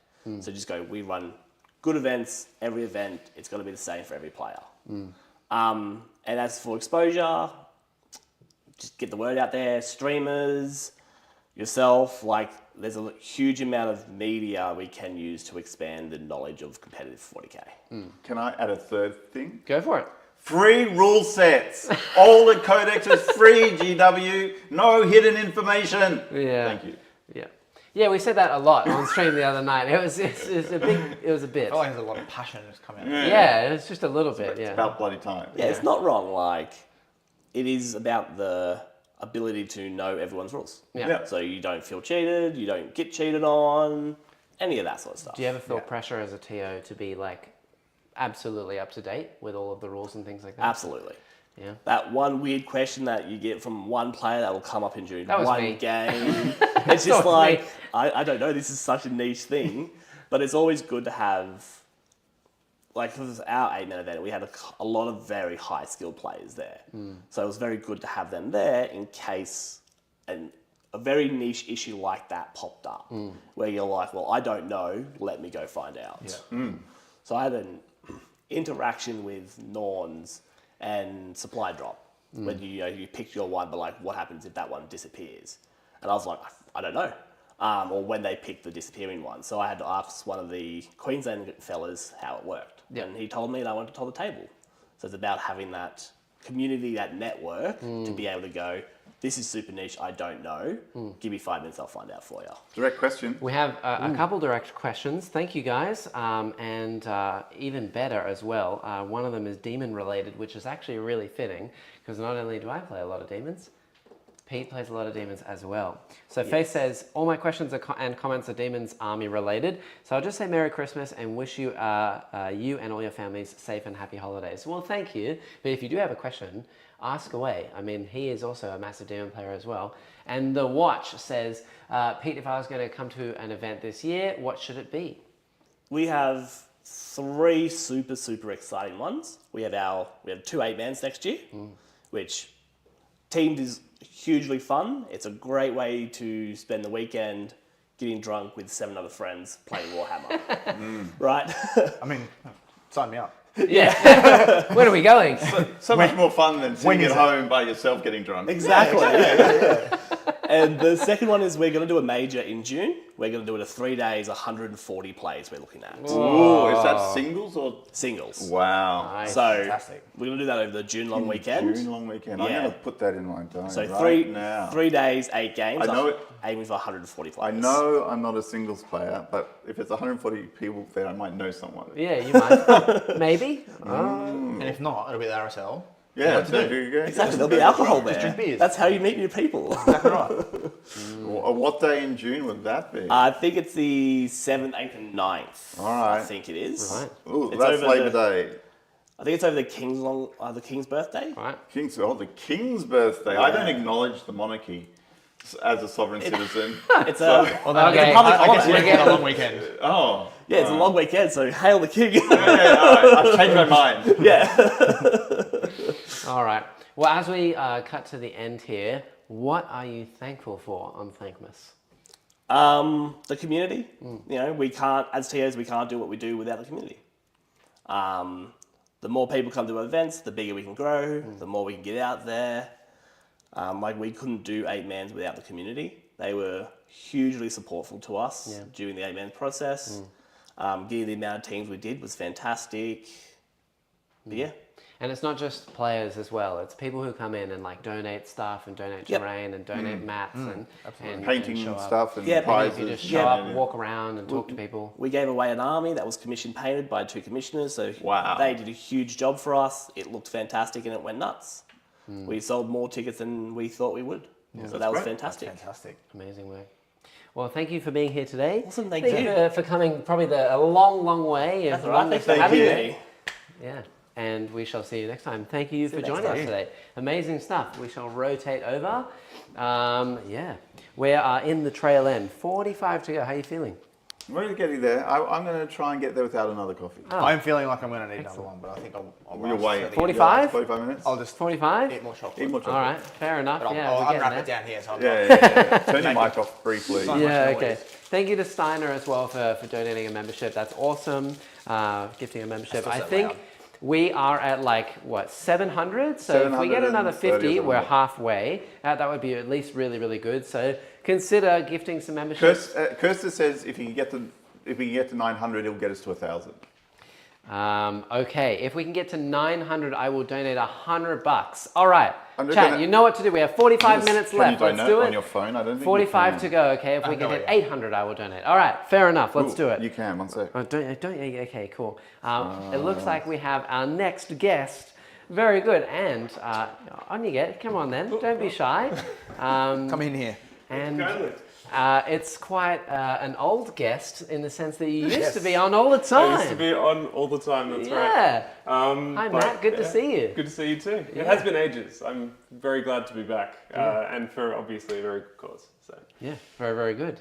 And you used to be part of the team and play a lot of games and stuff like that, but 40K slowed down a little bit. Yeah, it has slowed down a little bit. Been busy? I have the unfortunate benefit of loving all of the different Warhammer games, and so I just sort of like weed my way into all of them.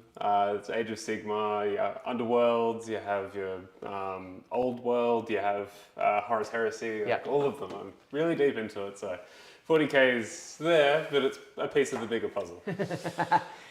Thank you, Neil. That's okay. Okay, I'm double hatting right now. Yeah, you are. Yeah, he's working and he's donating at the same time. Amazing stuff, yeah. And this is probably, one of the 3-4 players in all of Australia that plays Underworlds? It's a rare breed. It's a rare breed. There's a lot Maybe you should fewer- give him that. He's the unicorn. The unicorn, Yeah, there are far fewer of us now that they've come out with the new edition. It really bothered a bunch of people, but it's there are a few of us floating around somewhere. You know, if you lift up enough rocks, you'll find one or two. And you're here today, your topic of choice was hobby burnout. Yes, and very apt because of the amount of Warhammer that I paint and play. But there are so many different kinds of Warhammer that like I weed my way into, and it can get a little bit overwhelming when you have about 50 armies. But one of the big things that has helped me avoid hobby burnout, and hobby burnout, I imagine most people are familiar with it, but in case you aren't, obviously just, getting so involved in the hobby that you just feel like it's too much, like it's too exhausting. You can't pick up the paintbrush, you can't paint another model. You just go, oh yeah, I'd love to paint that army, or you just keep buying more and you just can't get to it. Yep. Why bother painting if the things that, if I paint this thing, that thing's still going to be grey. There's still way too much grey. Exactly. I'm not even going to make a dent in my pile of shame. I may as well not start. Exactly. The Sisyphean boulder that we're constantly pushing up the hill. But when it comes to limiting how much it burns you out, the best way to do that I've found, and obviously, your mileage may vary, But my way of approaching it is to just take a step back, look at what I've painted so far, and just think to myself, okay, if I paint something in the next, say, month, like give yourself a long-term goal to do something minor. Like if I give myself a month to paint, you know, that model or like finish that, I just really want to finish that model. Like a Sisyphean boulder, it gets easier the more it moves, even if it's just a little bit. Think about it this way. Sisyphus would have been jacked. He would have been. He would have been so jacked. Like right? So what you're saying is if you paint more models, you will get jacked. Yeah, I'm saying that. If you Alright. sit down, Hey, sign me up. Yeah, absolutely. By now, Neil would have been like yeah, a I'm like titan. chonk. Yeah, it's all the muscle built here. It wouldn't fit on the camera. Yeah. But yeah, over time it does get easier and easier. Like you'll find that if you do push yourself too much, it just becomes that impossible burden. So just take it back a step and make your aspirations and goals just that little bit smaller, make it a little bit easier for yourself, and always mix it up a bit. Like if you're painting a whole army, it can be super daunting when you have 40 Space Marines that all look the same. But if you get a little bit of variety in there by having a sergeant, you spruce it up a little bit, add a bit of variety, a bit of color, something that sort of makes him stand out because you want him to stand out on the table a little bit. Set that aside as like a little boost, a little way to push yourself over that edge, so that you can break up the monotony of those 40. How do you paint? Do you batch paint or do you paint one unit at a time? I have batch painted. It doesn't work for me. Why doesn't it work for you? When I tried to paint 80 Orc Boys, like 80's a lot for a batch paint. Yeah, I was gonna say maybe 80 is a bit too much to batch paint. Yeah, I like it from the sense that I have a complete unit at the end of it, but I find for the way that I paint, I'll get 80% of the way there and then I'll hit a wall. Yeah. And that's the burnout. So I just, the way that I do it is if I'll have like a unit of say 5 or 10 and I'll paint 1 or 2 and I'll really enjoy painting those 2 until they're done, and then I'll take a break and then I'll paint the other 3. That's sort of, it's batch painting in a sense, but it's like broken up a bit. I don't know. Yeah. Well, the way I paint is I buy models And you give them to and I Adela. build them, and then if Adela's busy, I ask Neil to paint them. Yeah. And then Neil goes, no. No. And then after some guilt tripping, then eventually it works out. And he paints them. Except with the Necrons. I will never, ever, ever. No, you paint must paint the another Necron. It's never going to happen. Look at how many grey ones are sitting in I there. know, and they're all yours to deal with. No. Every single one of them. Yeah, if you can't Well batch done. paint your minis, just get someone else to do it for you. Pay someone. That's right. Right. That's an easy way to do it. Yeah. But going back what you're saying about, if you've got like 40 Space Marines to paint or something, and you've got an army to do, you might have a deadline or something. And the thing I found, especially this year, when hobby time is very limited. Precious. It's very precious, and it's just sort of like, I want to sit down, I was like, okay, because I've been working on word bearers, and I'm like, I'm going to sit down and paint 5 more Marines, and I was like, oh, so much red, so much trim, so much this, so much that, and then I was like I got like halfway through some, and I was like, I can't do this anymore. Yeah. And then I went, oh, Inquisitor. Picked up an Inquisitor and went, sweet, and it's like completely different colours, it's metallics, it's whites, it's this, it's that, and it's just nice to break it up a bit sometimes, like the monotony of 40 Space Marines, you're painting red, you're painting silver, you're washing, you're detailing, you're doing this like constantly. It's just like, it just gets very monotonous. So It does. having that, something different every now and then. It's amazing how you do it for fun, but then like if you do it just a little bit too long, it's a chore. Yeah. Don't really want to do it anymore. Yeah. And to that point as well, breaking it up with some character model or something that's a bit different. The mini of the month that Games Workshop does, I absolutely love. I'll go in there every month. I'll pick up whatever model it is. You spray it up. You go like it. Just like it breaks that monotony very, very well. You have like the not Hearthkin Berserker, or the new The Votan Berserker? yeah, Votan. What are they called? The Iron Hit Champion? No, it's a scout version. Oh, It was a dwarf. It was a dwarf. It was a dwarf with a gun. Dwarf in space. That doesn't help. Jaegers. I always say dwarf in space. Jaegers. Jaeger. Okay, that broke things up very much because I was painting some Horus Heresy Dark Angels at the time, and that's just black armor, super boring. And then suddenly I was painting like a bright, vibrant orange and some dark blue, and made it fun. And I know not everybody can get to a Games Workshop store every month because sometimes, like depending on your country or depending on your area, it might be difficult to get to. But if you are in the area, if you're heading past, absolutely swing by and pick one up. Yep. Because it makes life a bit easier. And I'm pretty sure that they get like scored against however many people come in and do the model. So they seem happy to do it. What do you think of contrast paints, Matt? Matt loves contrast, and I don't like contrast very much. It made my life so much easier when I had started to hit one of those walls, especially after the 80 Orc Boys, because it can make things pop really well, really easily. Why don't you like it? I don't know. I find that contrast paint, when you use it on something, it looks okay, but then it's so clearly contrast. And then you're not using it properly. Yeah, probably not. But if I can tell it's contrast, I don't like the look of That's it. fine. I can understand that. And I try using it, and then after I've used it, it's like I can tell it's contrast, and then I basically do the shadows again, and then I can do the highlights again because it looks too much like contrast. But then at that point, I've just painted the whole model anyway. So like I just put a layer of contrast on, which was money and paint and time, and I didn't get anything out of it because I could have just painted it normally. I think contrast is great. Well, you're a pro and I'm not, so that makes the difference. Use contrast. Use contrast. Do it. Right?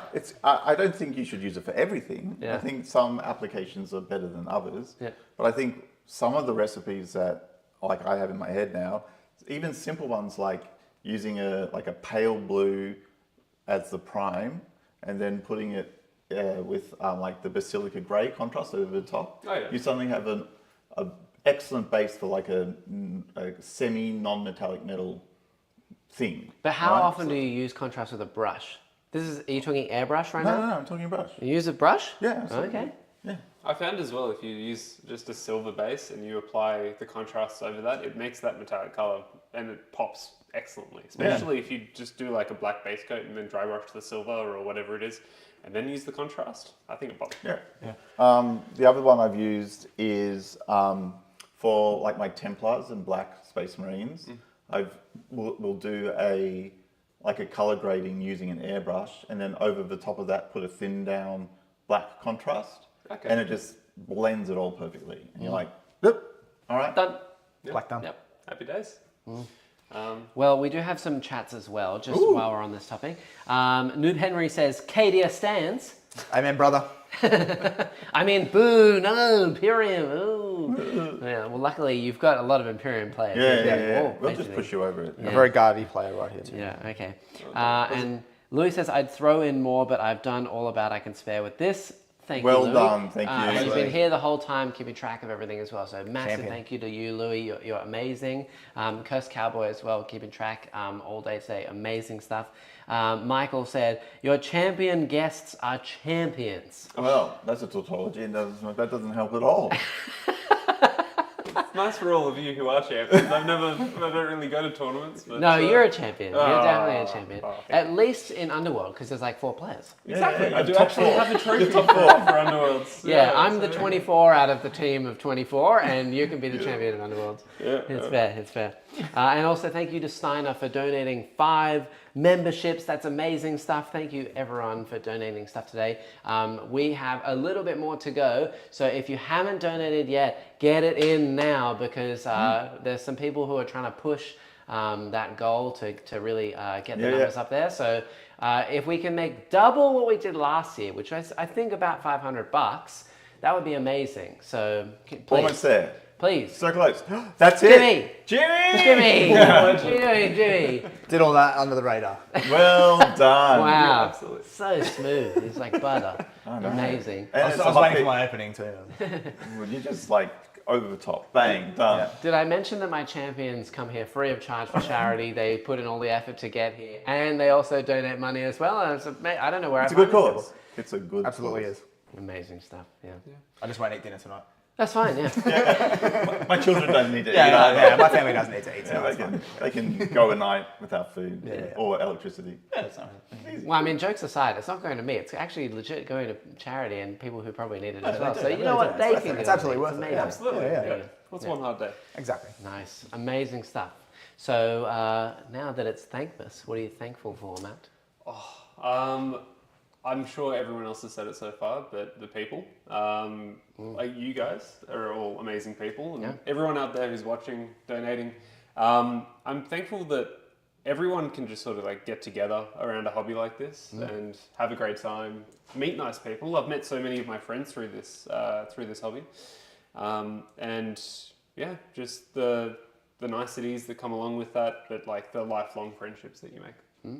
It's just wonderful. Absolutely. Very nice. Amen. It's glad to know that those Underworlds cards that I threw over to you are actually getting used. You should see his Underworld's collection. They weren't getting any use from me, I'll tell you that much. They do look great when all of your warbands are all out on like the cabinet all at the same time. Like you have, the corn dudes over there, and then you have some lizardmen over there, and your Stormcast, and all together, just higgledy-piggledy, but There you together go. great. Kirst is pitching that Thank final you, 100. Kirst. Well done. Amazing. You're a That's superhero. huge.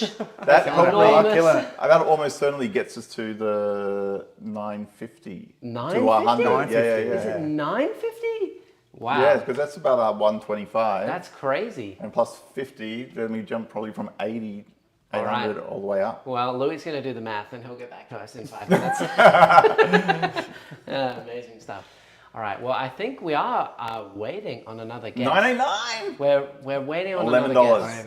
$11. Yeah, I'm really impressed with all the guests being perfectly on time today. I think we're waiting a couple minutes for another guest to be here. So that means you're stuck now in you can fill some more airtime. $9.95. That's 2 memberships. No, that's one membership. Pretty much. $9.95. Yeah.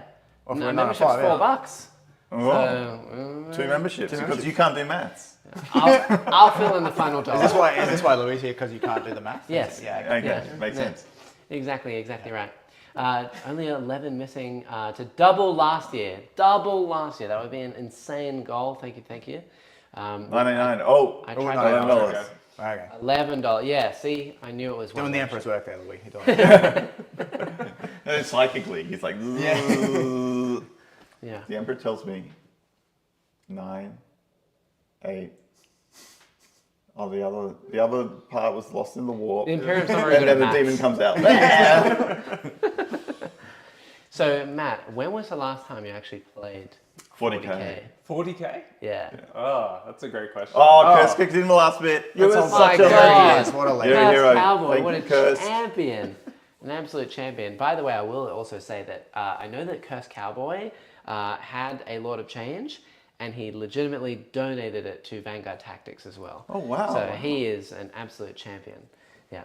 Talk about Fantastic. champions. And- Well, you've hit your goal. Well, no. 1,000.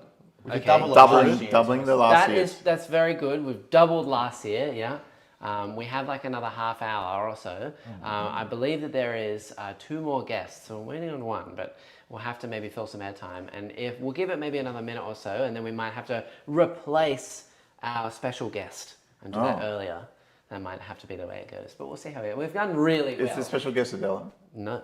Oh, it should It's be. Santa. It should be. She's special. It's Santa. You told us it wasn't Santa. Yeah. That's true. It's Santa See, with he a could big have lied sack. to us. You're lying to us. It's Santa with You a big don't lie to sack. people about Santa. Yeah. Wait, I'm pretty sure not a single parent the entire time in all of history has ever lied about Santa. No. Never. No. Never. Not even one time. Yeah, Kirst, you have done so fantastic. That's ridiculous. Really No more appreciate from it. you. That's plenty. That's amazing. Just bully everyone else to do the rest. Yeah, that's right. Yeah, we're bullying you, Chad. Share the word. You know, go and ask your mum for an extra 100 or something. It's for a good cause, so please help out where you can. But it looks like our guest is here, Wow. which means Yes. Absolutely. thank you for joining Thank you us very here much. today, Thank you for Matt. having me. Thank you. Thank you. Thank you, everyone. Thank you for chipping in, charity stream. And thank you, everybody, for donating. It's been absolutely incredible. Nice. All right, well, second last guest. Let's do it. Bye, Matt. He's so tall. He's hitting all the cameras. Except he ducked under the He one. ducked under the one, yeah. He ducked under the one that wasn't on, but that's okay. I'm going to say right now. It looks good from this angle. Right now, I know you didn't want us crossing to sit down in the middle, but they've crossed the camera every single time. That's true. They And they have. could have us. come the other They way. could have come the other way. That's whole true. time. Look, It would've it's been so much dramatic. better. It's dramatic. It's dramatic. It's fine. Don't worry about But it. not one person's walked past and looked in the cameras they walked past. That's Yeah, true. they all Haven't even like thought about pretend it. they can duck past. All right. So we have second last guest before we get to our special guest. Let's do it. And first time being on stream. Hello, Zach. Good to see you. Good to see you hey, too. buddy. Good Thank to you be for coming here. all this way and being on the stream. Of course, pleasure to be here. Yeah, Hello, and everyone. you have probably one of the most unique topics today, which is Tabletop Simulator. Yes, indeed. Oh, wow. Wow, okay. Yes. This is the guy to go to for all things TTS. Okay. He's a wizard. That's Yeah. a very nice way of putting an absolute fiend, but I appreciate it. Just take it. Yeah. It's the most compliment he's given anyone all day. Yeah. Oh, well, I'll run with it then. Absolutely. Yeah. So, why do you know so much about TTS? How did you get into it? Yeah, good question. So TTS, or Tabletop Simulator, was initially my entry into the 40k scene. Okay. So I played when I was a kid, when I was like 9 through 12 years old, and didn't start up again until back in February of 22. I played my first actual game of 2,000 point Warhammer. And then I started to get involved with a lot of communities such as the Tryhard. Shout out Eddie and Pierre Alexander. Yes, absolutely. That's Eddie from, he originally was on Liam Dempsey's channel, and also Eddie, who's going to be starting his own barn podcast. Oh, wow. The person we spoke about at the very beginning. The other animal lover. The other animal lover. Runs an amazing Discord of lots and lots of TTS players. Yeah. So that was initially my entry into the competitive. So I met someone on the main TTS server for 40k, a lovely bloke from Melbourne named Owen, and essentially he invited me into this Discord server, and they tend to run a lot of teams and singles events, and a lot of it's running in parallel with Copenhammer. Shout out to Juan and Christian from Copenhammer as well. So moved into the Tryhard server, played my first TTS tournament on UKTC terrain, which was a very interesting choice to play Blood Angels on for a first competitive tournament. Didn't go so well, but we're okay with that. And basically from there, started up my own TTS team in September of 2022. So my transition from playing normal games or casual games was February, started getting into competitive in May of 2022, established a TTS team that I've been captaining since then with a top 30 global ITC player, Josh Campbell, a few other boys, Salamander Joe, James McClough, who's nicknamed the Extinguisher because he went on a massive rampage against all of the Fireside boys. Oh, yeah. Wow. And then, we've also got Dante, or known as Glynaceer, on the TTS servers, who actually played with Team Zugswang, who took the Pyro Cup by storm. Names. Yeah, I know. I'm already whoa. I don't know who's... There's names getting thrown at me. That sounds sick. Yeah, so look, it's been a really interesting journey. So went from playing only TTS from February to not actually participating in my first tournament till April of 23, which was the Down Under 40k major. And then the next tournament was up in Brisbane, where I met all the Chadmac boys and actually started to get involved within the New South Wales tournament community, which has been really awesome. Awesome. Yeah. And was on a team with me when I won the teams event. We won that. When teams you event. won the team I don't like how He was on he's your right team there when and you you won didn't the say team. we won. I did all It's the not work. we. I got a trophy too. I did all the work though. Realistically, it was Taylor doing all the work. I just was just hanging out for good fun. But I won. I'm just picturing Jackson in like a Russian chess mode where there's like 8 different tables lined up, and he's like, I move this here, I move this there, next to a table, I move this here, there. Yeah, and all the other players are just standing there going, wow, how is he doing this? They're playing all these tables at the same time. Oh my God. Yeah, no. But yeah, no, it's been a really awesome ride, and through those communities, as well as like the tactical tortoise pods, throughout those other 2 discords that I've mentioned, I've had the privilege of meeting a lot of WTC players. We've played a lot of events against them throughout the sort of 10 or so teams tournaments, and been really privileged to make a really good network across the Europe and other countries that are participating. Like Team Denmark got the privilege to play on a TTS team with a few of those boys, which is really cool. Tryhard Nordic. And I've played against some of the best players in the world, like Liam VSL a few times as well. So it's been really cool. What do you think the major difference is between tabletop and TTS? How does that stand apart? Yeah, it's a good question. It's also a fair big transition going from TTS only to the tabletop as well. But I think it's the fact that some people can take a lot more time. So you're allowed to be super precise with all of your measurements. You can plan out things super far ahead, clone models, draw lines of sight. So you can tend to overthink a lot of things as well on TTS, which you don't really have the time enabling you to do that in an in-person event. Okay. So I'd say that, as well as just being able to, it's basically like the ease of movement and being able to pre-plan a lot of your steps out in advance. How do people get involved in playing TTS? Like, where do you find the resources and models and stuff, and like learn the tools in the game? Yeah, sure. Good question. So on the main TTS Warhammer Discord, there is a resource that they put out. Trevi from Tactical Tortoise has also put out a really, really thorough instructional and step-by-step videos over time. So that's how I kind of got to learn about that. I like Trevi a lot. He believes in data. What's that? Keep going. So far, we've found out today, I don't like coffee, I don't like beer, I don't believe in data, and correct. I win the tournaments. Yeah. But no, over the years, it's become a lot easier. So now for all models, there's like a pack that you can download called Force.org, and it essentially brings you to this big table where you've got a yellow scribe input for all of the scripting for your models for stats. And literally around the board, there's every army that you could possibly want, and you can just click load, and it'll pull up all of the models that have been archived from lots of different save workshops. So it's really super easy to get into it now. All the tournament packs are super easy to find as well. I was going through a stage where I was starting to import my own models into TTS, and then he took scanning them. he took my little spinny thing away from me for like 4 years. Yeah. Well, look, you definitely went the hard way about it. yeah, but it looks so cool, like having your own personalized models actually in TTS, and you're like, I love this. Well, that's been a big difference from sort of 3 years ago when I started. The quality of models and the scans has just gone exponentially It's so higher. good now, So it actually feels like you're playing real Warhammer to an extent now. Not just looking at some really low quality scans. They've been imported from Warcraft or whatever. Like, all right. No, Exactly. And as you said earlier as well, all the shortcuts of the hotkeys are all so easy to use now. Like you can have like a radius of like 9 inches, for example, around your models, so that you can't deep strike near them. I mean, you can't do that on a tabletop. At least on TTS, it's like really clear. So it's like, okay, well, all of these, I can now see all the concentric circles on my auras, or where people can't go, and things like that. Or, you know, like when we had a great example the other day, you know that mission where you got to move the objectives, that everyone absolutely hates that mission. It's really easy on TTS. Because you unlock the objective and just slide it under all the models and they don't move. Exactly. Whereas on a board, you got to through that with your opponent, but it just makes it so easy to be able to do everything correctly. I think that's one of the more interesting differences between, say, a product like Magic Arena and playing Paper Magic. Paper Magic is always that concern that your opponent is going to do something shady, and then if you're playing properly in the digital world, it just can't happen. Yeah, exactly. Right? Yeah. And it does weed out certain people from participating. And I think that's overall a good thing for the community as a whole. Definitely.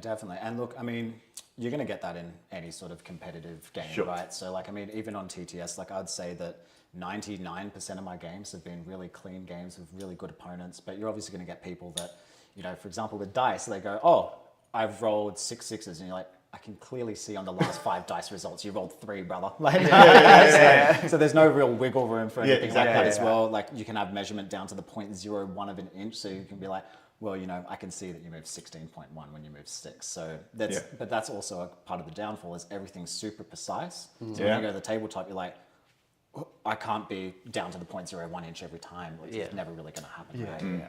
And I guess the best thing about it is that you get to play with people everywhere. Exactly. Yeah. So even if you're like miles away, you live like 2 hours away from the nearest tournament or the nearest store, you can still play, which is really nice.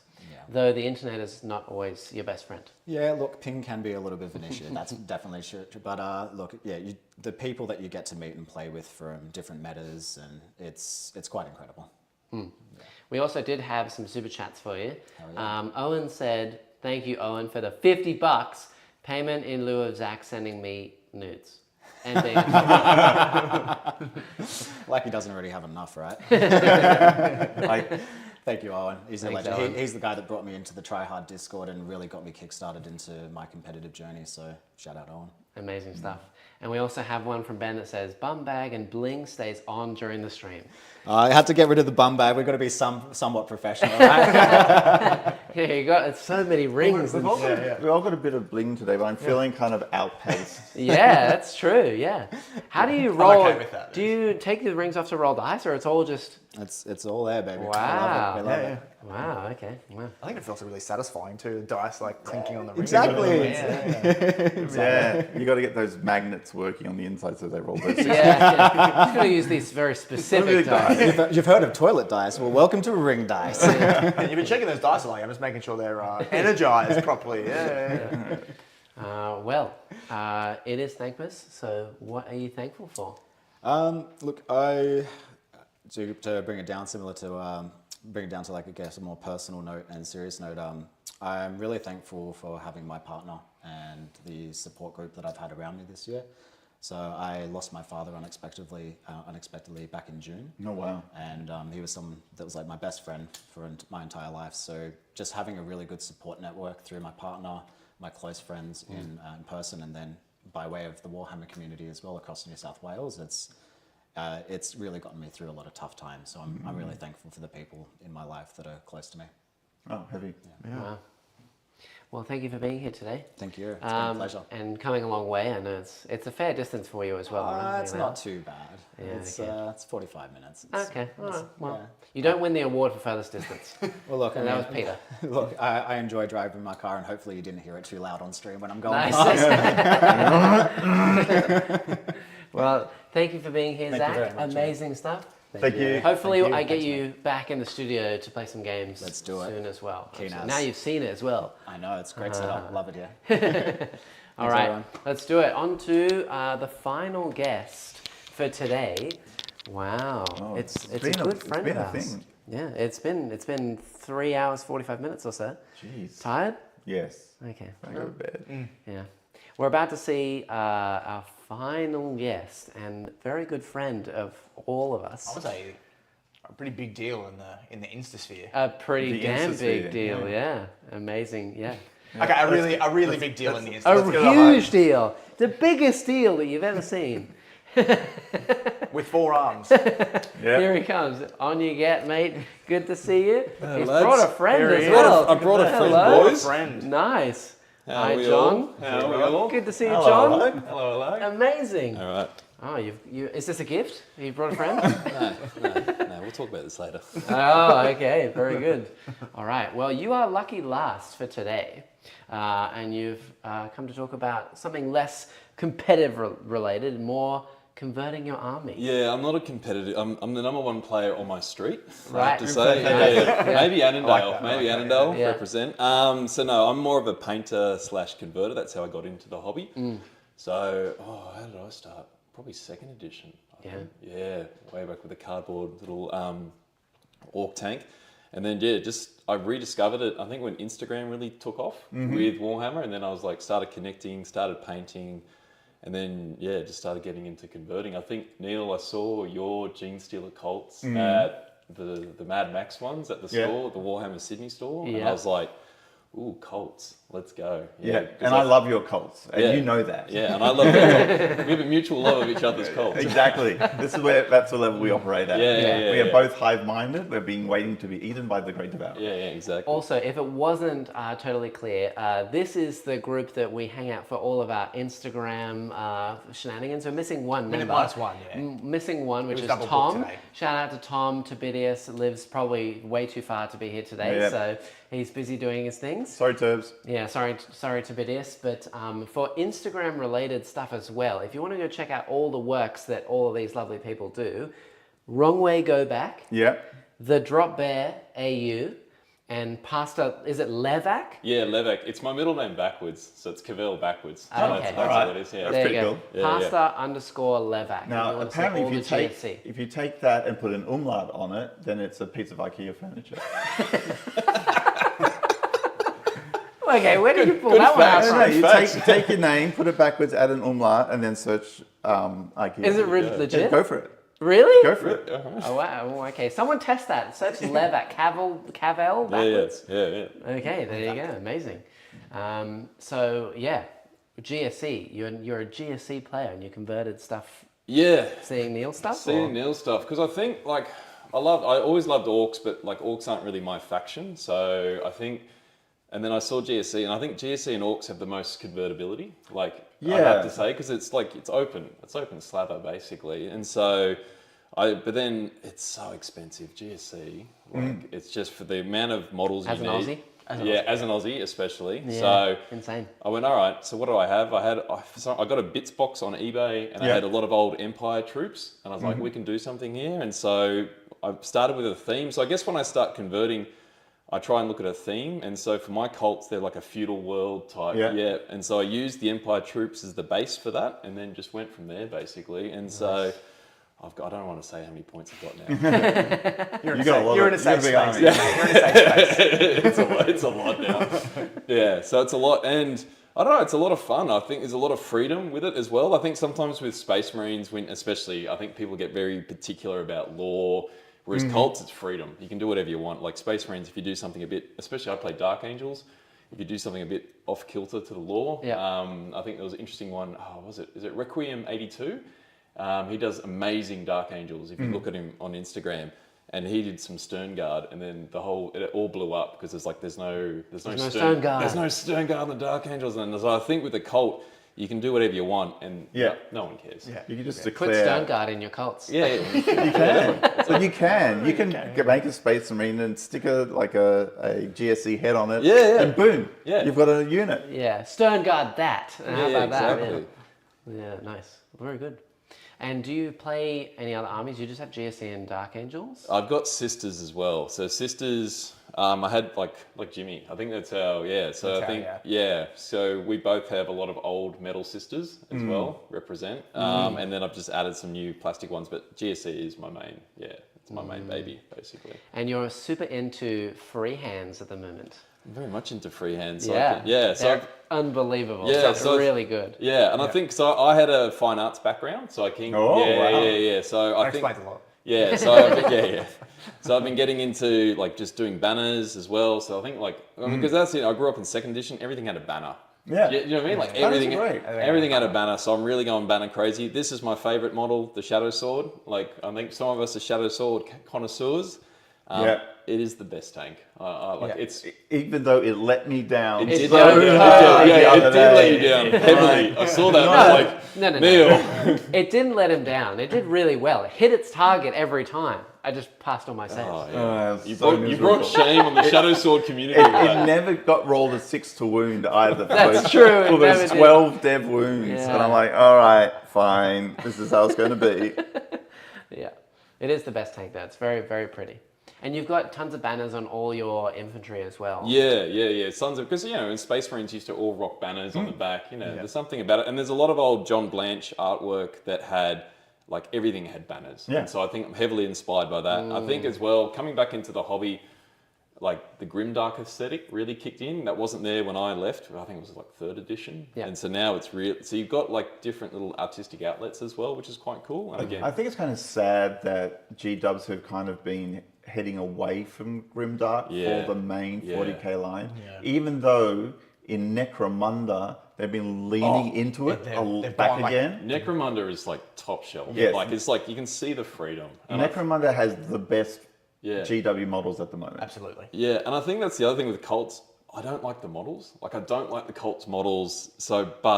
And I think it's leans a little bit too in the cartoony. Not when you look at I think it was last edition, the 9th edition artwork, when you got the vampires, the operatic vampires, that amazing artwork on the front. I was like, that's for me what cults were. And I think sometimes I don't mind sometimes when GW goes into the less grimdark because it opens up more possibility to really convert it as well. So, yeah. Well, there are 2 quick questions. Stuart, 2 quick questions. Why do you call your channel Barnyard, and how do you spell Barnyard? Well, okay, go and watch that video I launched the other day that says 2024 on it. Definitely go check that. And as we get to the very end of the stream here, it's all about Thankmas, mental health. If you're just tuning in, it's all about mental health today. So if any of the topics that you saw today spoke to you and you want to leave a comment and you're watching this back as a VOD, please comment. Tell us what you thought. If you want to, what you want to see like next time, or if you want to add to any of these conversations. I'm sure that all the people who will be on stream today are going to be watching along and like commenting on everything that is going on in terms of replying to you. So leave some comments, and thank you for being here as well for all of today. Just as we get to the tail end here. But more specifically related to your banners. No, wait. You managed to absolutely not answer the question. B-A-R-N-W... Oh, I can't even math English good. B-A-R-N-Y-A-R-D. Why? I'm very confused. Why do you call your channel Barnyard? Go and watch the video. It'll Or explain it. you can also tell them right now.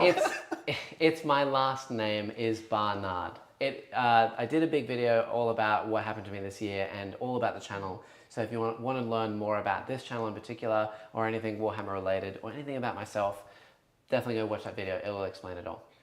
Yeah, but not about me. About you and all of your banners and things. Where do you find the inspiration? I know you said John Blanche, but you've been replicating old artworks. Yeah, on all your stuff. So most of them, it's the old 2nd edition, 3rd edition. Like that's for me. That's my that's my Warhammer. That's what I grew up with. And I think sometimes I see it in the later editions. You see the same artwork, but for me, so I just basically just plagiarize. That's what I do. I just take it. And I just copy inspired. it. Yeah. So I just like a lot of them are John Blanche artworks that I've just taken a little bit, or it's Wayne England, and there's a couple of others where I just go, that's amazing, and then just copy it. And it's sort of, I don't know. I think going on mental health, and I know people have talked about it. Just sometimes just doing like a small banner, just really hyper focusing, just calms you down as well. Yes. So, and it's a nice little challenge. What kind of like tools and things do you use for your conversions? Are you a big fan of Milliput and things like that? Yeah, a bit of green stuff. It's a painful medium to work with though, and I think the people that can do it well, it's amazing.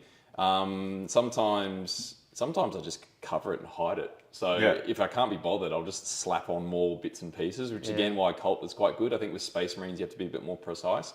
But just everything, hacksaws, drill bits, just you name it. Glue, lots of super glue. We don't really have lots of glue. We don't really have a close-up here. I don't have a close-up camera, but if you go check out John's Instagram, you'll see this tank. Yeah. And this is the one with the face on it, isn't it? Yeah, right up front. Yeah, so that it's one got a big face and a mouth. It's so amazing.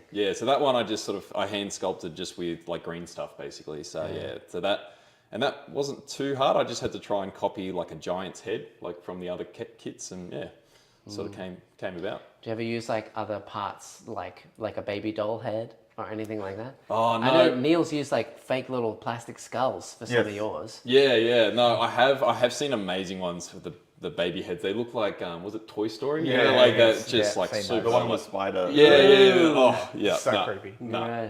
But I think my favourite thing about, especially with this banner here, and pretty much anything with you do, because we have our group chat. Yeah. And you're like, oh, I'm just working on this, I'm not sure how I feel about it. And Joe throws a picture up of this, and I'm like, I couldn't do that on my best day ever. Yeah. Like, and you're 5 like, coffees. I'm like halfway through it, and I don't know how I feel about it. I was like, bro.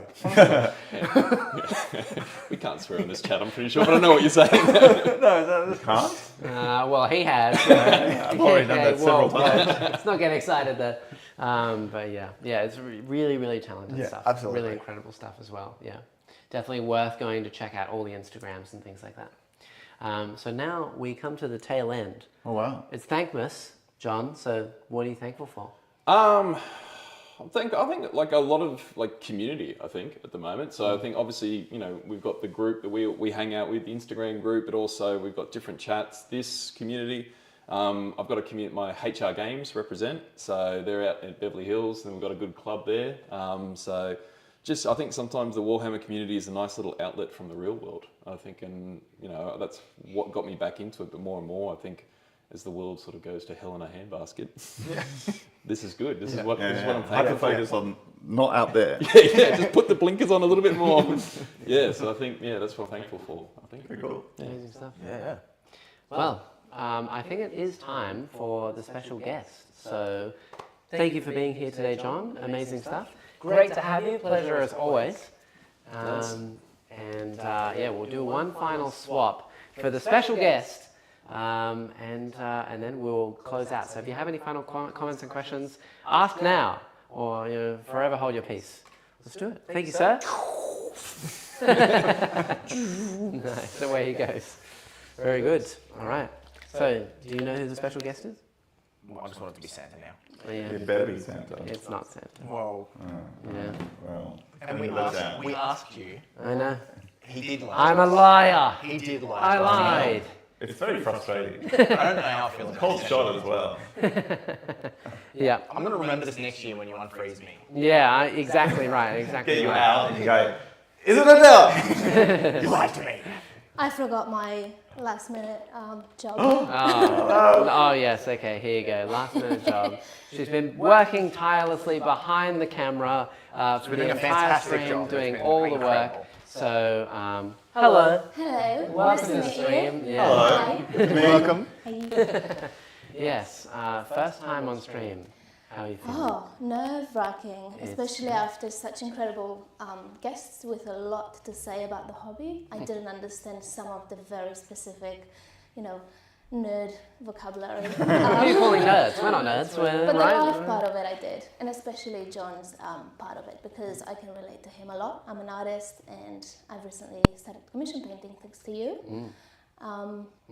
I've thought about my answer the entire time, and I just want to say straight up that I'm so thankful for you, Jack, because you've given me this. I wouldn't have had sort of niche, I guess, in the art world. I didn't know what to do with myself after finishing animation, and this has definitely guided that, because it's a nice combination of both of our personalities, and that's fake. I'm a big faker.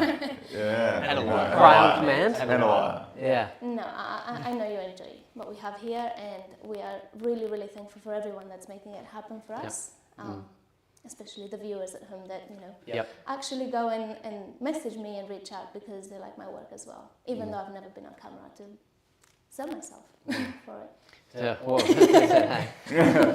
All right. Shout out Once to you, again. viewers. I'm just looking at the table. I'm like, Whoa, you need to sell yourself. The proof is in the pudding. Like, Yeah. And thank you for watching all the way through. If you've watched all the way to the end, and if you've left this on as like a podcast, you watch all the way through, especially after it's come out and after the live as a VOD, if you've watched it all the way through, and you still want to go and help and support everything that we do or everything that Thankmas does, go over to Thankmas. I'm sure it will still be open for you. You can donate over there. And if you want to support us as well, there's many ways to do that. I don't really want to plug myself after talking about charity and things like that. But yeah, we appreciate all the support. Adela and I as a team. And also, Neil, thank you for being here today. Not a problem. Jimmy, I'll unthaw you next year. Good. Thank I you look for forward being to here. it. Yeah. I got more questions for Adele. Go for it. We have final questions to answer out. I'm not ending it just yet. I'm just saying thank you to everyone. I'm thankful for you, and all the guests and all the people in chat as well. Yeah. What have you enjoyed painting most so far? Oof, there's been a lot of firsts. First I'm doing Age of Sigma, first I'm doing Marine, first I'm doing Painting Yellow on Tor Garden. There's just been so many. The one thing that I've done several times has been the lot of change, and everybody kind of knows me for that because Jack keeps requesting people to send me that. Yeah. I enjoy Just it. painted 3 of them. It's a huge challenge. It's a patience testing sort of job. I do think I love anything that's winged. So I would love to have more commissions with anything that has wings, even Mortarian, anything corn as well would be fantastic. I just want to do that cool, crazy, colourful blast. I think the wings are just a really cool feature in models. So. And you've got your own army coming up, haven't you? Yes, Drukari. So, yeah. I am trying to get in a game a week. I'm trying to learn with Jack at a smaller scale, 500 points. But I'm a moment. bully, so Yeah. it's been hard. Every single night before I shut my eyes, he goes, "You haven't done any Drukari learning today," and it makes me feel really bad. Yeah. But so rude. yeah, it's difficult. It's difficult, and I'm going to try and learn with Jack and possibly even be more on camera and show my journey through it, because I think it's important to record that for yourself, to look back to see how much. Because you have your own Instagram. Yes. And what is it? I don't know. Oh my she has God. 3 of them. It should be Barnyard Just Dells. Barnyard Dells. Yeah.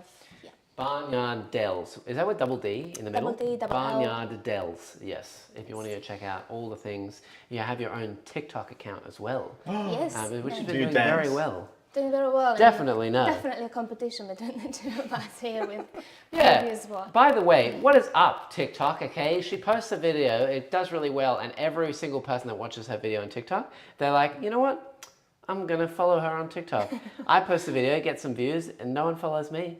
Are you once again going, let me tell you about this obscure rule in Warhammer? It's not even obscure. It's like just a generic thing. I've been educational. It's fine. So, but yeah, you know, if you want to go check out an amazing TikTok account, Barnyard Dells, for all things painting, hobby related, and a Drakari journey as well on the way, which will be amazing. Yeah. So we can play Eldar and Dark Eldar together. Yeah. I like to see you each get 1,000 points, and then you have to play someone. And I just want to see what arguments break out. Well, we should go to a. That's going to be a stream. Yes. That'll be fantastic. We should go to like a doubles event, and I'll play Eldar and with Dells playing Dark Eldar, and like you two can play Sisters and Guard, or like GSC and Guard. That'd be pretty cool, right? No? No? Okay. I don't know, maybe. Maybe I'll just go on my own then. All right. Well, any final comments, questions? Yeah, you're doing okay. Cool, very good. Any final comments, questions before we round out? No. Thank you, everyone, for watching. Amazing stuff. I think that the final total there was 1,107. I don't know if you're counting the crisp $50 note that was handed to me as well. So I think that we're up to 1,157. That's great. That's fantastic. a pretty damn good goal. We've well over doubled what we did last year. So massive thank you to everyone for watching. It's been a long stream. If you stuck it all the way out, you are an absolute legend. And yeah, get your stuff in while you can. Thank you, Warlord, for gifting another 5 memberships. That's huge. Amazing stuff. This community, love you to bits. You're all amazing people. So thank you very much. Thank you. Thank you. All right. With that said, we shall see you in the next one. We have, I think, maybe like 2 weeks or so of streams before we round out for December holidays. We're going to take a break over the December holidays. I've got to put Jimmy back in the freezer, and I've got to plug Neil back in and give him a couple more copies. Otherwise, he won't be good for 2025. All right. Thank you all. See you all. Bye-bye. Bye.